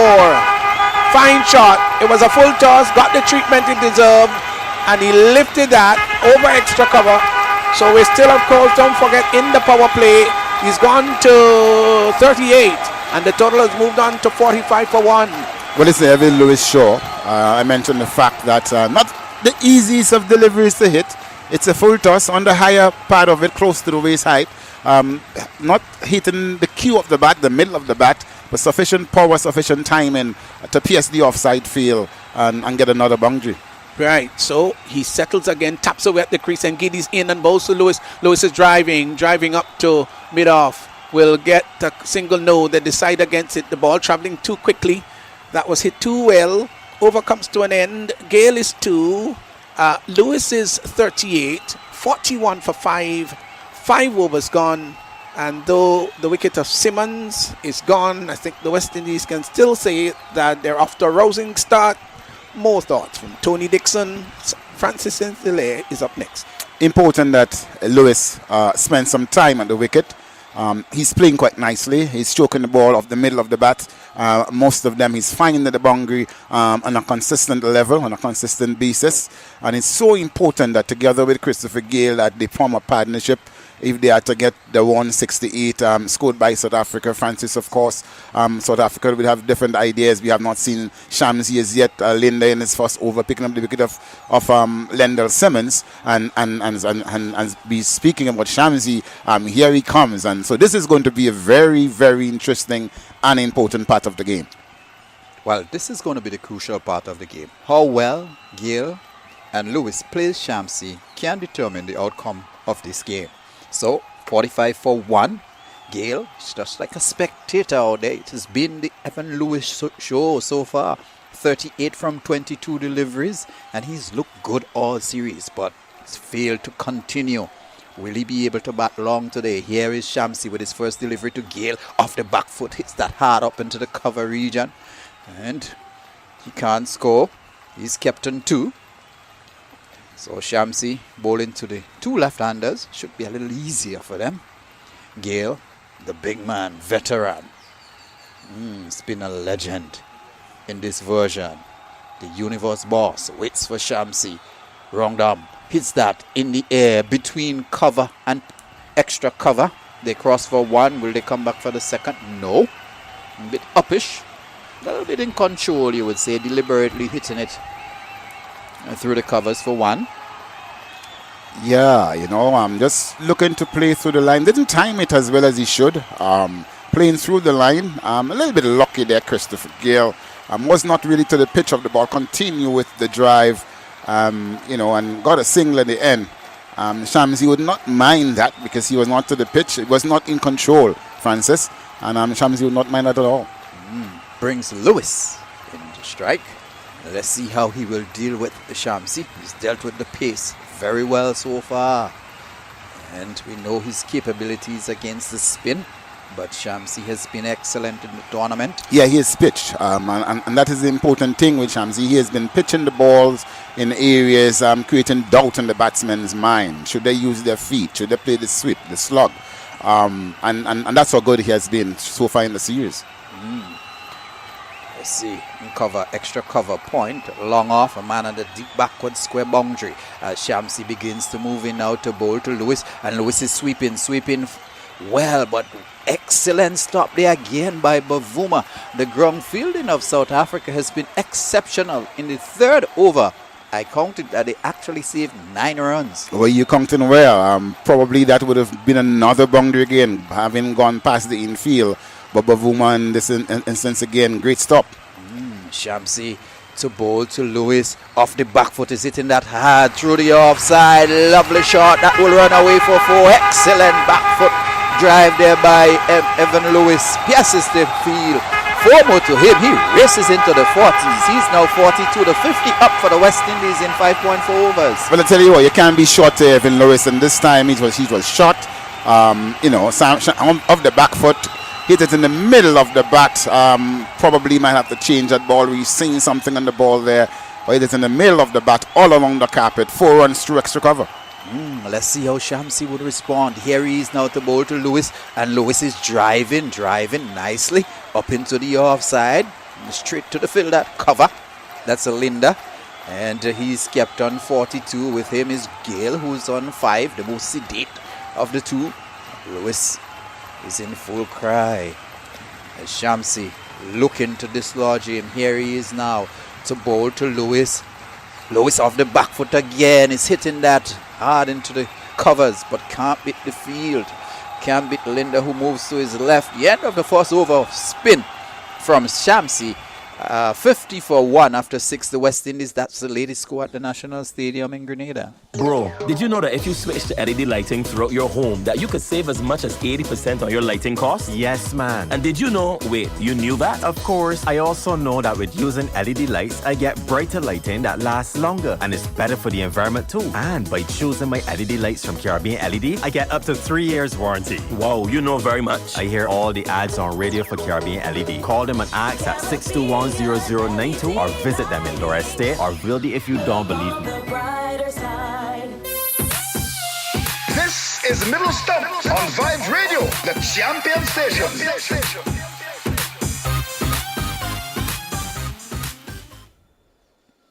We're back at the National Stadium in Grenada.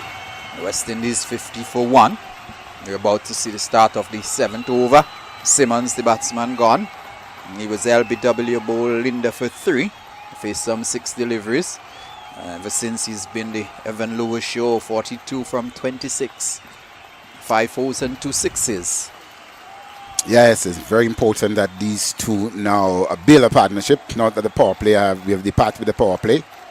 Linda to Gale, and Gale is looking to hit that behind square on the onside. Man position, that's Van der Dusen on the deep backward square boundary. And he gets 1. He moves to 4. 51 for 1. Linda in his second over. And so far picked up the wicket of Simmons. 1 for 5. 1.1. The decider at the National Stadium in Grenada. Who will win? Let's wait and see. The West Indies are comfortably positioned at 51 for 1, needing a further 118 more runs. South Africa, they need 9 wickets. So the battle is really and truly on. Linda in glorious conditions for cricket to bowl to Lewis. Lewis is down the track, hitting that high, that's going, that's gone. 8 rows back, 6 more to Lewis. He moves up to 48, 57 for 1. Great shot in his zone, in his arc, over-tossed, over-pitch, played smoothly through the line, down through long on, over long on. Handsome shot by Lewis, another 6. A big one, 90 meters. Yes, a huge one in his own. And once he's in that area, he's going to go downtown. And he went downtown sweetly. Timed it well. Linda, now he is bowled well. How would he respond? That's very interesting to see. But Lewis, now he's on fire. Can he remain there? Can he bat? How deep can he bat in the innings? The longer he stays, it's going to be very difficult for South Africa. The South African spinners under pressure for the first time in this series. So Linda, back to the top of his bowling mark. Let's see what he will do. Let's see what adjustments he would make. Here he is now to bowl to Lewis. Lewis is turning that. Thought about a single. Looks up and see that Gale is at the non-striker's end. Not so sure he would back Gale to get down. So decided against it. Yeah, and I think Gale realized that that Lewis is going great guns. He's sending the ball. He's striking it quite beautifully. So he's offering him to strike as much as possible. Lewis is turning that through the onside. Runs here for him. They wouldn't come back for the second. He moves up to 49 at the same stage. South Africa 56 for 1. West Indies 58 for 1. So neck and neck, nothing much in it, Tony. I think the difference, however, with the teams is the fact that West Indies, after the first 5 batsmen, they have power hitters and Pollard and Russell, and these guys can change game very quickly, unlike the South Africans. Linda, who touches his lips with his finger before he bowls. Here he is now to bowl to Gale, and Gale is hitting that high, hard, over deep mid-wicket. That's gone. 6 more. He moves to 10, and the West Indies putting under pressure on the South African spinners. 64 for 1. Yeah, again in Christopher Gale's zone. Just over-tossing again, Linda. And paying the price. Cannot bowl it there to the big man. Let him free his arms. This is what he did. Exactly that. Linda under pressure to Gale. Gale is turning that through the onside. They cross for 1. Just almost jogging the single. So he moves now to 11. 65 for 1 after 7 overs. The West Indies looking to further consolidate the position here. Lewis on 49, just 1 from a half century from 29 deliveries. Gale 11 from 8 deliveries, and the two building a decent partnership, Tony. Well, they will have to do that. The top 5, they have not exploded so far in the series. This is the finals. This is an opportunity now for them to bring their top game to the park. Shamsi, but he has been good throughout the course of the tournament. But this is an opportunity now for the top 5 of the West Indies team to carry them home. Well, definitely. Once you're in, you're expected to get the team over the line. And a lot of sports happening around the world today. England picking apart the Ukraine so far, 4-0 up. Harry Kane 2 goals. Harry Maguire 1 and Henderson 1. Gale waits for Shamsi. And to this delivery, he's driving a lot uphill for caught behind. He's walking edge from Gale, caught behind. Shamsi almost doing a celebratory prayer as the big man Chris Gale goes back. 65 for 2. Oh yes, beautiful. First ball, Shamsi again. Chinaman peels the edge. Great catch by the cork, and Shamsi celebrates. It's well bowled by Shamsi. South Africa needing that wicket, and Gale going for 11, pegging back the West Indies, and that's what South Africa needs right now. Pick up quick wickets, get the middle order in, and peg back West Indies here and try to win this series. But so far, Evan Lewis is still there, and once he can bat through the innings, West Indies will definitely put themselves in a good position. And like I said, this is the test for West Indies. How can they really get through these spinners and mitigate and collect the 1s and the 2s, or picking the bad deliveries and putting them away for the boundary. But this will test Hetmeyer and the rest of the West Indian batsmen. There was almost a hush across the stadium when Gale walked. No doubt the fans coming out to see Gale, anticipating some fireworks from him. It was not to be today. Good catch by de Kock. Again, a loose shot outside the half stump. Giving it away, Christopher Gale. Shamsi once again making the breakthrough. And I think he's the danger man. West Indies need to just see him off, and they can get runs from the rest of the bowlers. So it is 65 for 2. Gale gone for 11 of 9 delivery. Brings Hetmeyer into strike. And that will be a crucial game for Hetmeyer.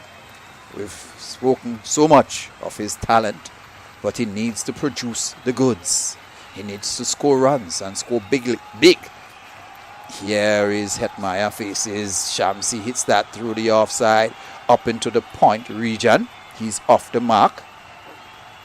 Brings Lewis, who's on 49. Strike. Yes, but this is Hetmeyer's inning. This is Hetmeyer's inning. This is Hetmeyer's chance to really redeem himself. I've been undone for a couple of times in terms of his shot selections. We know his talent, we know his capability, and he's one of the persons with Lewis who can really bat properly and get runs and get boundaries of the spinners. So this is a critical partnership. We're back with Shamsi now to bowl to Lewis. Lewis off the back foot, guides that up into the offside behind point. One more. Thought that Gale should have played a similar shot to this. We're just witnessing, and that's a 50 for Lewis. Comes up off 30 deliveries. You can hear the applause from a very appreciative crowd at the National Stadium in Grenada. He's batted very well. 5 fours, 2 sixes. 50 for Lewis, 67 for 2. We've just witnessed a very historic moment in the dressing room.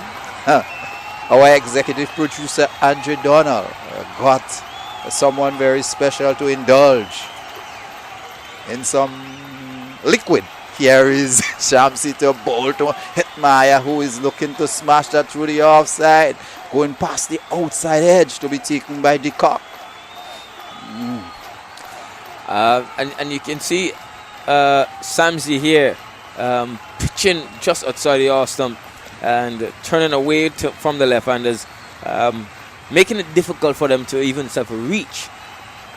Here he is again now to Hetmeyer. Getting a beauty. He almost played inside the line at the last. Gave the impression that he played inside the line at the last moment, but he was beaten. That one moving away from the left-hander, beating all ends up. Excellent delivery there by Shamsi. Oh, yes, definitely. Hetmeyer not reading Shamsi and playing for the one, believing to come in after a change in the field. Here he is now to bowl to Hetmeyer, who is coming correctly forward. Plays that sensibly into the offside. Nice soft hands, gets a single.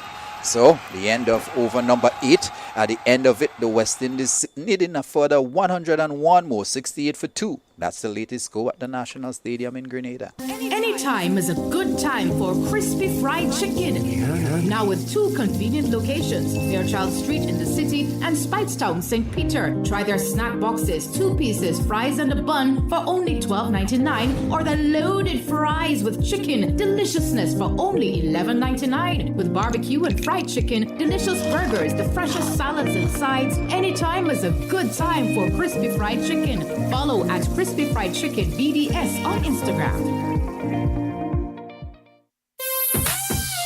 This is Middle Stump on Vibes Radio, the champion station.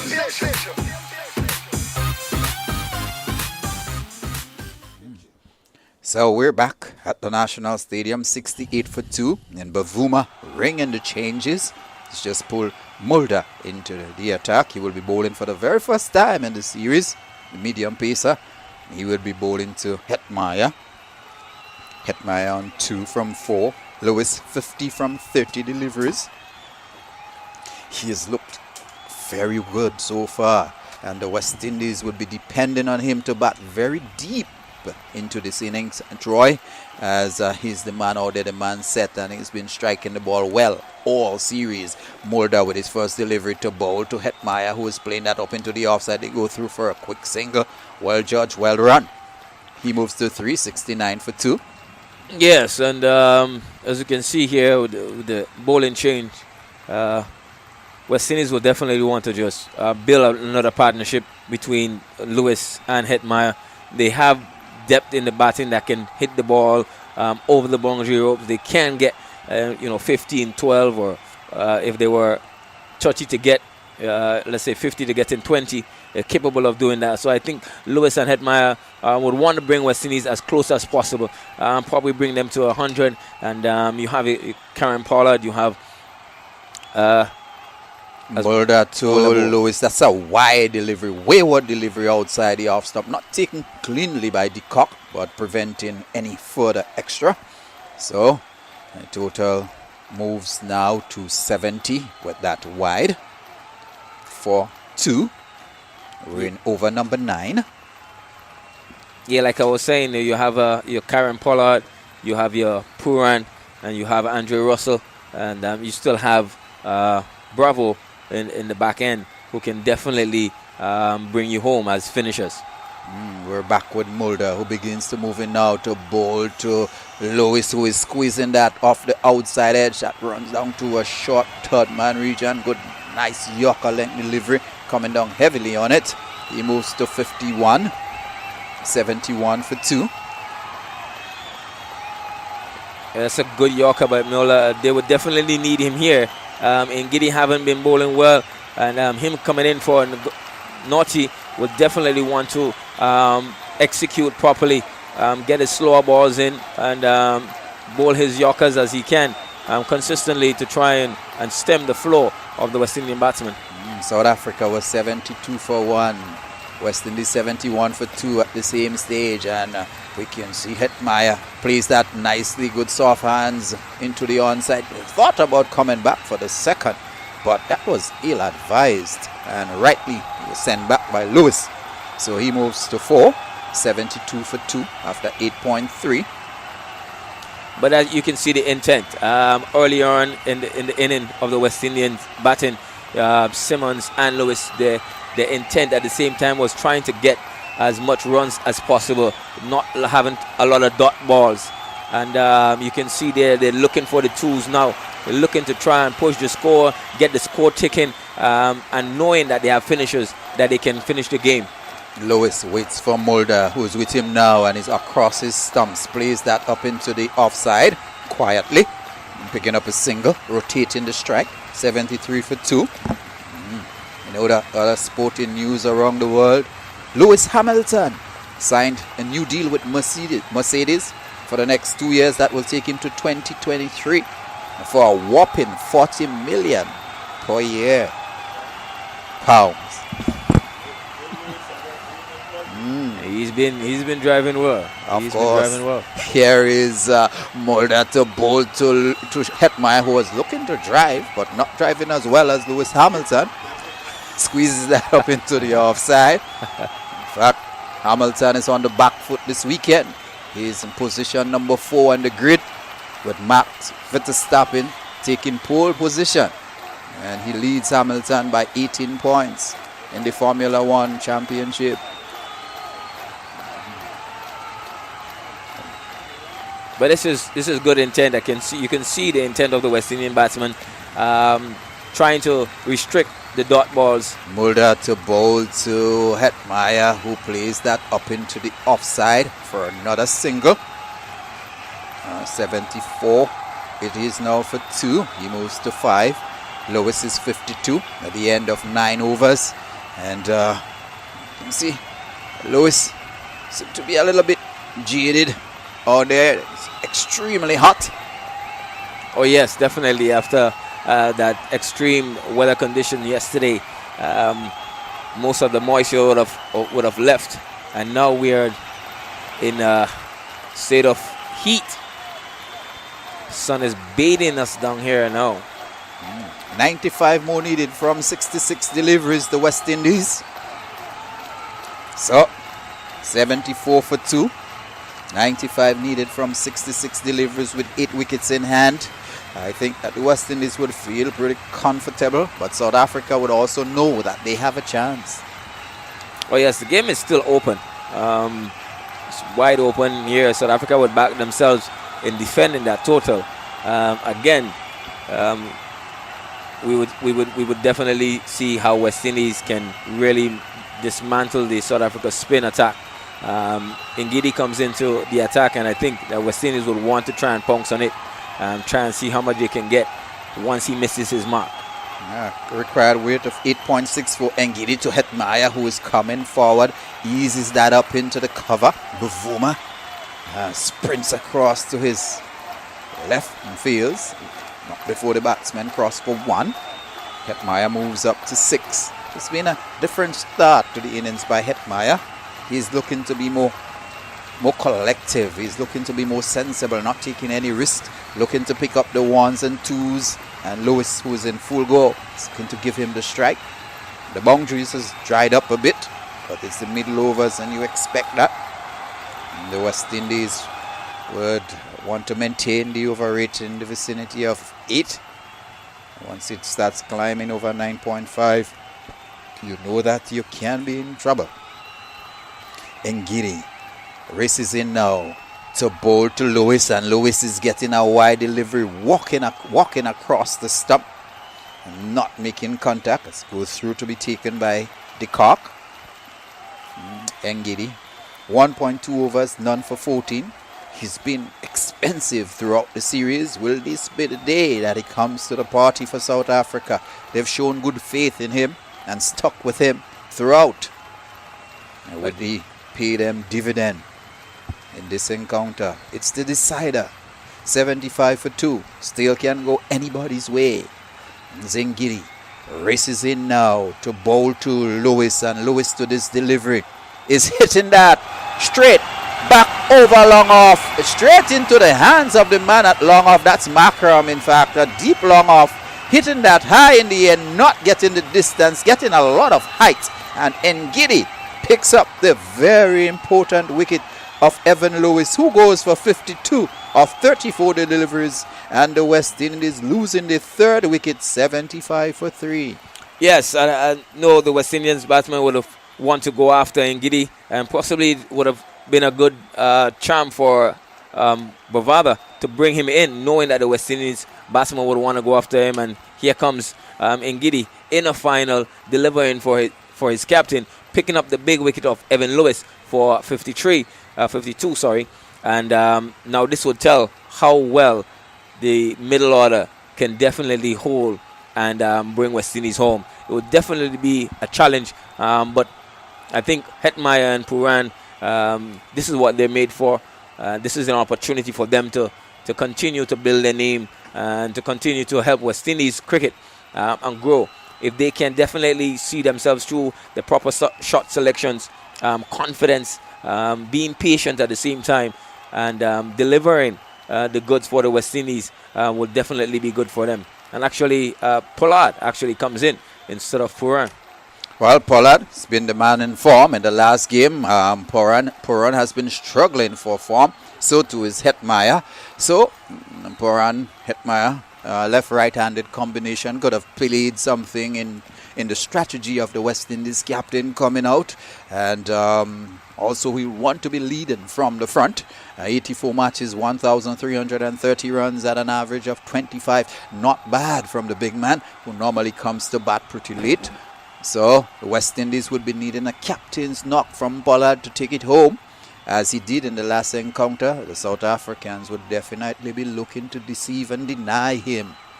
It is 75 for 3, just verging on the halfway stage of this encounter. But here is a man of a heart of a lion, is Karen Pollard. He takes his job serious, a true professional, and he backs himself every single time. And you can see from a captain's point of view, he said, here's what, I'm coming in. I need to steer my team into a victory here. Ngidi to bowl to Pollard, and Pollard is hitting that through the offside, gets off the mark. Hits that up to wideish long off. 76 for 3. Hetmyer comes in to strike. He's on 6. And the West Indies would need a score from Hetmyer today. Now one feels that he's due. He owes the region some runs. Oh yes, definitely. And I think once he takes his time, he selects his shots properly. I think he definitely would gain some more confidence. He has enough time, and he can definitely turn it on anytime. But just have to build himself and choose the right shot selections. He waits for Ngidi, and he's getting a slower delivery. Can't beat Bavuma in the covers, who has marshaled his troops excellently so far. Bavuma, you can see 9 overs gone. He still has 4 overs up his sleeves from Linda and Shamsi, who has been the main bowlers so far, with Pollard and Hetmyer in.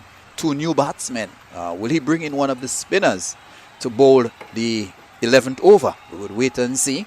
So it's Ngidi with the final delivery of the 10th over. Here he is now to bowl to Hetmyer, who is flicking that in the air, just short of, Miller, coming in from the deep backward square there. And he moves up to 7. At the end of over number 10, the West Indies in pursuit of 169 for victory. They are now 77 for 3, needing 92 more from 60 balls. Bro, did you know that if you switch to LED lighting throughout your home, that you could save as much as 80% on your lighting costs? Yes, man. And did you know, wait, you knew that? Of course, I also know that with using LED lights, I get brighter lighting that lasts longer and is better for the environment too. And by choosing my LED lights from Caribbean LED, I get up to 3 years warranty. Wow, you know very much. I hear all the ads on radio for Caribbean LED. Call them and ask at 621-0092 or visit them in Laura Estate or Wildy if you don't believe me. This is Middle Stump on Vibes Radio, the champion station.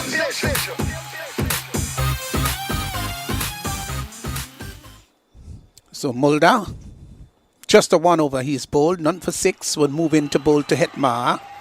Here he is now. He's passing the umpire, bowls to Hetmar, who's driving well. Will get a single to the right of Bavuma, who's been very quick off the turf. He's such an excellent fielder.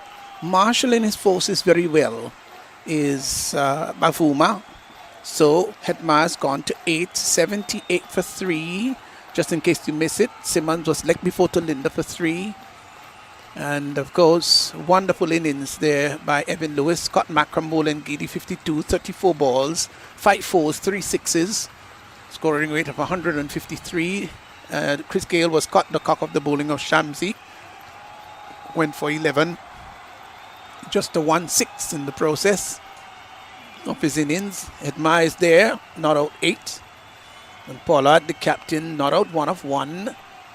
As it's once more Mulder would begin to move in now. Steady approach, he's there now, passing the umpire, balls to Pollard. Pollard is getting a delivery wide outside the off stump.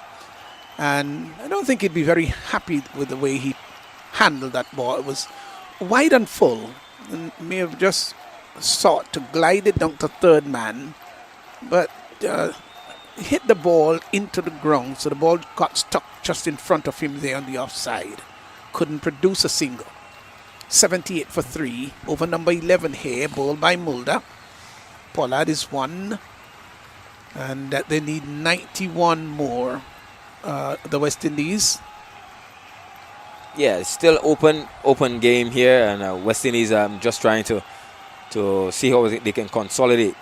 He's in now, outside the off stump, wayward delivery. Umpire confirms that that's a wide. Total moves by 1 now to 79 for 3. So this is, I would think, here even Steven. Yes, definitely. West Indies will back themselves. They got some 60 odd runs in 4 overs in the last game. And even though this is a different situation, but they still have the power hitting that can definitely get them over the hill. Here's a delivery outside the off stump, wide, outside the off stump, and drives. And Bavuma very quickly from extra cover hurled the return to the keeper's end. The batsmen saw the opportunity for the single. They scampered for it and got it, but with some measure of discomfort too. Really had to stride home, and it would have been a very close call there for Pollard, who was striding home. Bavuma looked into the heavens as if to say, hey, that was rather close. They got a single though. Pollard has gone to 2. Hetmar is 8, 80 for 3. As here once more is Mulder bowls wayward delivery down the leg side, would be called a wide by the umpire. 1 more to the total, 81 for 3. So still another, is that 88 needed? 88. That's right, of 57 legal deliveries. Yes. And as Stephen, the difference here with West Indies and South Africa is that West Indies have finishers, a lot of better finishers at the same time than South Africa. South Africa at this point was 95 for 1. Yes. So slower delivery to Hetmar outside the off stump. So Hetmar, a lot would depend upon him. Can he hold his nerves? Or let's rather say, can he hold his cool and produce something rather significant for the West Indies? Well, that's why he's definitely taking his time. I think he's fighting really hard to choose his shots properly. Give himself some time and confidence, and to feel the ball off the bat. and set himself up. Mulder is in again and bowls to Hetma. Hetma tucks it nicely. He plays that shot very well. Just out in front of square on the onside to mid-wicket area. Gets a single. So one more to Hetma, who's now gone on to 9. Total has gone to 82 for 3. 87 needed of 55 balls. Mulder, so far, none for 11 of 1.5. This is the last delivery coming up in this over, as he would move in to bowl to the big West Indian captain, Pollard. Pollard is 2. Mulder is in now and bowls, and he gets a delivery that is way outside the awesome stretches, reaches for it, and hits it down to the deep extra cover boundary. Van der Dusen comes off the boundary. They get 1. So one more to Pollard, who is now gone on to 3. He'll be taking strike. The over comes to an end. 11 overs gone. And West Indies 83 for 3. They're facing 169 for victory. That's the latest score here at the National Cricket Stadium. Yes, and Muller coming in for Naughty, doing the job for the captain. 2 overs, just 12 runs. He's going at 6, economic rate at 6, and West Indies will definitely want to get some from him. You still have Fortune has 3 overs left. Linda has 2, and also Samsey, who they definitely have as trump, another 2 overs. And if the West Indies lose any, let's say they lose another 2 wicket, and Samsey has to come and bowl in the middle of the tail enders, it would definitely be difficult for West Indies to get to that 168. And South Africa would be backing themselves, and the confidence that Rabada has shown bowling in the death and bowling in the last over, which I think they would hold him for. So at this point, correspondingly, South Africa were 98 for 1. So they're a bit ahead here, but the West Indies bowl very well in the back end of the innings. Here is Pollard now, who's 3. He knows that a lot depends upon him. He's got massive shoulders, and the responsibility is also massive. Hetma, who would want to redeem himself because he knows that he owes himself and the West Indian public, he knows he owes them productivity.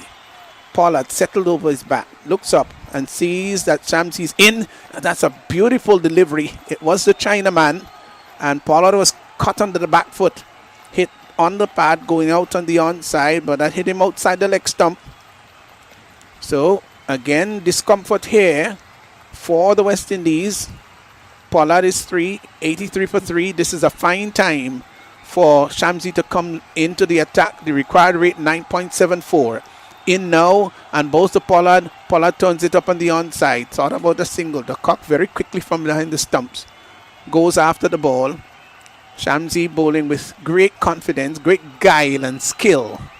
He's such a wonderful, exciting bowler, and makes it even more interesting the fact that he's a left-arm unorthodox bowler, Chinaman Googly. He's there now once more, getting ready to bowl to Pollard. He's in now and bowls, and Pollard comes forward, pushes the ball up to long off, will get a comfortable single. So one more to Pollard, who's now gone on to 4, and the total has moved on to 84 for 3. The required rate has now gone up to 10. So that's going to be interesting from here on. Don't forget, 168 South Africa scored off their 20. And West Indies need another 85. Shamsi in and bows to Hetma, who comes forward and pushes it out in front of him on the offside. That was airborne for a while, and Shamsi was coming forward, diving forward to turn that into a catch. Did it carry? I think he dropped it. We'll have to look at the replay. Yes, he did. It carried. Yes, he did. He dropped it. It gallant carried. effort, but he did drop it. Yeah, well, I'm sure that Hetma's heart figuratively would have been in his mouth. Took the leading edge. Yeah, 84 for 3. Shamsi once more in and bows to Hetma. Hetma is coming forward, and the ball takes the outer portion of the bat, goes out to short extra cover. The captain is Bavuma, comes in there rather smartly. He's such a dapper, agile cricketer, is Bavuma. And a wonderful captain too, reads the game very well. And he is very enterprising and very optimistic. Hetma settles, looks up and sees that Shamsi is getting ready to bowl. He's there now and bowls outside the off stump. He's cutting, back cutting, gets it down to Ngidi, who has been like a policeman in that area there. Knocks the ball down. So the over comes to an end. Hetma is 9, Pollard is 4, and the West Indies after 12, they're 84 for 3, which is the latest score here at the National Cricket Stadium. That's the sound of doors opening to another Crumbs Bakery to serve another important part of the Barbadian community, this time at Silver Sands in Christchurch, another location with the same Crumbs commitment to bring you a wide variety of fresh cakes, pastries and bread, because they should be as close to you as we can get. Crumbs, now at Silver Sands in Christchurch. Crumbs, so good, even down to the last crumb. This is Middle Stump on Vibe Radio, the champion station.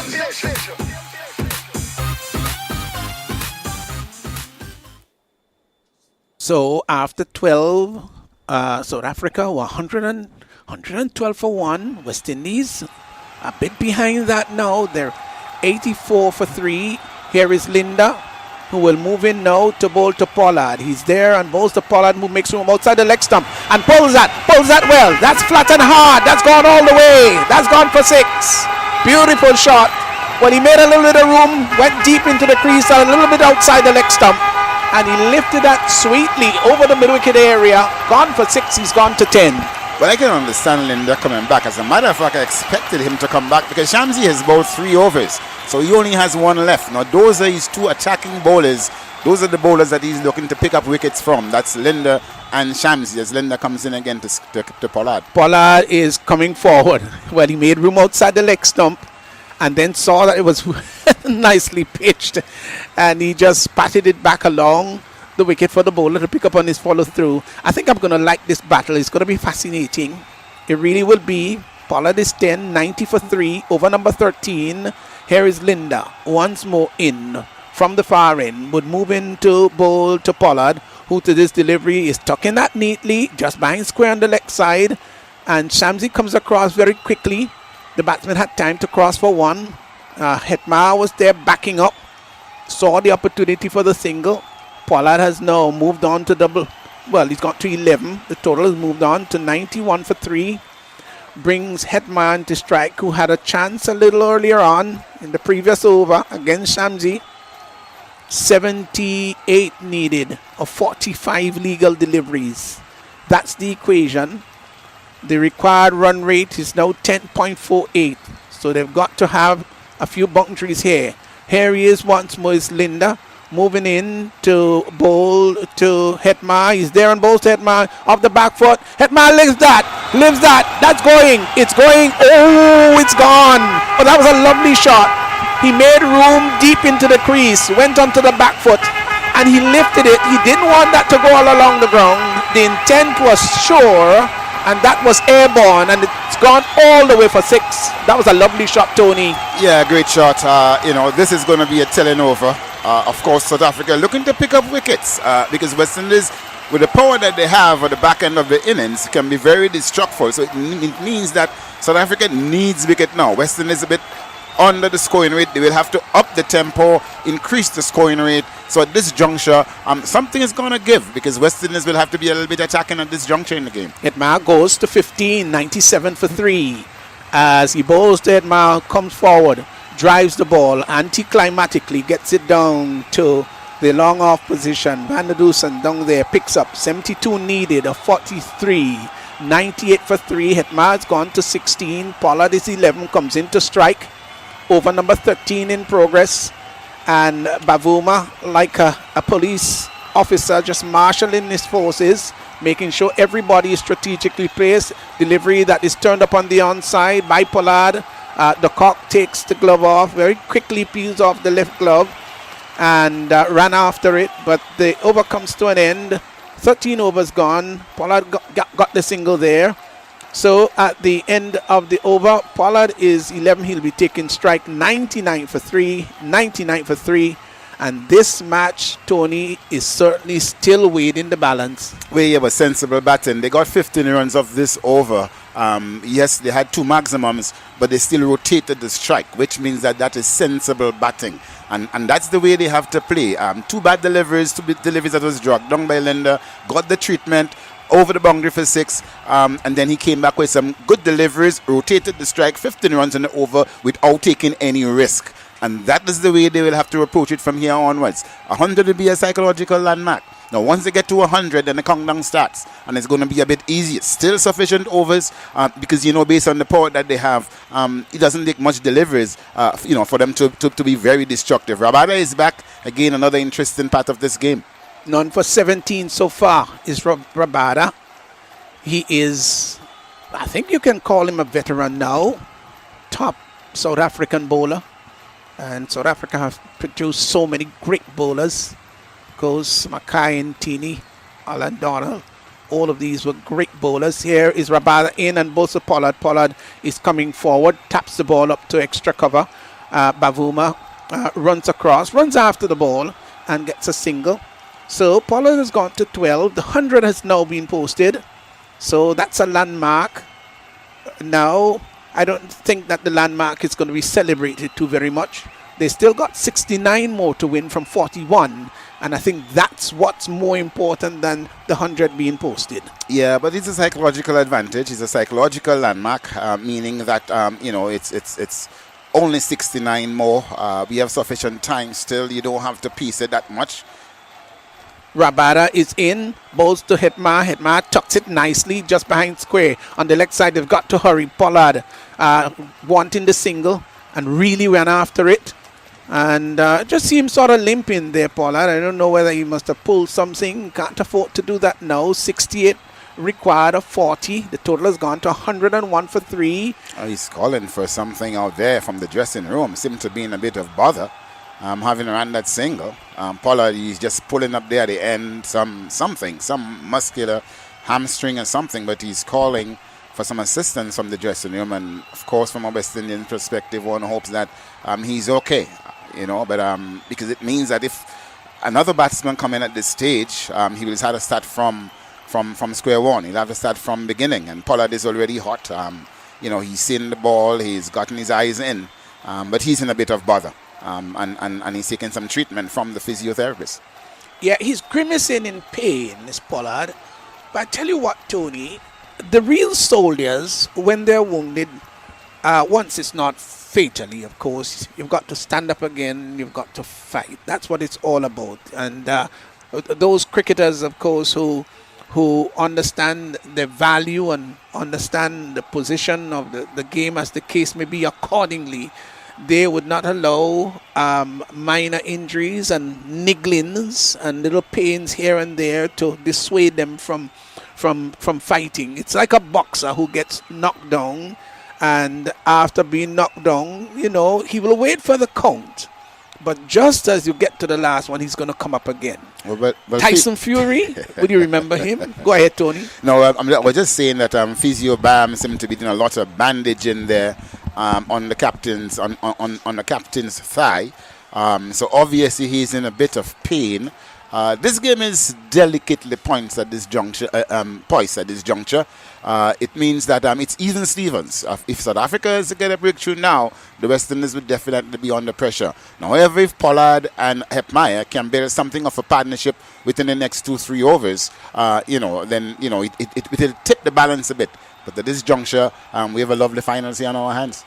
Yes, and while we're talking about fighting, of course, Deontay Wilder and Tyson Fury, they will be battling sometime later on this month, Tony. I don't know if you had followed a couple of fights that they had before. I remember not that much. I've not been too much into the boxing these days, so I haven't been following much of it. Okay, so it's 101 for 3. 101 for 3. Hetma is 17. Pollard is 12. We're into number 14. The over that is.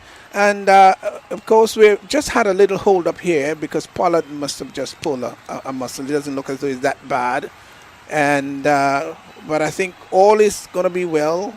if it ends well, I dare say. Yes, I did say that he's an old warrior. So he will dust himself like the great Sir Viv Richards used to do and get ready to battle again. Yeah, I think though that we probably, if he is in pain, meaning that he may not be able to run very well, so he may have to use the long handle. We'll have to wait and see what's happening. Of course, we're not too certain what's happening out there, but we'll have to wait and see. At this juncture, however, like I say, it's even Stevens. The game is delicately poised. Pollard and Hepmeyer, they're relatively new, 12 and 17 respectively, and it means that between them, they are the last of the top 5. They will need a partnership here to take them into an area of safety. Delivery that is outside the off stump, bowled by Rabada, and Pollard opening the face of the bat, just glides it behind point on the offside, of course. Resulted in a dot ball, 101 for 3. The target is 169, remember, as Pollard taps away at the crease. He's 12. And here is Rabada, moves in now. None for 19 so far. He's in and bowls the Pollard. Pollard tucks that from outside the off stump, gets it down to long on. Will get a comfortable single. One more to Pollard, who's now gone on to 12. The total has gone to 102 for 3. Brings the left-handed Hetma into strike. Yeah, and Hepma at this juncture will have to up his game. The skipper is not feeling too well, so he will have to shoulder some of the responsibility. He has to come good today. He really have to come good today to ensure that the West Indies gets a victory. They need 67 from 38. Here's Rabada in now, and both Hepma outside the off stump gets a slower delivery. He was looking to cut that behind square on the offside. Didn't make contact, played under the ball, and total remains on 102 for 3. So Simmons leg before to Linda for 3. Evan Lewis caught Makram bowling Giri 52. Chris Gale caught the cock of the bowling of Shamsi for 11. Looking for the expansive drive. Shimon Hetma still there, not out 17. Gale got 11. 102 for 3. Delivery that pushes Hetma onto the back foot and gets the ball down to the deep extra cover position. We'll get a single.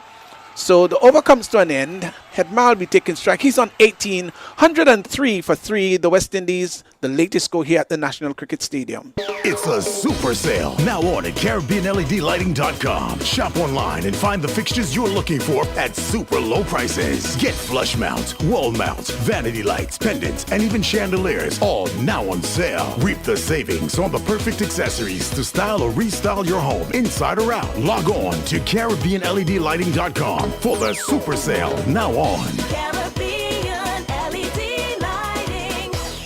Look on the brighter side. This is Middle Stump on Vibes Radio, the champion station.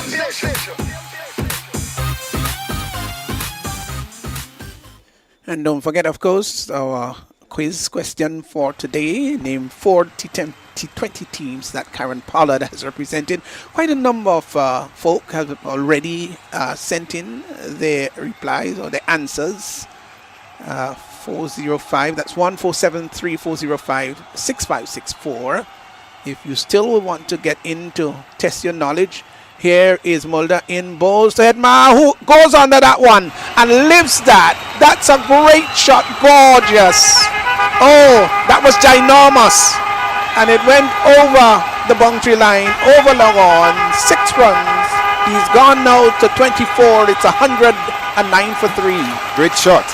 Again, staying still. And you know, when they are not moving around in the crease, and when they're staying still and looking at the ball very hard, they come up with the big shots. That was a great shot. Stayed back in the crease, made room for himself. Not a bad delivery, but made it into a leg delivery, played through the line, and hit it over long on for 6. Well, that was a lovely shot. It really was. You could see he put a lot of energy and effort into it.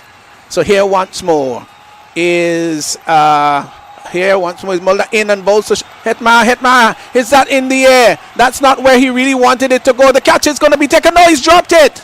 Oh my golly, Shamji has dropped the catch. They go 2 for 1. Well, Hetma is asking whether that should be above the waistline. Oh, Shamsi would not be happy with that. He just passes his hand across his eyebrows as if mopping whatever perspiration there may be.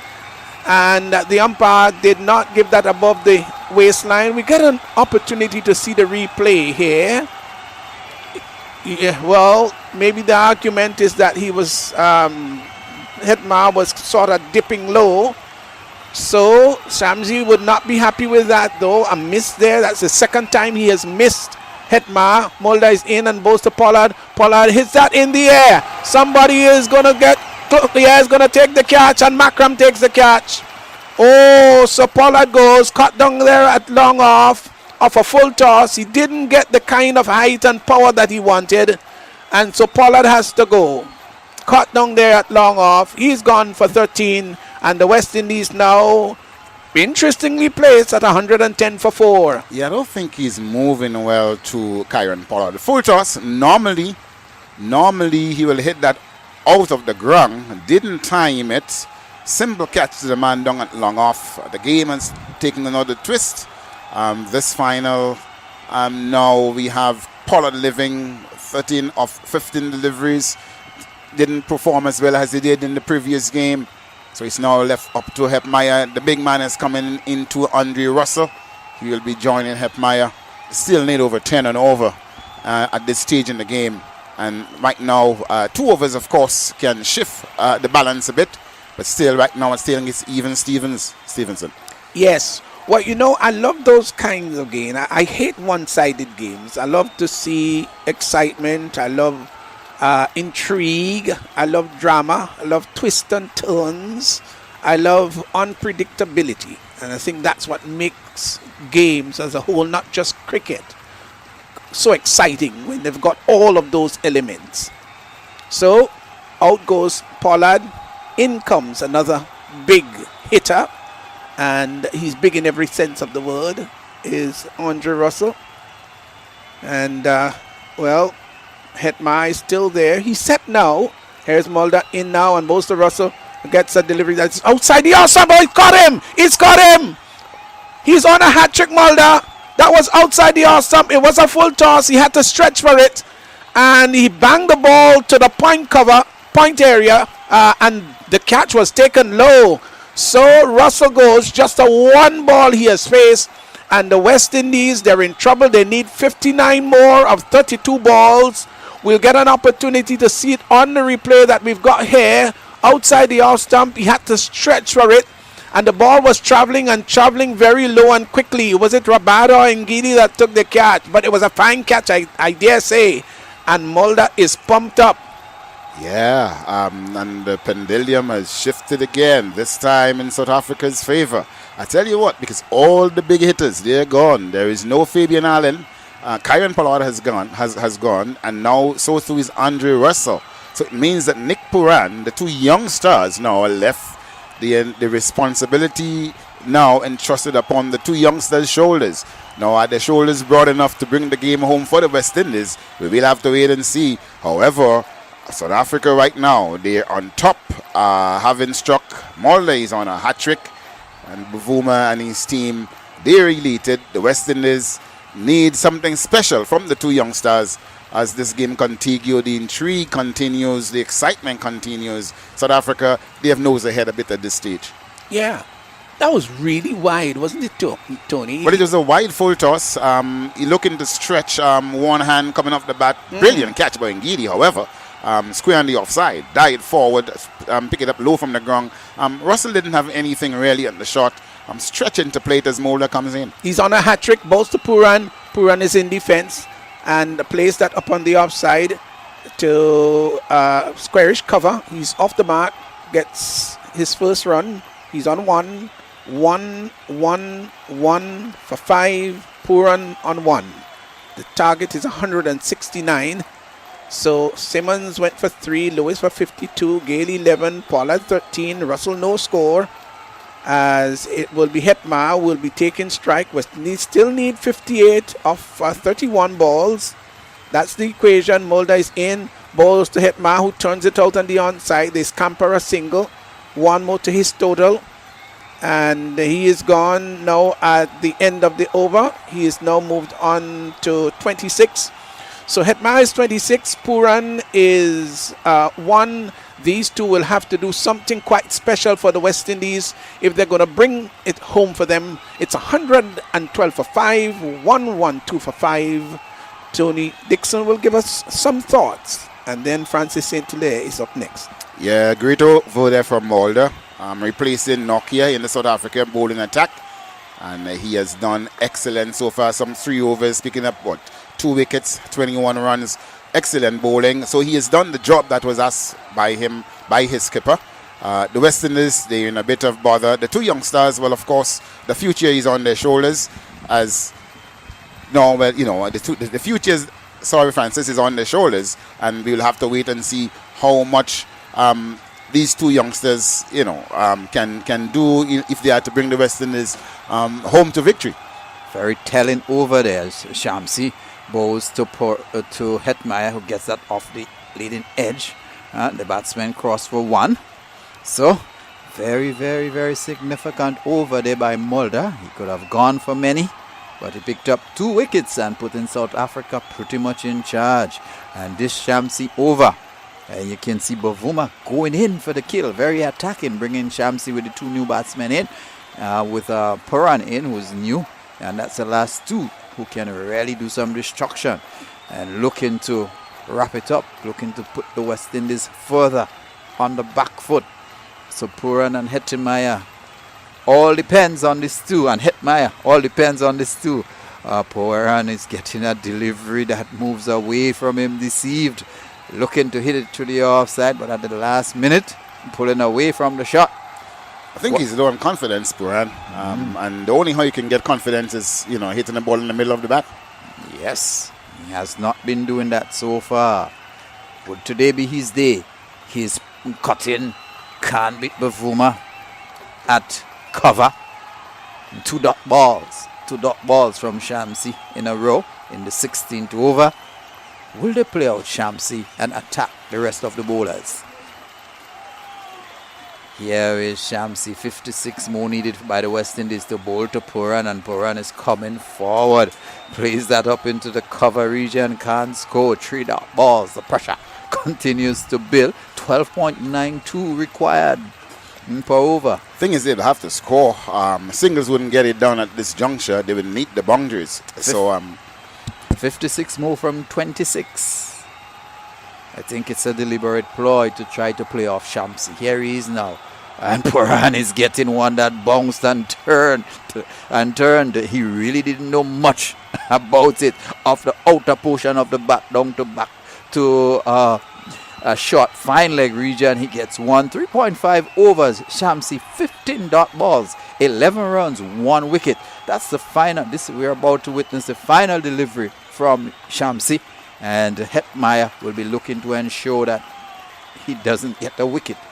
Shamsi to Hetmaiah, who is coming long forward, plays that quietly into the offside. And you could have seen, Tony, the ploy was to see out Shamsi, and they know that they would have 4 more overs to get 55 runs, 24 from 55. They will be looking to go all out on the attack against the pace bowlers.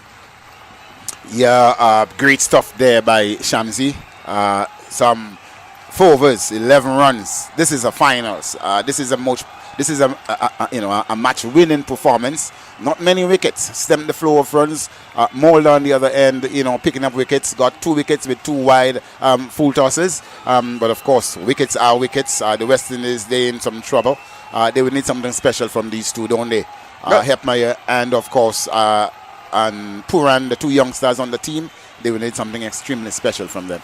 Definitely. And Shamsi picking up some 7 wickets for only 77 runs and Dolmans over, and bowling some 20 overs. Excellent stuff from him.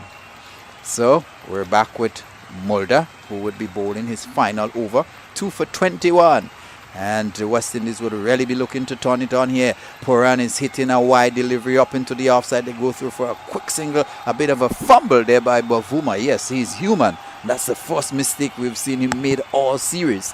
One more to the total, 115 for 5, 54 needed from 23 balls, and this would have to be a big over, Tony. Yeah, well, the wide Yorkers are presenting problems to them. The wide Yorkers and the wide full tosses, they're presenting problems to them. They have to stretch to get them, and the South Africans have been executing very well those wide Yorkers and full tosses. West Indies need Hettemeier to come to the party. Here he's facing Shamsi and he's hitting that, not Shamsi, but Mulder hitting that up into the deep mid-on region. Can't really put away a full toss.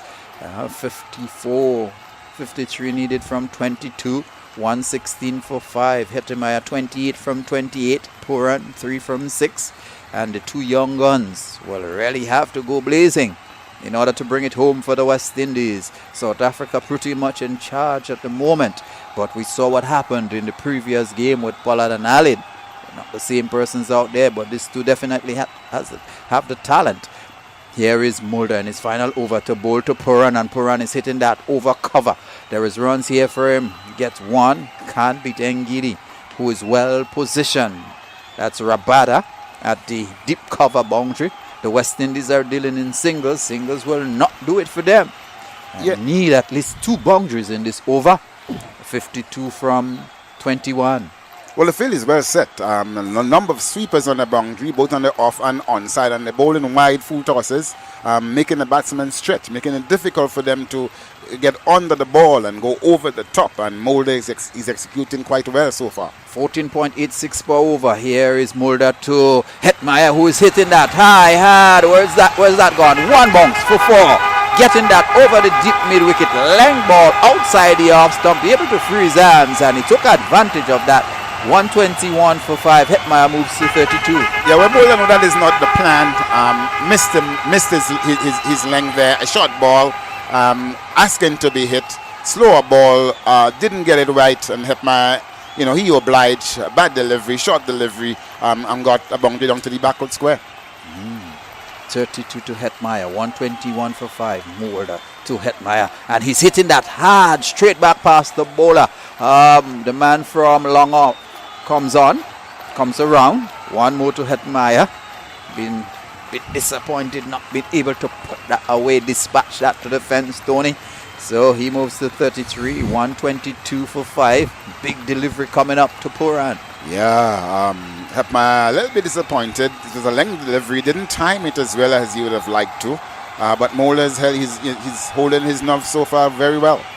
47 from 19. Mulder to bowl to Puran. Wide delivery would be signaled by the umpire. Wide. Those arms goes outstretched.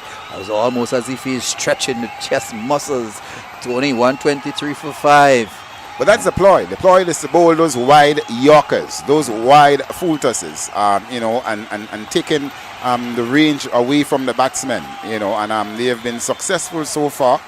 We saw them, Pollard being out with similar delivery, Russell also, and they're employing the same tactics to Puran and Hettemeier. 46 from 19.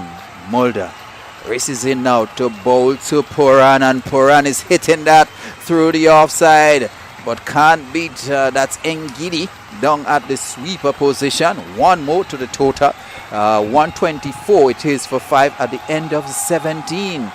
So the West Indies needing a further 45 from 3 overs. So my maths will tell me that's 15 per over. It is gettable, but definitely not the easiest against a bowling of this caliber. But we've got the 2 youngsters there who definitely has talent in Puran and Hettemeier. They have and Hettemeier, who has so far not delivered.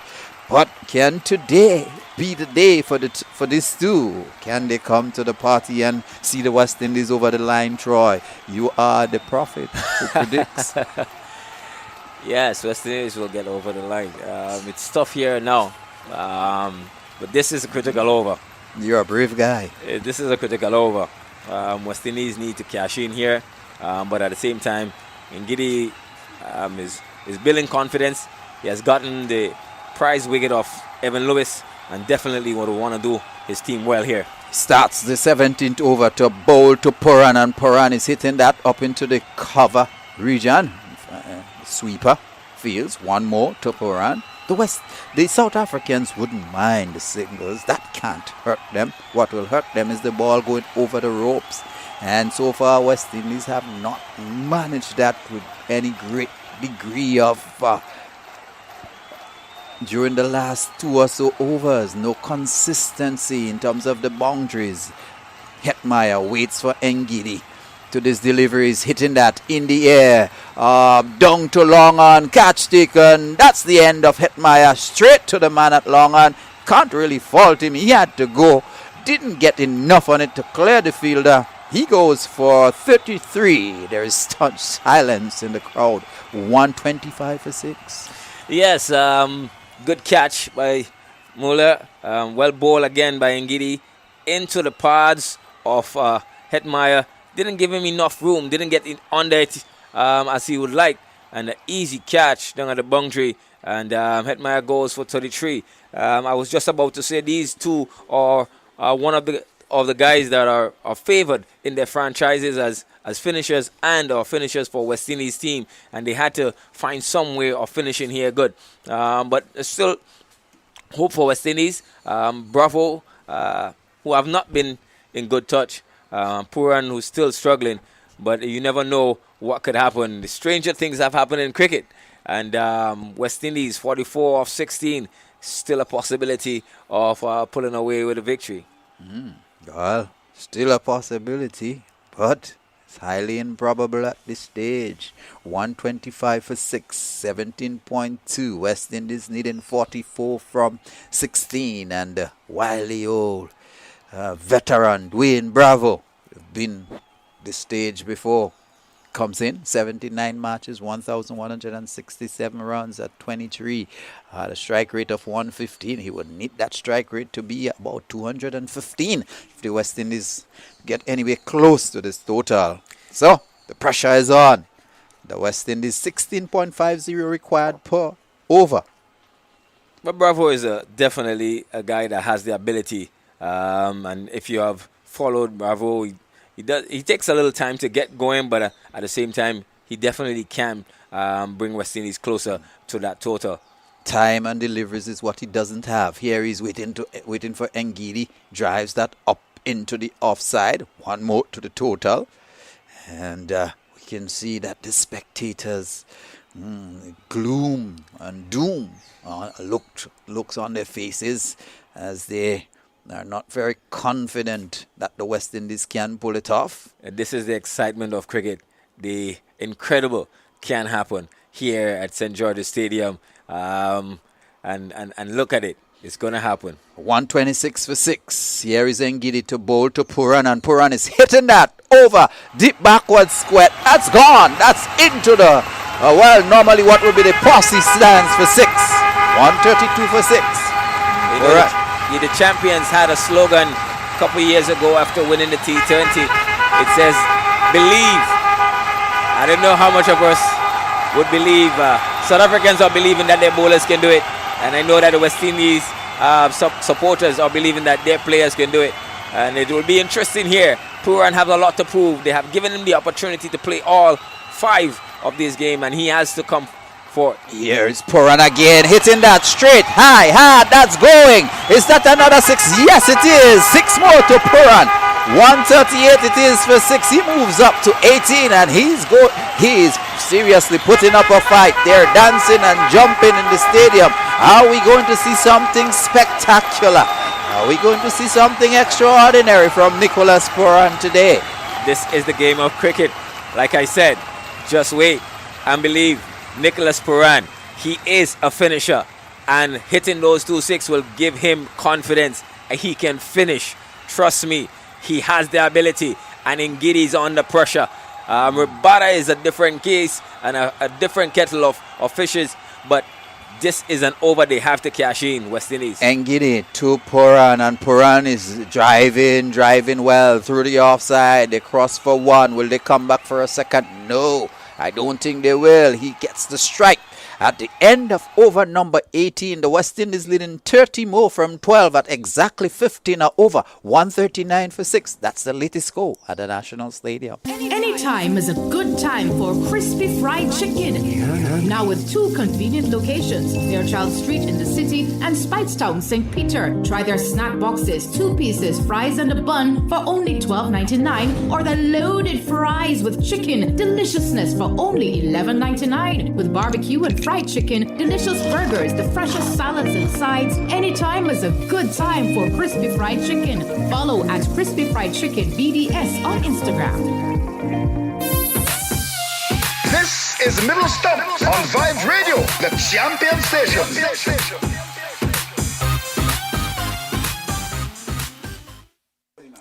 They need 30 of 12. That's the equation. As here is a delivery that will be who's going to be bowling this one? It's going to be Rabada, yes. It's going to be moving in to bowl to Puran. So Puran is 19, 139 for 6, 30 more needed of 12. Here he is now, bowls to Puran. Puran is driving outside the off stump, gets it down to the sweeper position. Won't score, well, yes, got a single rather.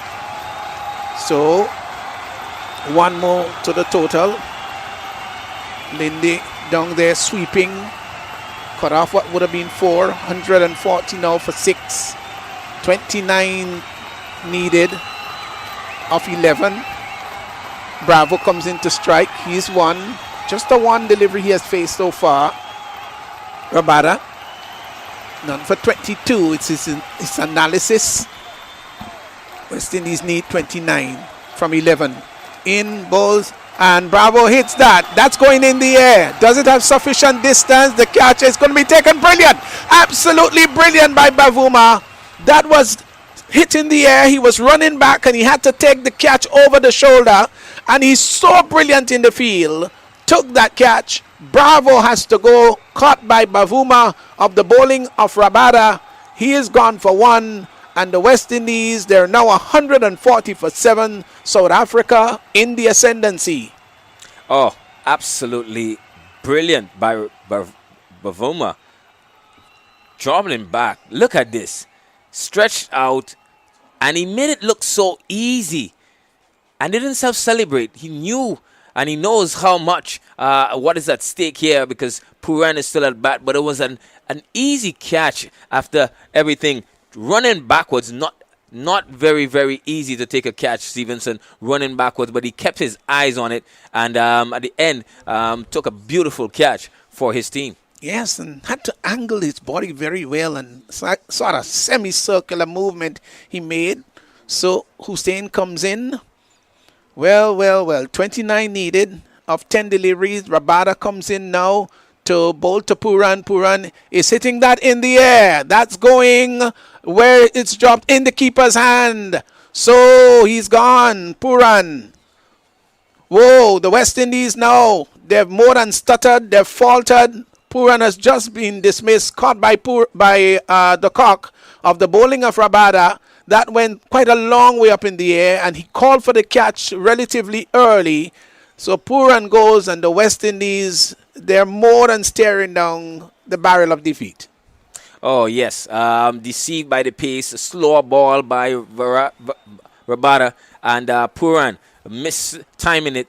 Top edge. Easy catch for keeper de Kock. And West Indies here in a state of border. Yeah, so Puran goes back for 20 of 14 deliveries. And so all the top batters for the West Indies have been dismissed.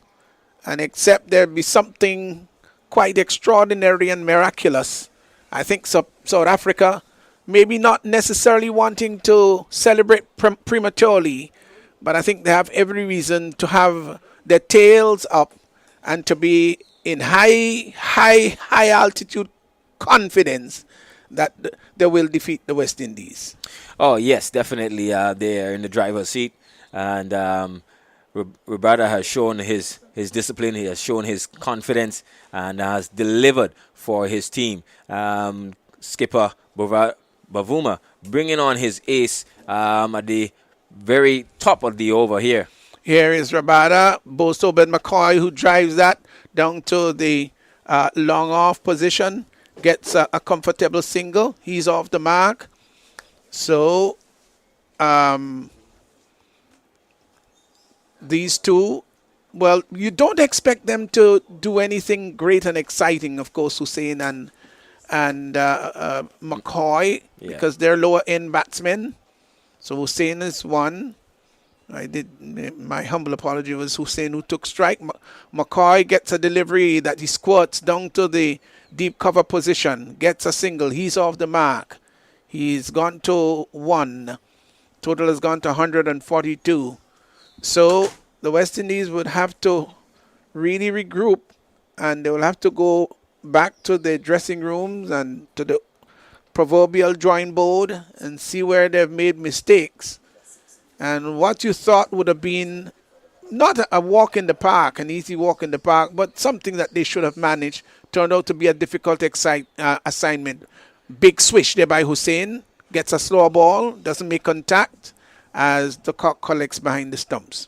Oh, yes, definitely. And South Africa has adapted pretty well to the pitch and to the conditions from the first game after West Indies winning so convincingly in 15 overs. And they have shown what they have revised, analyzed, and using their slower balls, using their variations in good success. And they, like I said earlier on in the beginning of the match, South Africa would have confidence if they batted first and back their bowlers to restrict West Indies. And so far, they have done a brilliant job. So here is somebody who's done a brilliant job. Ngidi, 2 for 31, moves in to bowl to McCoy, and McCoy is looking to hit that over long off, doesn't make contact. Big swish at that one. Slower delivery, it looked like from here, and the cock collecting behind the stumps. Yes, and it seems like it's all done and dusted. 27 more to get off of 5 balls, and West Indies will definitely have some work to do thinking on this series, and here on have a couple more series to go, and it will definitely be tough for them to recover off a batting its second and their strength points. Ngidi and Obed McCoy hits that down to the deep long on boundary, and the catch is taken down there at long on. So, well, they're really falling to tatters. Things are falling apart here for the West Indies. You can't really blame McCoy, as he got one that he pulled down to the deep long on boundary, and so the catch has been taken, and, well, McCoy has to go. Yes, Ngidi, the skipper, the team has given faith into him, given him the ball in the last over and the over before this, and he has gotten the top wickets. And here again, using the slower ball, slowing up the pace. McCoy couldn't get under it, couldn't get enough timing on the bat, and getting caught down at deep mid-wicket. West Indies 9 down. So West Indies 9 down, 142 for 9, 142 for 9. Well, the need is 27 of 4 balls, and that's not possible at all. Really ain't. Except there are a few dramatic no balls, and then there are 4 sixes somewhere about. But outside of that, no, you can almost say that the nail is pushed into the coffin here. Fidel Edwards comes in. Here is a delivery wide outside the off stump. Hussein is off the back foot and spanks that. Gets it down to Van der Dusen, who's feeling down there at the deep extra cover position, and they get 1. So he's now gone on to 2. Hussein brings Edwards into strike. So South Africa would be very pleased with a wonderful performance here against the West Indies. The series leveled at 2-all coming into this game, and they came and they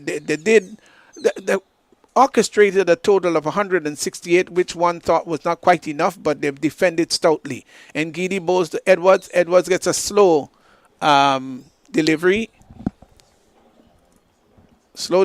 that he was looking maybe just to open the face of the bat and glided down to third man, didn't make contact, and there's no run as the ball went through to the keepers, into the keeper's glove.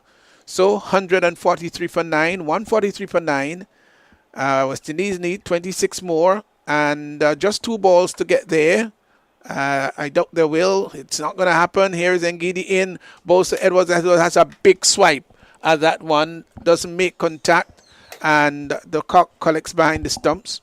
So 143 for 9. 143 for 9. This is the final delivery coming up. And South Africa could well be happy with their performance, that they've done a great job. The West Indian players would be crestfallen by their lack of real great performance. And here is what should be the final delivery, as it's outside the off stump. Edwards makes a big swipe of that, doesn't make contact. The cock collects behind the stumps. And so South Africa, they've won this game, and won this game by 25 runs. 25 runs. The West Indies in the previous game had won it by 21. So it's been sort of topsy-turvy, twists and turns. And South Africa, having defeated the West Indies in the hometown, won by 25 runs and won the series 3-2. We want to apologize to our listeners that you didn't get a couple of deliveries in the final over. Just a little bit of technical hitch here, but we got everything sorted out in the end, so we're very sorry about that. But the news is that South Africa, they've won the West Indies in this final match here, this 5-match contest. They've won it by 25 runs, and they've played the better cricket. Oh, yes, definitely. Their bowling has been superb. Their fielding have been excellent right across the board. Great batting from the top order. The cock has shown his excellence and his professionalism. Makram came to the party, and Vanderson, to an excellent extent, did give them some support. But West Indies, on the other hand, would have a lot of work to do. The middle order has not come up to the party. The finishers have not finished because they have lost 3 games batting second, and that would definitely be one of their strong points, and I would be very disappointed that their batsmen did not come up with the goods. But some good notes for West Indies here. McCoy coming into the party, bowling well. Bravo, usual stuff, and you would definitely want to have that in, going forward with the series and the World Cup coming up, to choose your best bowlers and your best batsmen. I still think that West Indies have a little work to do in terms of their final selection in the team, but I still think that is a very strong team, a very imposing team to defend their title, but still a lot of work to do here, Stevenson.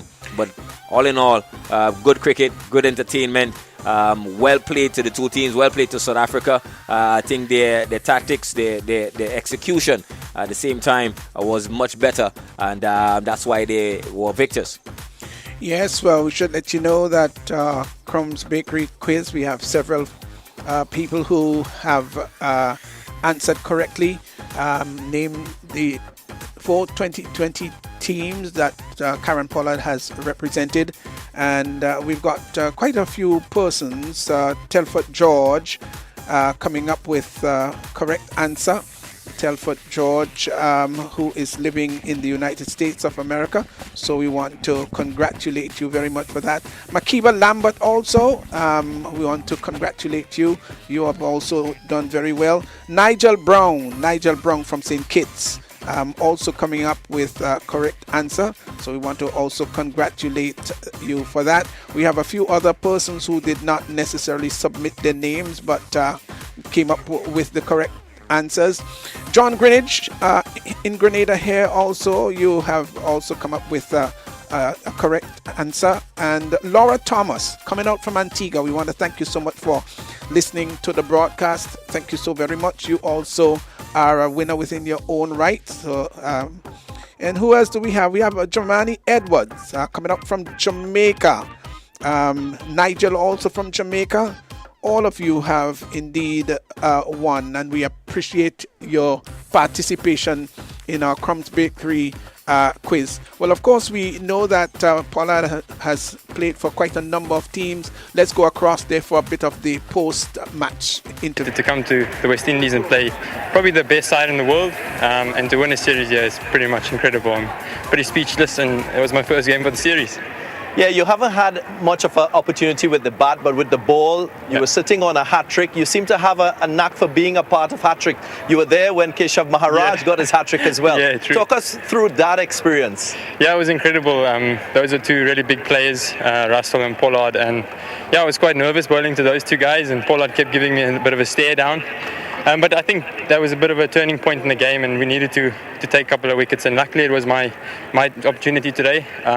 I watched a lot of DJ Bravo bowl and a lot of the wide stuff, and it kind of worked today. So yeah, I'm really chuffed. Let's just go back to the start of this game. 168 for 4 at the halfway stage in South Africa's dressing room. Were you guys very confident that that was a defendable total? We thought it was probably par. We thought they're going to have to bat well to get our runs, but yeah, we were going to have to bowl really well, and I think we did. I think Shamo showed why he's the best in the world again. And yeah, it was pretty much a team effort. Everybody got wickets today. So yeah, I think the guys will be very chuffed. You guys won the Test Series convincingly, now winning this T20 International Series against the T20 defending champions.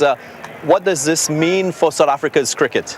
I think for South Africa, it's a great start. We're trying to rebuild a lot of young guys in our setup in the Test team as well as the T20s. But yeah, we're trying to climb up the ranks, and I think this is a great start. Being the world champions is always really special. And yeah, there's a lot of big names here. I think they were expecting to win.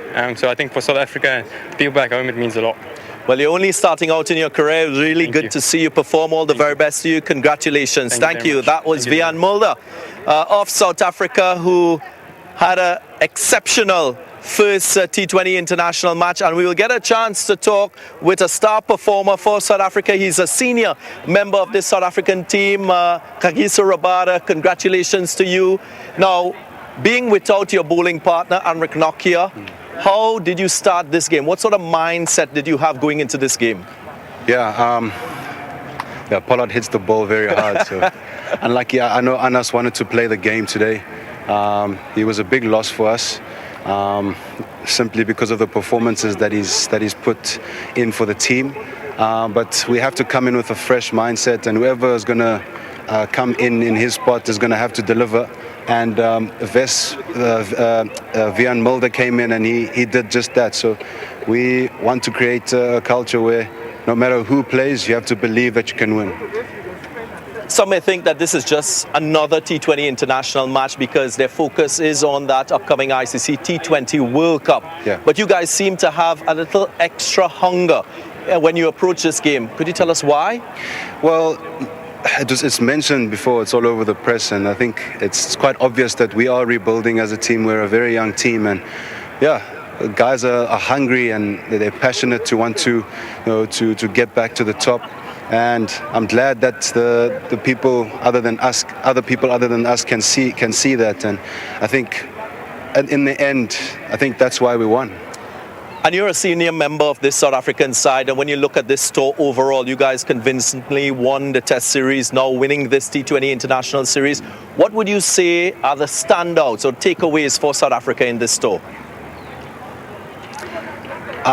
First of all, we're going to take confidence from winning both series. It was amazing winning the Test Series. We hadn't won at home for outside of home for about 4 years. And then coming in against the defending world champions, this West Indies team is extremely talented and extremely strong side and experienced as well. And we've learned a lot, especially in this format. We've learned a lot from them and playing against them. But this is a massive confidence booster for us. You must be tired. 2 for 24 again today. You just keep turning up and producing for your team. Go celebrate with them. Thanks for chatting with us. Thanks, Darren. One of the more experienced players in the South African lineup, and in the end he did. Right, so, well, South Africa winning that particular encounter and taking the series 3-2. Well, just to quickly go through the West Indies batting, Linda Simmons was leg before to Linda for 3. Lewis, who batted very well, was caught Makram bowling Giddy 52, 34 balls, 5 4s, 3 6s. Chris Gale was caught by the cock, it was a Chinaman. He was dismissed for 11 of the bowling of Shamsi. Hetma, who tried and looked much better today than in previous innings. Scott Miller bowled and Giddy for 33, 31 balls, 2 sixes, 1 4. Kieran Pollard was caught Macram bowled Mulder for 13. Andre Russell had a first ball duck. He was caught in Giddy bowled Mulder. Nicholas Poran had 20. He was caught by the cock of the bone of Rabada. And, he tried a little bit of a rear guard action, but couldn't really pull it off. Dwayne Bravo was caught Bavuma bowling of Rabada for 1. And Akil Hussain not out 2. Obed McCoy caught Mulder bowl in Giddy 1. And Fido Edwards was not out, no score. So West Indies getting 143 for 9. Fortune had none for 11 of 1. Rabada had 2 for 24 of 4. Linda had 1 for 33 of 3. Ngidi bowled very well, 4 of his no maidens, 3 for 32. Shamsi had 1 for 11 of 4. How well he is bowled, wonderful returns. And Mulder picked up 2 for 31 of 4. All in all of those guys bowled very well for South Africa. Oh, yes, definitely. And kudos to South Africa. They played the better cricket. Samsi was brilliant, keeping South Africa always in the hunt, always alive, and has continued to bowl brilliantly in the good areas, outsmarting the batsman. I don't think they're reading him what he's doing, and I think he was trump for South Africa. But surprisingly, even though Samsi kept West Indies at bay, was the pacers at the end that did the trick for South Africa.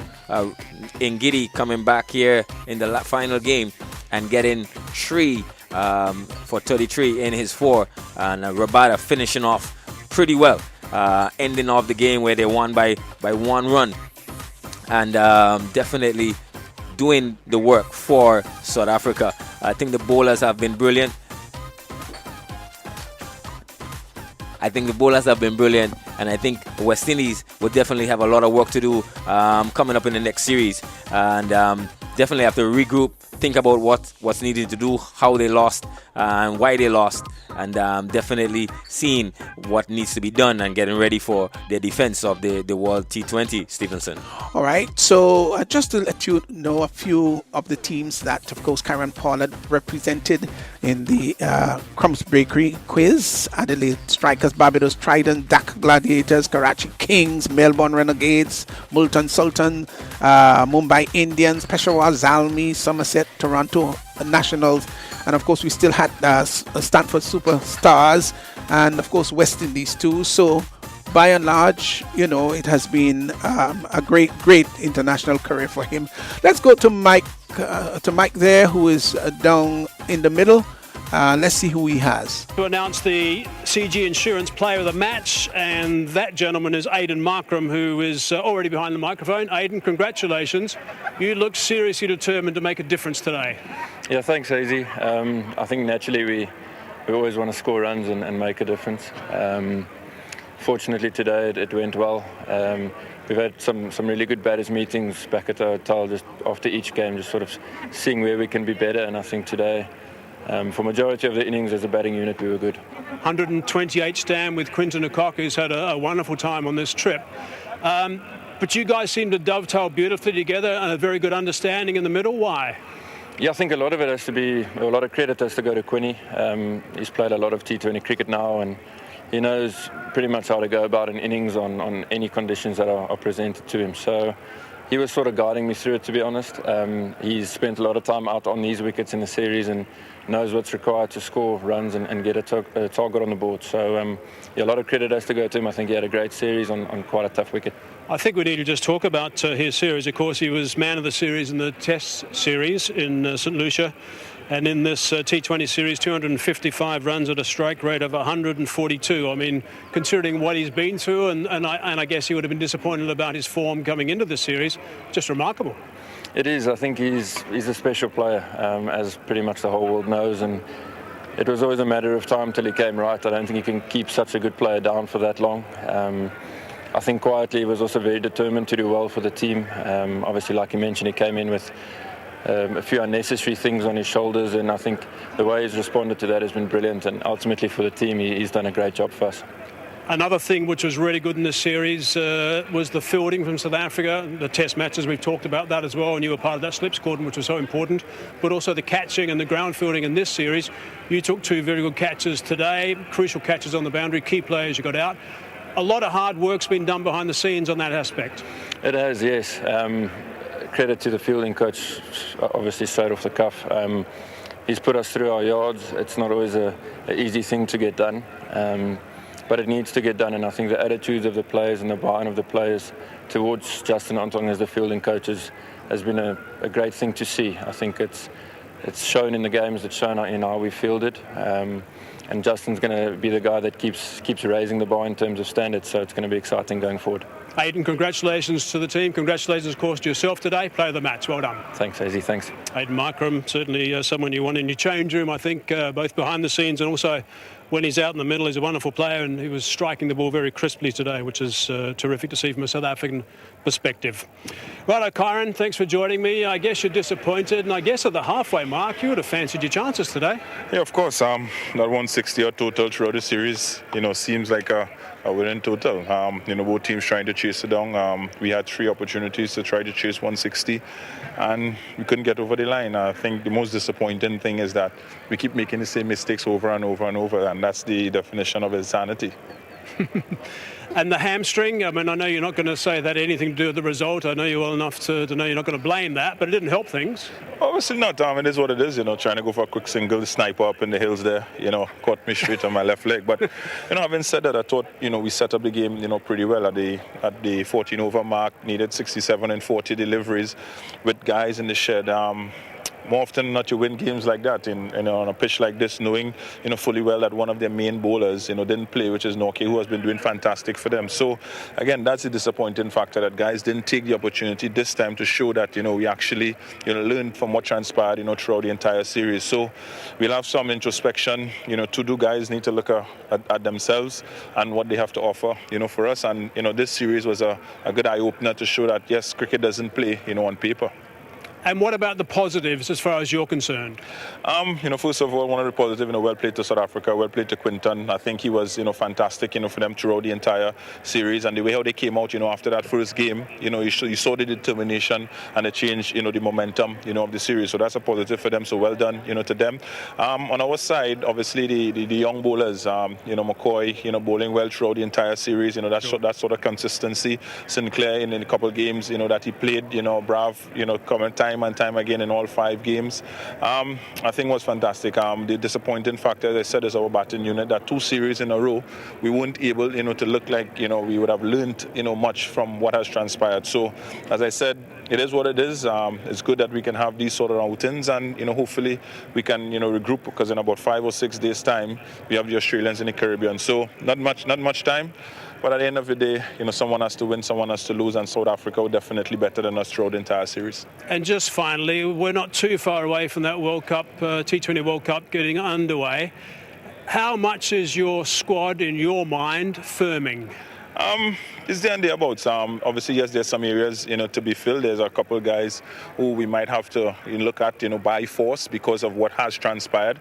But, for us, we have an idea of, what we want to do. But, these series are very, very important. You got to show that we actually want it as individuals. And, guys selected now, obviously, is not the be-all and end-all, and the ones who are actually going to take, that plane. So I like to deal with the present. So for us now, South Africa series is done. We have another series here, and the World Cup is in October. A couple years ago, or the last year or so, we were planning for a World Cup and it didn't play. So let's not plan too far ahead, and let's deal with what's in present and what's in front of us.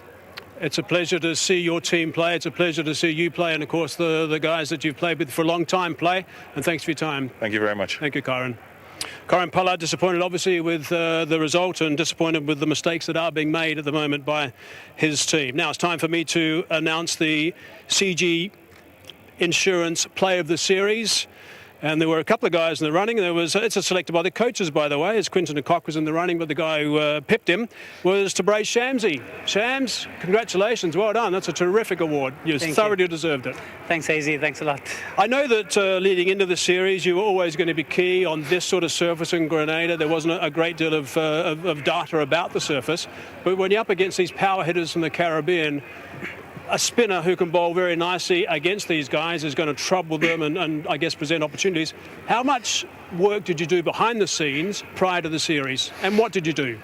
Yeah, Hazy, obviously I'm somebody that likes to do a lot of homework behind the scenes, watch a lot of footage of the guys, but no matter how much preparation you can do, I would have never in my wildest dreams thought that I would have the series that I had.